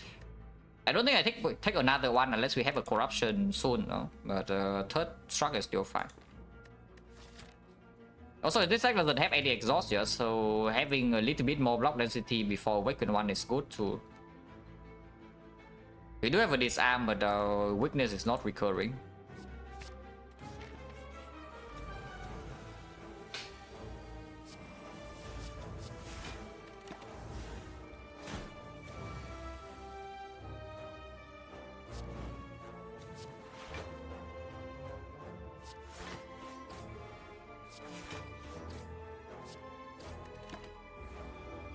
Our damage is pretty high though, which is optimistic, but this is what we need to do against the heart.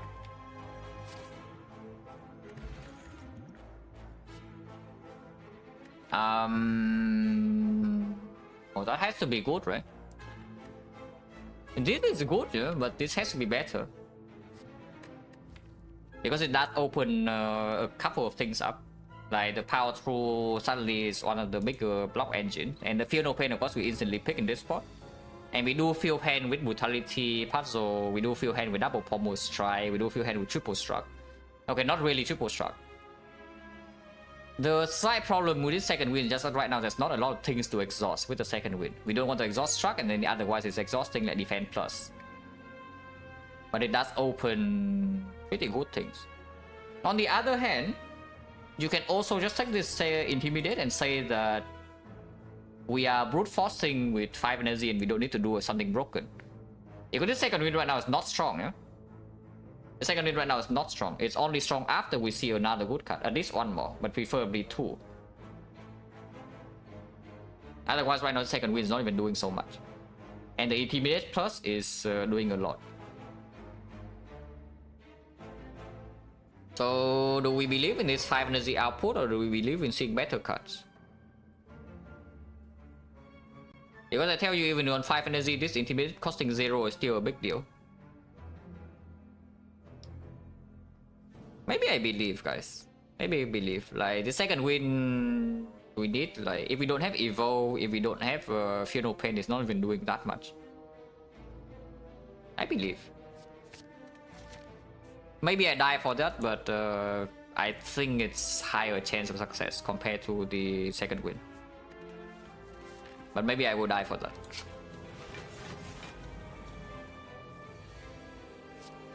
Bonka.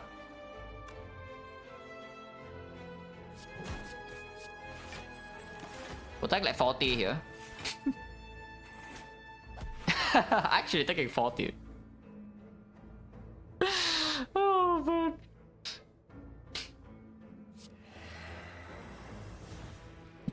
It's fine. We have even though we have Reaper, we also still have like crazy sustain, you know, so it's fine.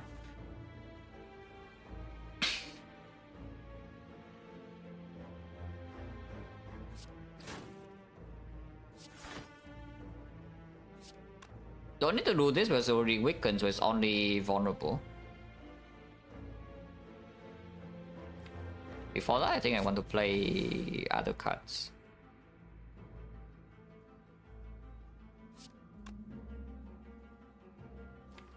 I mean, I guess vulnerable is not that bad.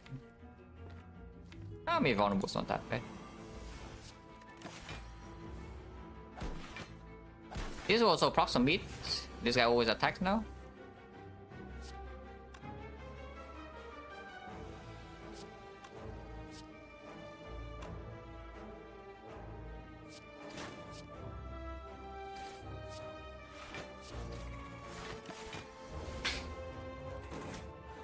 He always attacks now, but he's still vulnerable, so he's freaking dead.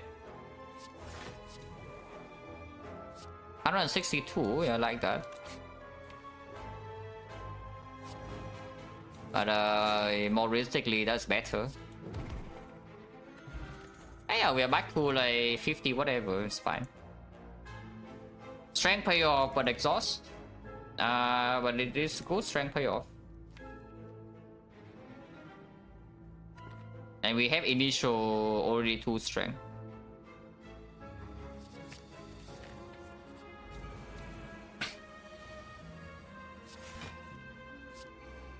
Okay, do we want this 2 strength or do we want to block this entangle? It's 12 damage.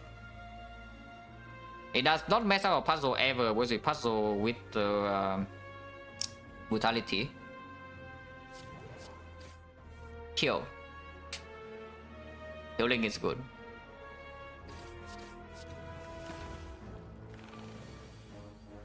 Yeah, killing is good, guys.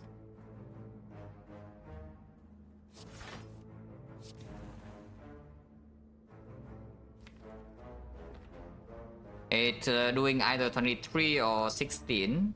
If it's doing 23, if it's doing 16, then it's 28 in total. So we're taking 12, and that's too little.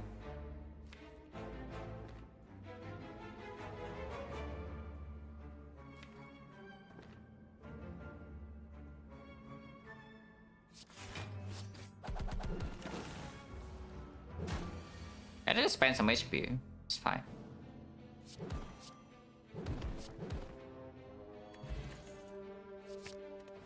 Very good. With the 2 shockwaves now upgrading, the first one is no longer as important. So we can do upgrade on Pommel Strike instead, for example. So go here, upgrade the flex. Or maybe I still upgrade the shockwave, I don't know. Seems not actually that important. Upgrading flex is not good in Time Eater and the Heartless. Seems the same deal as the Berserker. And we know the Palace is gone.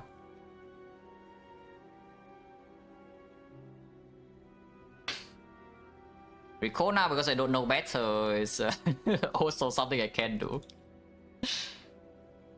Upgrading Heavy Blade is funny and also sometimes good, but not that often. You can also just ignore the shop now because we already got our fire and we got the second shockwave, so upgrading shockwave and the intimidate plus, so upgrading shockwave is not crucial. So you can also go this way and ignore the shop here. And we enter Act 4 like 400 or something. How much do we gain? This is a shrine, so 20% we see a shop anyway, and that would be very bad if we go here. Yeah, maybe just ignore the shop pattern. How much gold do I gain? 45, usually 60, 60, and then maybe 90. 250 go, yeah, 250 go for 2 shop is definitely not enough. But for 1 shop is enough. Yeah, let's go right side. Let's ignore the fire.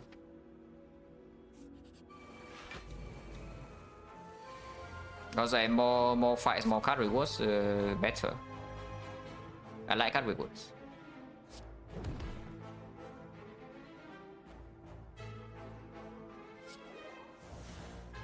We have that heavy blade and not the defense, yeah?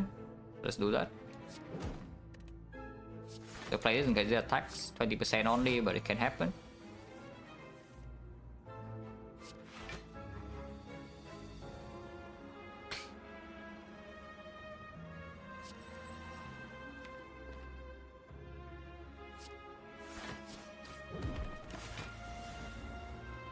Block the Frail. Not that blocking Frail is actually good at all, but we do block the Frail. Take 2. Oh, I mean, we're fine.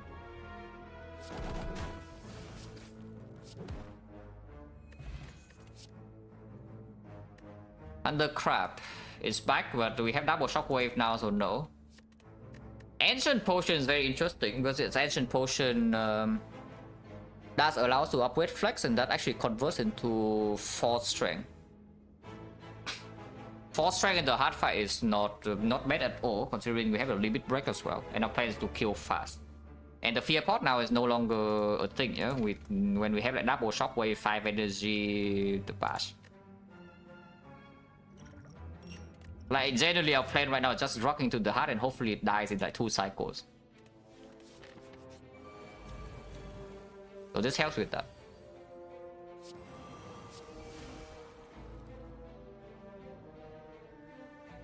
Um, 7, so it becomes 14, 14, 21, 42.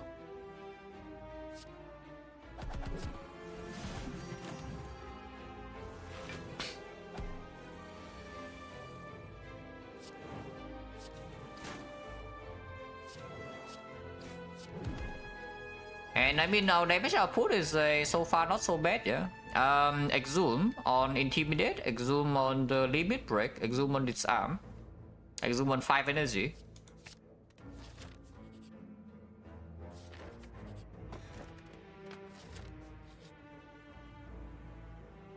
Right. Right for 1 strength, but turn 1 is already our weakest turn, because our turn 2 we draw 9 cards hand with the Brutality. With Brutality plus this right is costing us, we are floating energy on turn 1 like, very often. Oh yeah, plus 1 strength I know, which is why I'm talking about the right. Otherwise you just take -4 and move on. This -4 however does matter because we have Pantograph and Beat in the Bone and whatever, so there's a decent chance we actually enter the hard fight with full HP. And this plus 1 strength limit break in the deck with the Exhume and the Heavy Blade and whatever. Honestly, not so bad, right?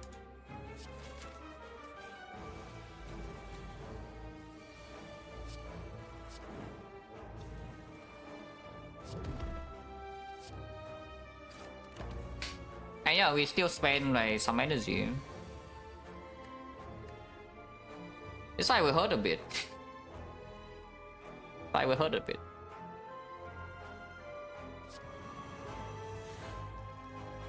And yeah, 5 energy is not enough apparently, but that's fine.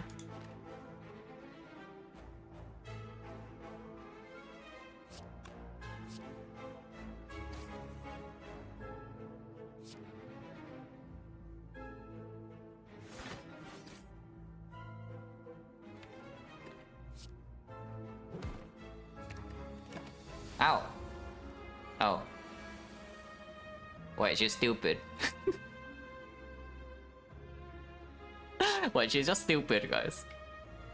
I was very ready to take the damage, but if she doesn't attack, then sure.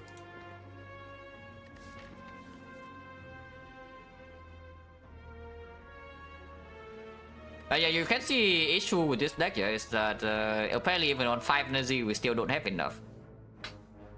And currently our block is converting 1 energy into 8 block, which is definitely not enough for Act 4.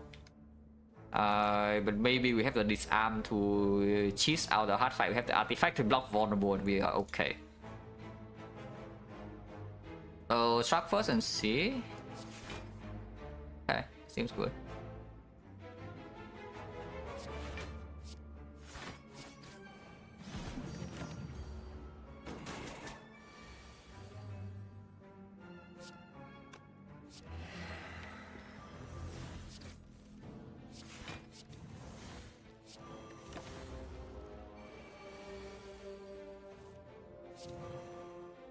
Monka.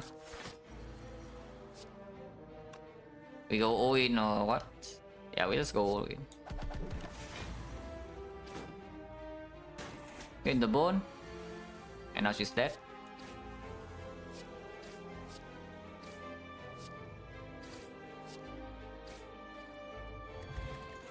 Toxic Egg, yeah, just in time.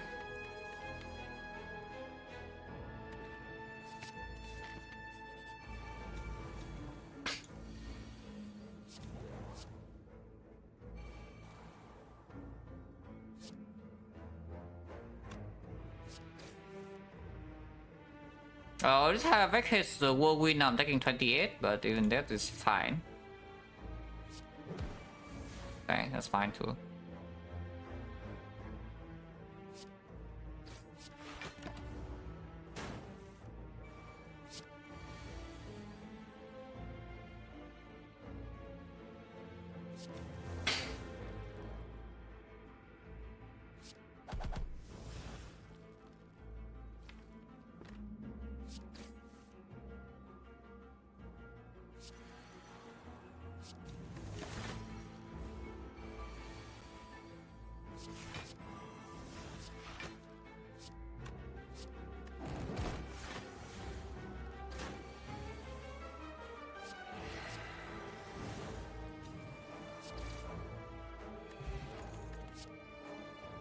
Dark Embrace, but not green, and we don't have energy. And we can make an upgrade on Dark Embrace, and the other upgrade can go on maybe Exhume.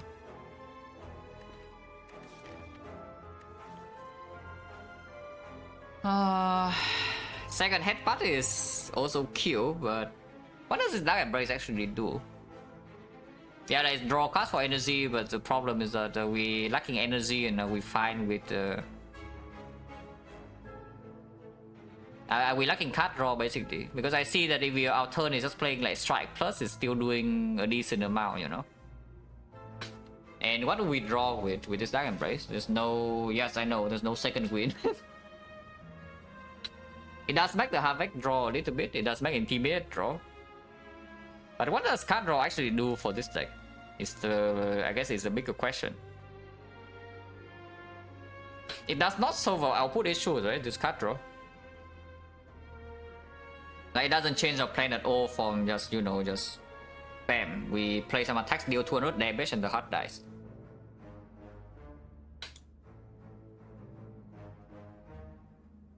In fact, playing this Dark Embrace just slows our damage down sometimes, yeah.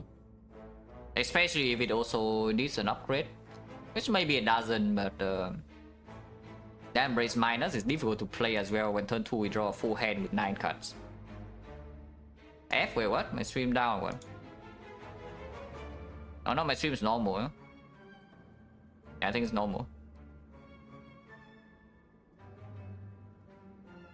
Yeah, it's fine, it's fine.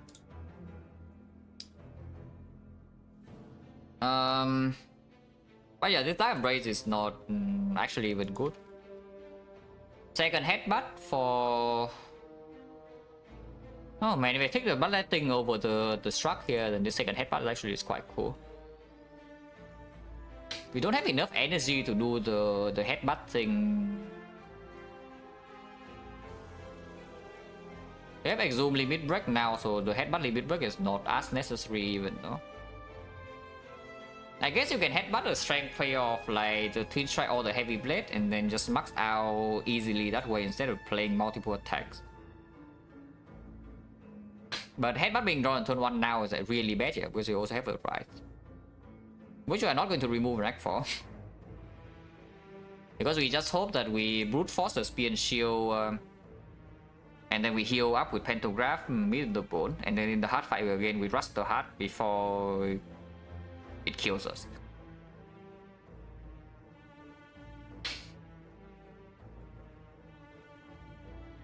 Yeah, it was I haven't felt like this first Headbutt is so incredibly important for this deck from what I have seen so far. Like, I'm just playing Struck and Pommels and base Strike and base defense, and that's enough output. Blood for Blood would be good here? Not really. Like, it would be okay, but the thing is that, again, I think Blood for Blood is actually too slow for this deck. Too slow and also doesn't really get faster, yeah? Because normally the Blood for Blood gets faster because you discount to 0. And then you exhaust your entire deck down, now you just play the Blood for Blood like 4 times per turn. This is not such a deck. This deck is with 5 energy, the enemy is debuff, vulnerable, weaken, and then you play your strikes, play your defense, and then things die. So basically, is what I usually like to call the oldest Ironclad. If we don't play like bullshit cheating cards, like the corruption, like the second wind, like the feed fire, or whatever, we just play strikes and defense. And this type of deck is not when Blood for Blood is strong. Yeah, I think we skip this. Fear Pot is not it, yeah. Recall first in case we see something better to upgrade.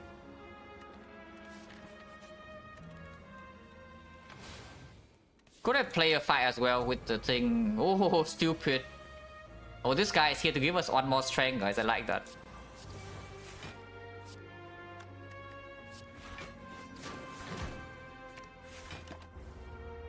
Oh, it's actually so stupid. Oh, plus on strength, guys. Easy.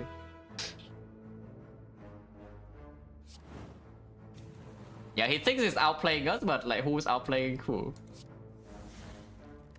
Oh, it automatically pulled back the thing which I don't really want, but you know, it's fine.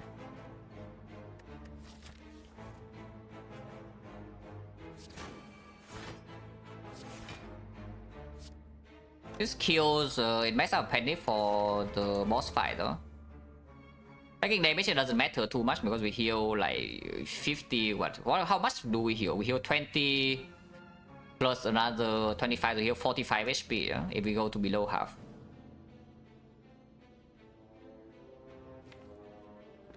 But at most we can get penny to like 2, so maybe 0 is fine.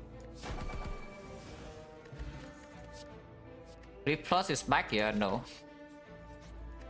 Okay, so flex it is then, I think. Otherwise maybe it's disarm. Disarm upgrade is just for... It's not for Act 4 at all, it's only for Act 3. And we also know that the first fight is donut, so it doesn't even matter too much there.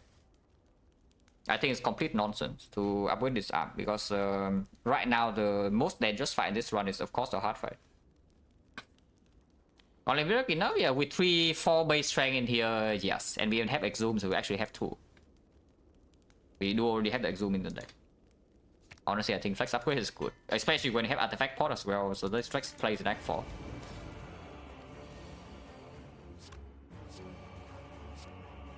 Okay, draw 3 now is fine. What can this be? Cannot be bad, right? No matter what is fine. Yeah, -1 curse, please.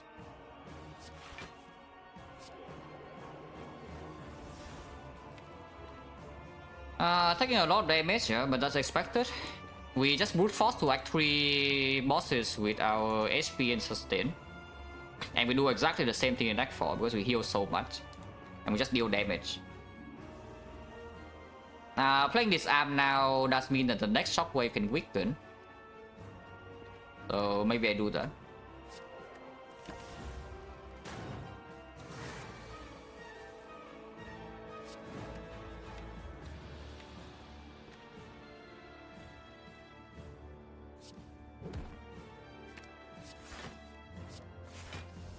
That's fine.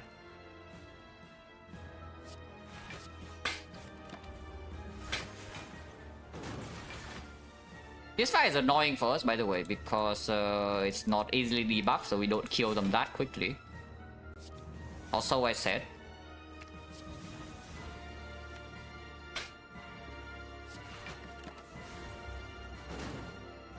Now we can actually just die in this fight randomly as well, yeah?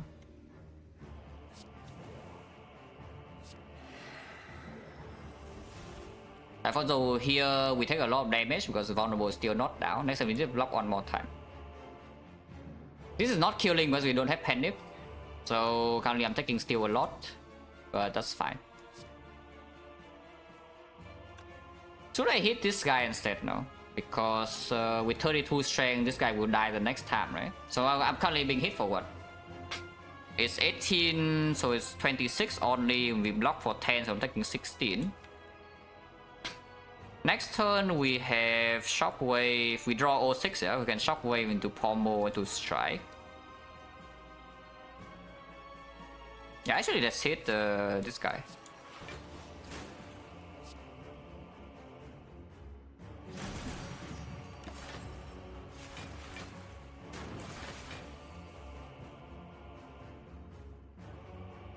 Do I bash instead of shockwave? If I shockwave into pommel and to strike, is it killing? It's 120, so no. So I need to actually bash her. So no vulnerable on this next turn, but it only has 97. Should be fine. Here's exactly what we do against the heart, yeah, except that this arm in the heart blocks full, and it also is weakened early. It will win lethal? No, it's only 37 times 8, which is not times 6, which is not enough to kill.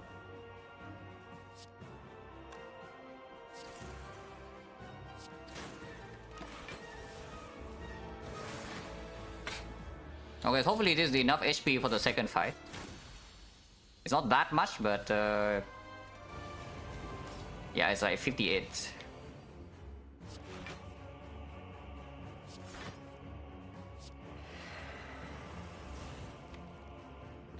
We are currently facing exactly 16. If I play Brutality, it's more, but regardless, we get payoff with the thing next turn. This is basically our entire plan for this game, yeah? It's like what you saw in the donuts, right? Exactly what we do in Spear and Shield, and exactly what we do in the hut. We abuse these healing relics to get to a reasonable amount of HP even after face tanking a lot, and then we just kill them before we die.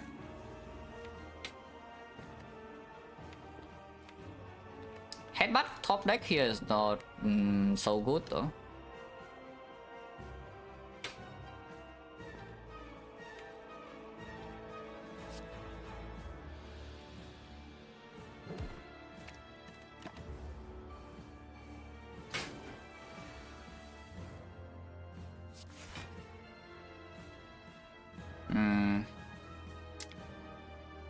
Still have Exhume.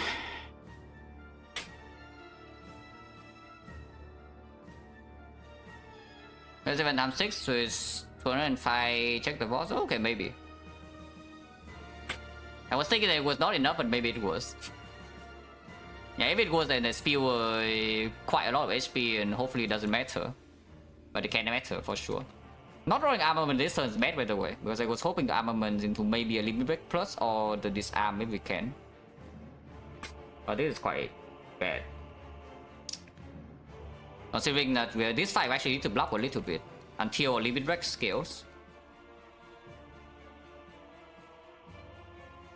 So we can definitely die here, huh? We can actually just die here.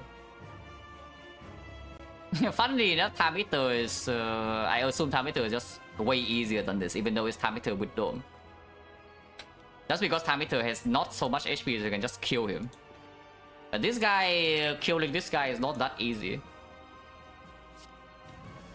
But probably like this, and we still play Limit Break for just 4 strength, yeah? Yeah, it's fine.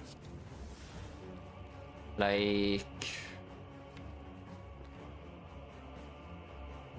43, so it blocks, this blocks 8 and this only blocks 4. And we still have the Shockwave and the Whirlwind. Yeah, I don't think so, I think it's play defense.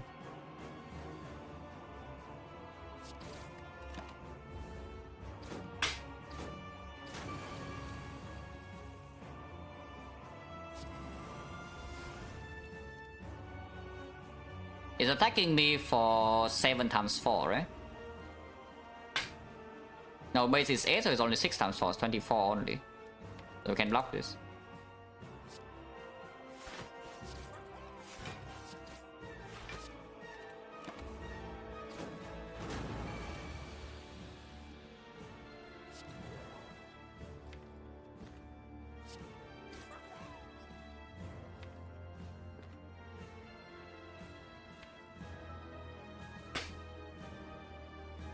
This XecnaR for next turn is not exactly good, so maybe I should just do this. It's still weakened for 2.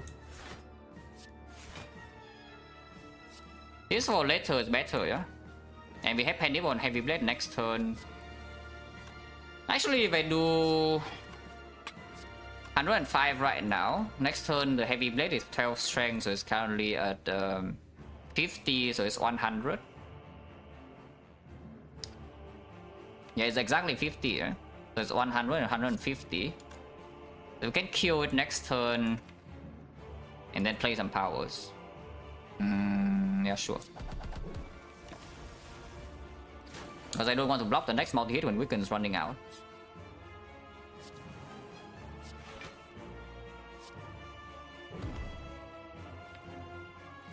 You can die next turn.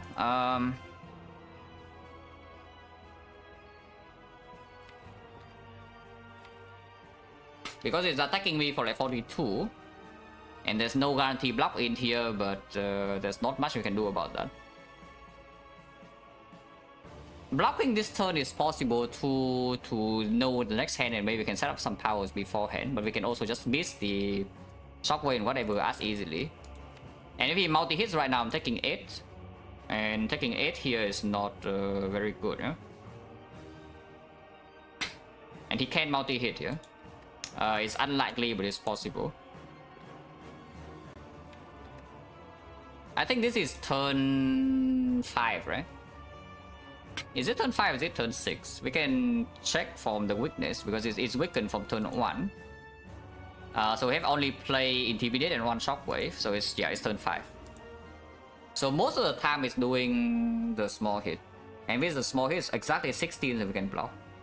And I have one more turn to know.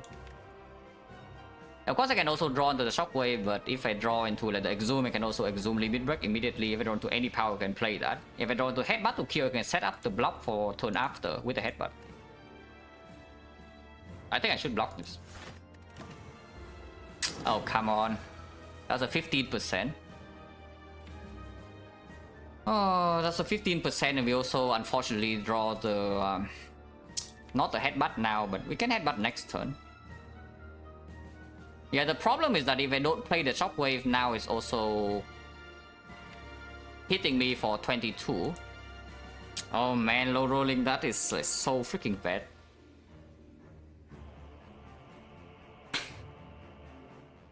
Yeah, blocking the 40 is not easy at all, yeah? So maybe there's a different plan. Maybe the plan now is to... What if we Exhume the Limit Break and then Armament the Limit Break? There's only one Headbutt, so it doesn't really work. Not enough energy, block only 13, it's like 22 right now, so I'm losing 9. And Brutality is still ticking, there's no Reaper, yeah? But if I Exhume into Limit Break, and we play the Limit Break... Control, yeah, no, that's not low. That's actually the plan at the moment, is just that the problem is that the Headbutt's not guaranteed to be drawn. And even if the Headbutt is drawn next, afterwards I don't have strength payoff if I have to Exhume Headbutt the Limit Break. And it also is not vulnerable. Unfortunately, the Pandip is also gone, so there's no one shot for the second half. When we need to most likely to block 40, which right now doesn't look possible. Maybe it is possible, we have the Iron Wave and the Structs and whatnot. Here's an Exhume Limit Break. Play Arma on the Limit Break. Play a Limit Break, that's already 3 energy, yeah? So we can do Strike Defense. If we play Strike, of course, it's dead. So we need to block 40. Next turn, there's a Shockwave. So we can do Headbutt on the Shockwave. Struck into the Shockwave and play the Shockwave, but that is not enough unless it's Struck Plus. Otherwise, we need to block 2 turns. The first turn is 40 damage, which is not very easy.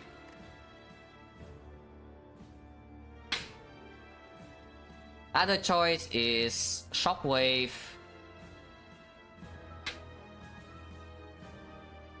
Other choice is maybe Arma first and then Exhume the...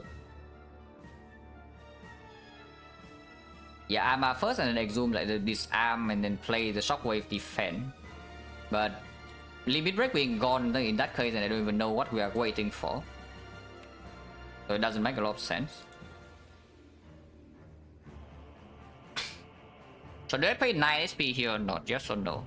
If I pay 9 HP here, we go to 14, we go to 13, and 13 even if we Headbutt Limit Break, we have 48 strength, yeah? 48 strength, but no guarantee vulnerable. There's not even a guarantee that we can draw Headbutt. And if we go to 13, technically technically it's still possible to block the 42 without wick, but it's not likely.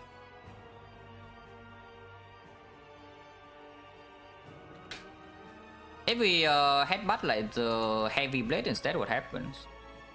24 strength with heavy blade would be 80 something damage, so this definitely doesn't one shot. Yeah, we actually need to block like 2 turns. Oh, that's not good. Time Eater is already dead, by the way, in case you're wondering. But this guy is still alive. So we lost the honor of 3, and we did not see the Time Eater. And the annoying thing is that if I have the fear pot instead of this taunt spot, we will also get skill with clean, but I didn't.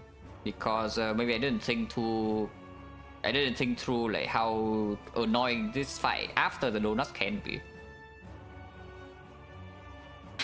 But yeah, I shouldn't have. I should have done other things. So that's a pretty big mistake, I would say. Like what we have here, which is quite unfortunate. Like we can still win this fight. It's not. It's like super dangerous. Now we need to draw well for 2 turns. Is there any kill potential next turn if I kill it now with 24 strength? No, right? It's only 60 damage, so it's never enough with 5 energy and no panic. Ironclad lose to boss gauntlet more than characters? I think so, yes. Like the effect definitely has the easiest time out of the first 3. At least in Act 3. And Silent... Yeah, probably a bad Ironclad run fizzles out more than Silent. Like especially if you're doing something like this, Echo 3 bosses can also kill you. Like Peace Strike, for example, is a similar deal to this. Oh, but yeah, that's a big mistake. Like, not taking a fear pot just because I have double shockwave. Yeah, exactly because of this fight and the donuts. Yeah, the fear pot will play in both. It doesn't play into Act 4, but maybe Act 4 into the heart we have enough damage, and this taunt pot is at 100 into the heart, which is nice and all, but if you die before then it doesn't matter. This draw is also freaking annoying because we draw 2 good block cards on this hand. So now I'm stuck in a very weird place. If I get 48 strength, but I still need to play 1 energy on limit break unless I do headbutt on the limit break and then shock into it immediately. Then we can have 48 strength. Yeah, we can have 48 strength when second half starts. And if that is happening, then if we draw bash into attacks, that isn't enough. If we don't draw bash, is ever enough. 48 strength is 100. And we have another 4 energy. Actually, it's possible. As this is 200 and this is also 100, so we convert a little bit better into the Pomos Try and maybe it's enough for... And sometimes we draw Inflame as well. Yeah, I think killing here is just complete nonsense, so we do... Exhume and then Armaments the limit break. Yeah. I mean, at the very least though, I would say that I am very happy I did not fall the dagger I did not fall for the Dark Embrace. Because the Dark Embrace would actually do nothing in this deck. Even though it draws quite a lot. Draw is not exactly what we need, and draw at the cost of 2 energy is also not what we need. We need draw consistency per turn, not burst draw. And we don't have energy either. But yeah, here I think we are just taking 9. Exhume Armor limit break and play it.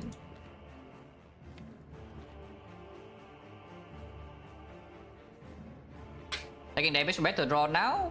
No, I'm taking damage in order to wait for the wait for this limit break to happen again. And does the Dark Embrace help me do that? Because no, the answer is no.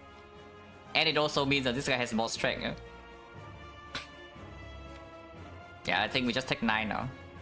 But if we have a fear pot in this fight, it's actually pretty easy from this spot. But I do not have a fear pot.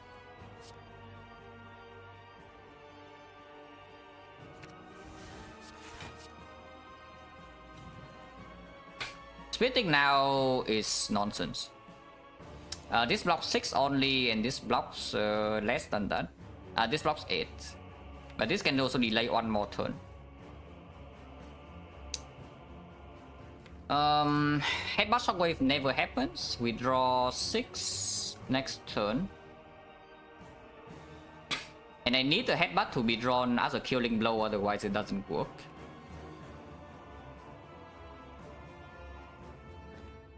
So I can't even play the pommel strikes. Actually, I can play the pommel strikes. Okay, I play Shockwave.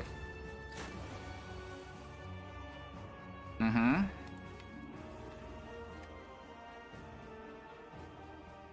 guess playing Shockwave also makes it vulnerable, so it's more difficult, huh?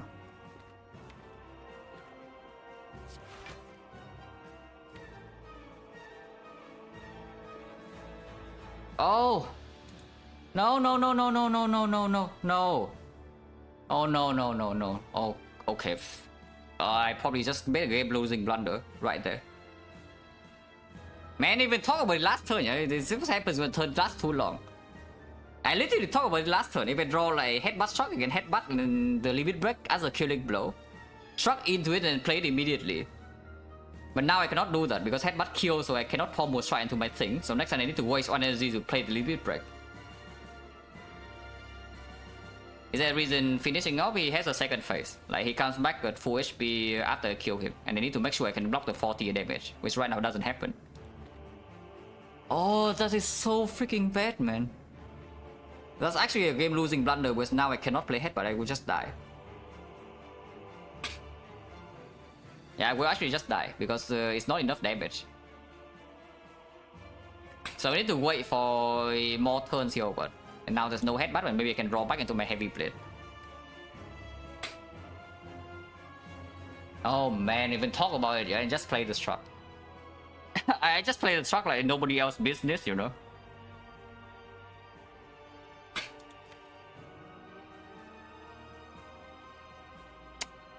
Oh man, that is so bad. And then I get double punish for the shockwave play as well, because now the headbutt also kills. But let's try and kill next turn. No, we can. We already calculated. With vulnerable, with bash into twin strike, it just dies. We already calculated. This is enough. And we have the pommel strike in here. When we draw 6, so we draw into pommel, it would die. Because right now it has only 9. Yeah? If we draw 6 into this, we have this. Because we draw everything. And then it works. I mean, it's not 100%, but it works pretty often. But right now, I'm not even allowed to do this. If I do this, now I will die. Like always. So, yeah, sucks to be me, but we have to block a couple more turns and brutality is taking HP. And second limit break is not even played yet. But this is impossible to do now. Like this headbutt. Oh man. I mean, this is weakened.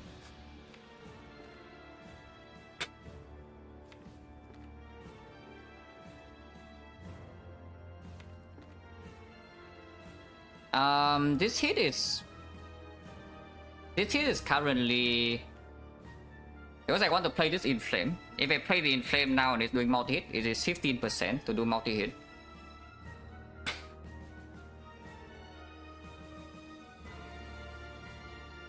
Okay, if you're asking a question, I would prefer if you actually listen to my answer, yeah? Because right now I'm not in the mood.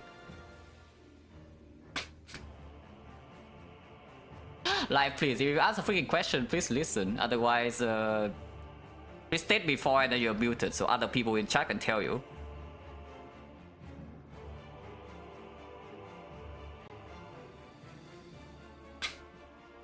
But okay, if I play Inflame and it's doing multi-hit, I'm facing 28. In which case I block for 15 and I will die. So it doesn't happen, it doesn't work. 15% chance, I was saying multi did 2 normals, he did not do 2 normals, or did he? No, he didn't. He isn't the entire reason why we're in this place is because we did the multi. Or was that already 2 turns? Headbutt turn was a block, and yeah, I guess he did. Yeah, he's always multi now. Yeah, it's always multi now.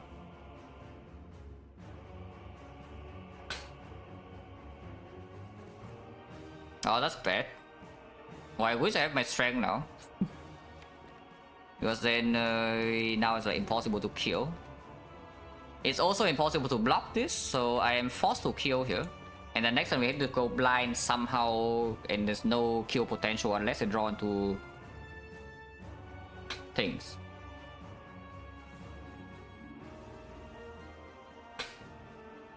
Who does it go to multi? No.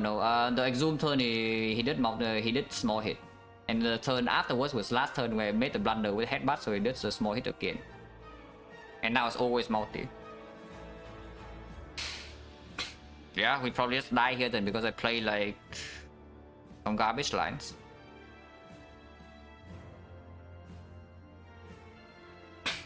Yeah, we probably just die here next turn. Unless somehow there's a kill. There is potential for a kill, not likely, but it's possible. But most of the time we just die. You know, what can you do? Yeah, what can you do? I do not want to see this hand next turn, yeah? This hand is just terrible, so we almost try now.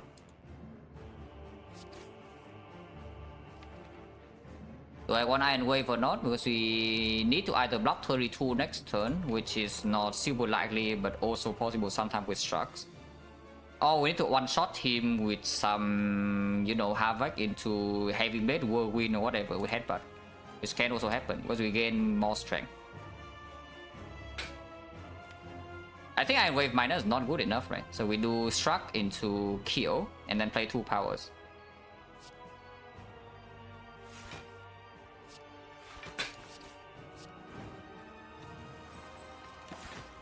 Well, most of the time we die this turn.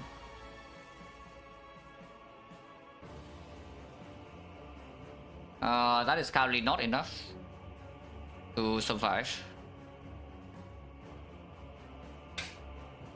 So we need to head Struck and hope for that we draw something. Like what can we even draw? I don't know. Maybe some Struck plus and do other things or the almost try, otherwise we are dead. Let's Struck with Genie Block? No, we win this fight if I play properly. Like we already win this fight very properly, like not even this floor, yeah, we play properly like 3 floors ago we already win. Yeah, play properly this floor we also win. But I made like, I would say 3 game losing mistakes in a row, and that does not fly. If your next entire plan is to, you know, play like such tight HP. And this fight we cannot burst, so it's one of the most difficult fights in the run.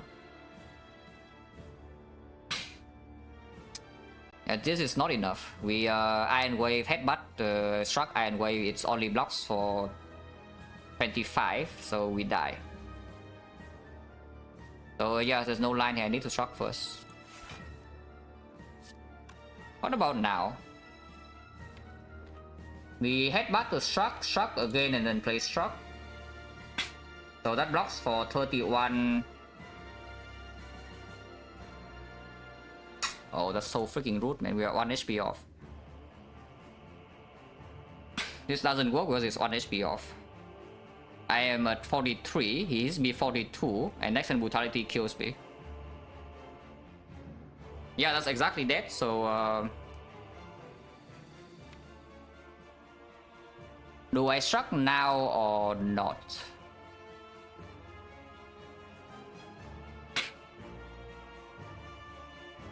I mean, yeah, when you make so many game-losing blunders, when the run is actually not easy, then maybe you should die.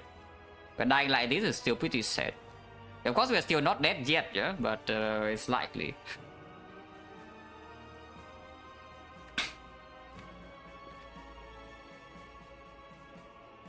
So do I headbutt the Struck now? Because if I headbutt Struck now, then we Struck, and then out of these 2 cards, I must draw a card that blocks 8, which is 1, 2, 3, 4. If I Struck first, yeah, Strucking first makes no sense. Yeah, Strucking first makes no sense. So we headbutt the Struck and then play double Struck.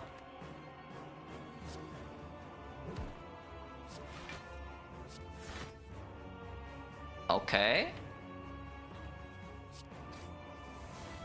Okay. We are currently alive on 1. We are currently alive on 1 HP. But only, unfortunately, we only have 27 strength, so it's not super likely to kill it next turn. But it's possible. Pen it to 5, does it matter? Yes or no? There's no more headbutt in here. Pen it to 5 suggests that if I draw 5 attacks, then I can pen it. 1, 2, 3, 4, 5, for example. Otherwise, my pen is better number for the Act 4 anyway. Yeah, so I play it. We have exactly 1 turn to kill, so if we don't kill now, we are dead.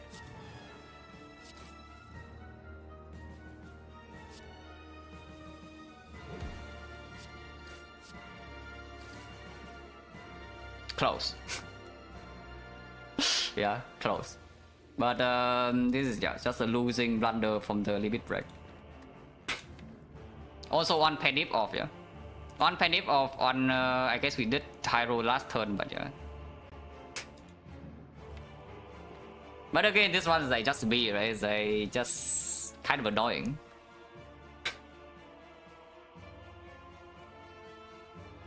And retry now. We already know that this run is this fight is winning, and then Act 4 we do the same thing. It's probably good enough.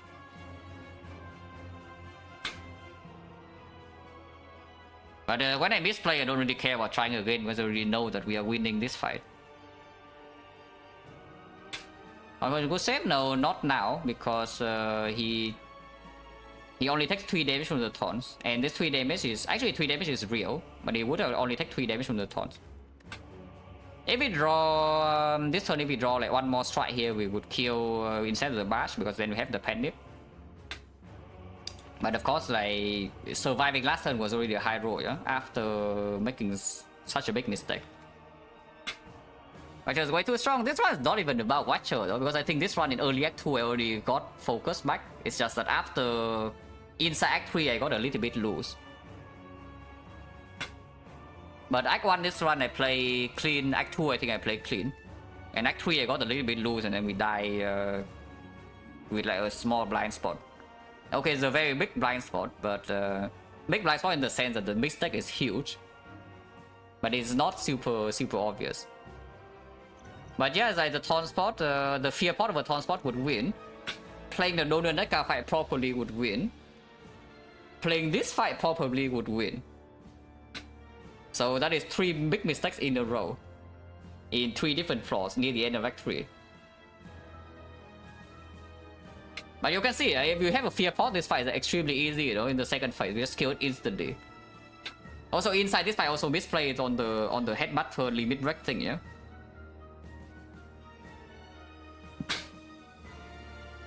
And visiting the heart, yeah.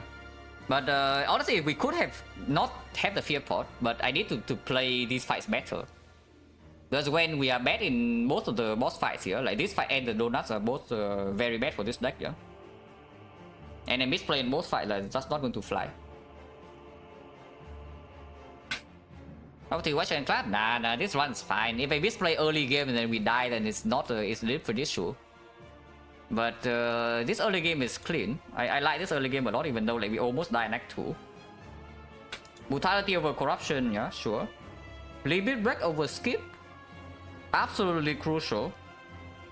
And then even this flex pick in Act 2 pays off big time. And then everything is good, you know. Our plan is clear for Act 4. Our plan is clear for Act 4. I just make some pretty dumb mistakes, and then we lose. I kind of want to play Act 4 though, so we just kill it here. I want to see what this deck does in the hard fight, whether it's like winnable or not. Oh yeah, I should update title before I forget.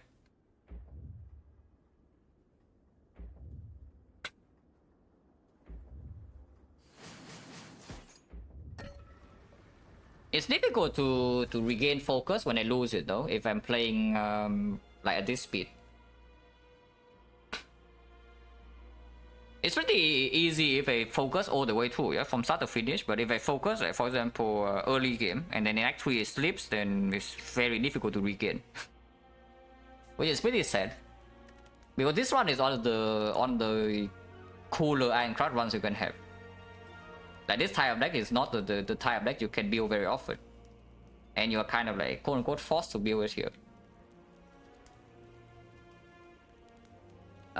This upgrade, what is it on? I don't even want this limit break upgrade because it closes the exhume limit break potential, yeah? And we only have armament half the time. Exhume for energy or heavy blade for better payoff, but probably not that. I think this energy actually is very, very important, so I will upgrade that.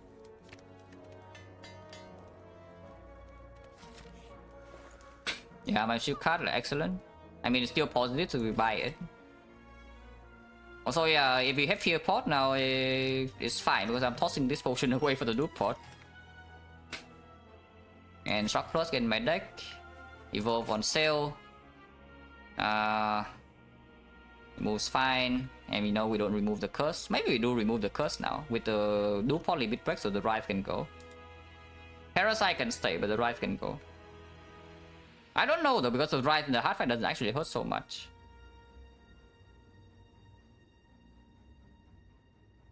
So this is bad, so maybe it's gone.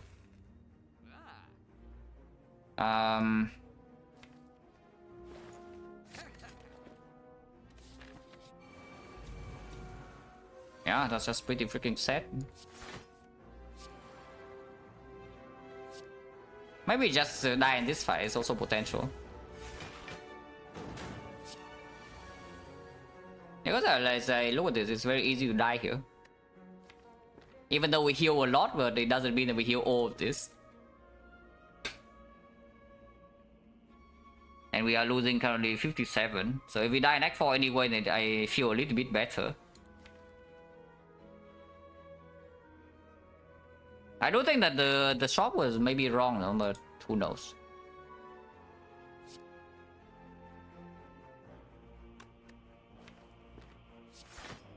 Yeah, the shop maybe was wrong.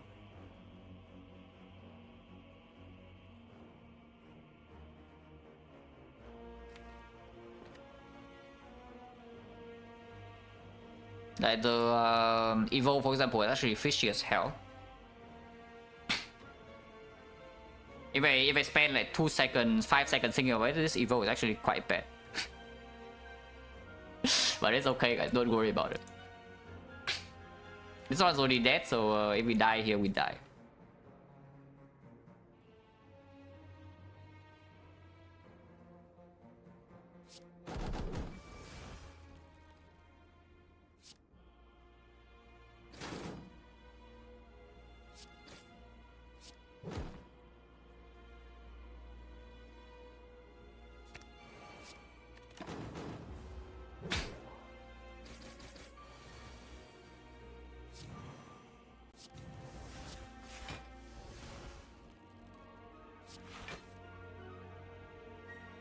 We are probably going to die. And that's okay. Yeah, that's okay. I could have duped the limit break now to do something about it, but do this instead.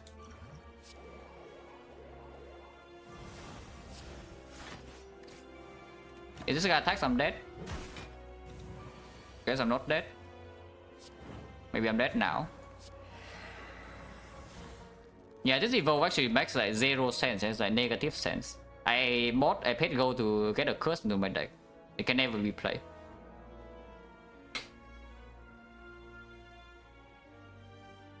Yeah, actually it can never be played. The thing.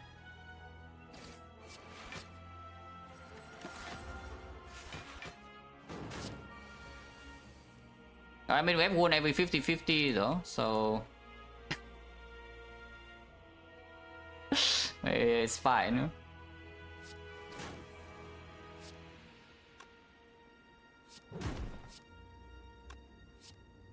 But that's not enough damage.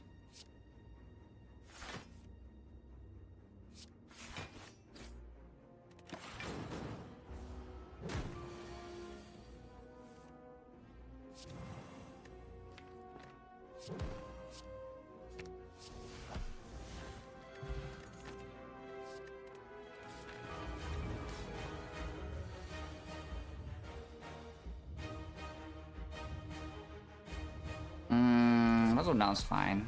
And spend energy. Oh, evolve. Look at this. This is beautiful evolve that was bought.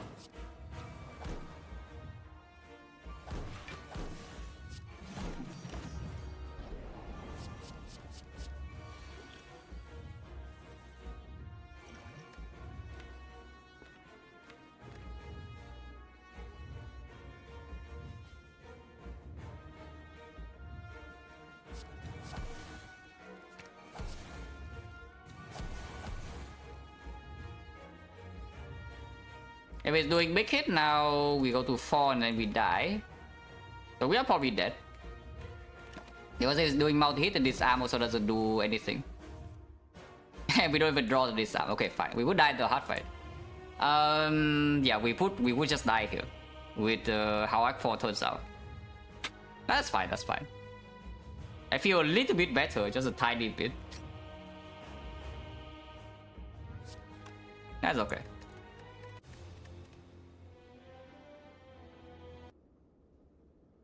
Yeah, that was still better, like... Because if you think about it a little bit more, the on-spot would just never be relevant. And the on-spot is actually never relevant, because we block 2 cycle and we always win. If we can block 2 cycle, we always win. If we cannot block 2 cycle and on-spot is only like 50 damage. Now click cast, I mean defect is on 7, so I do play defect properly, but yes, we can click other characters.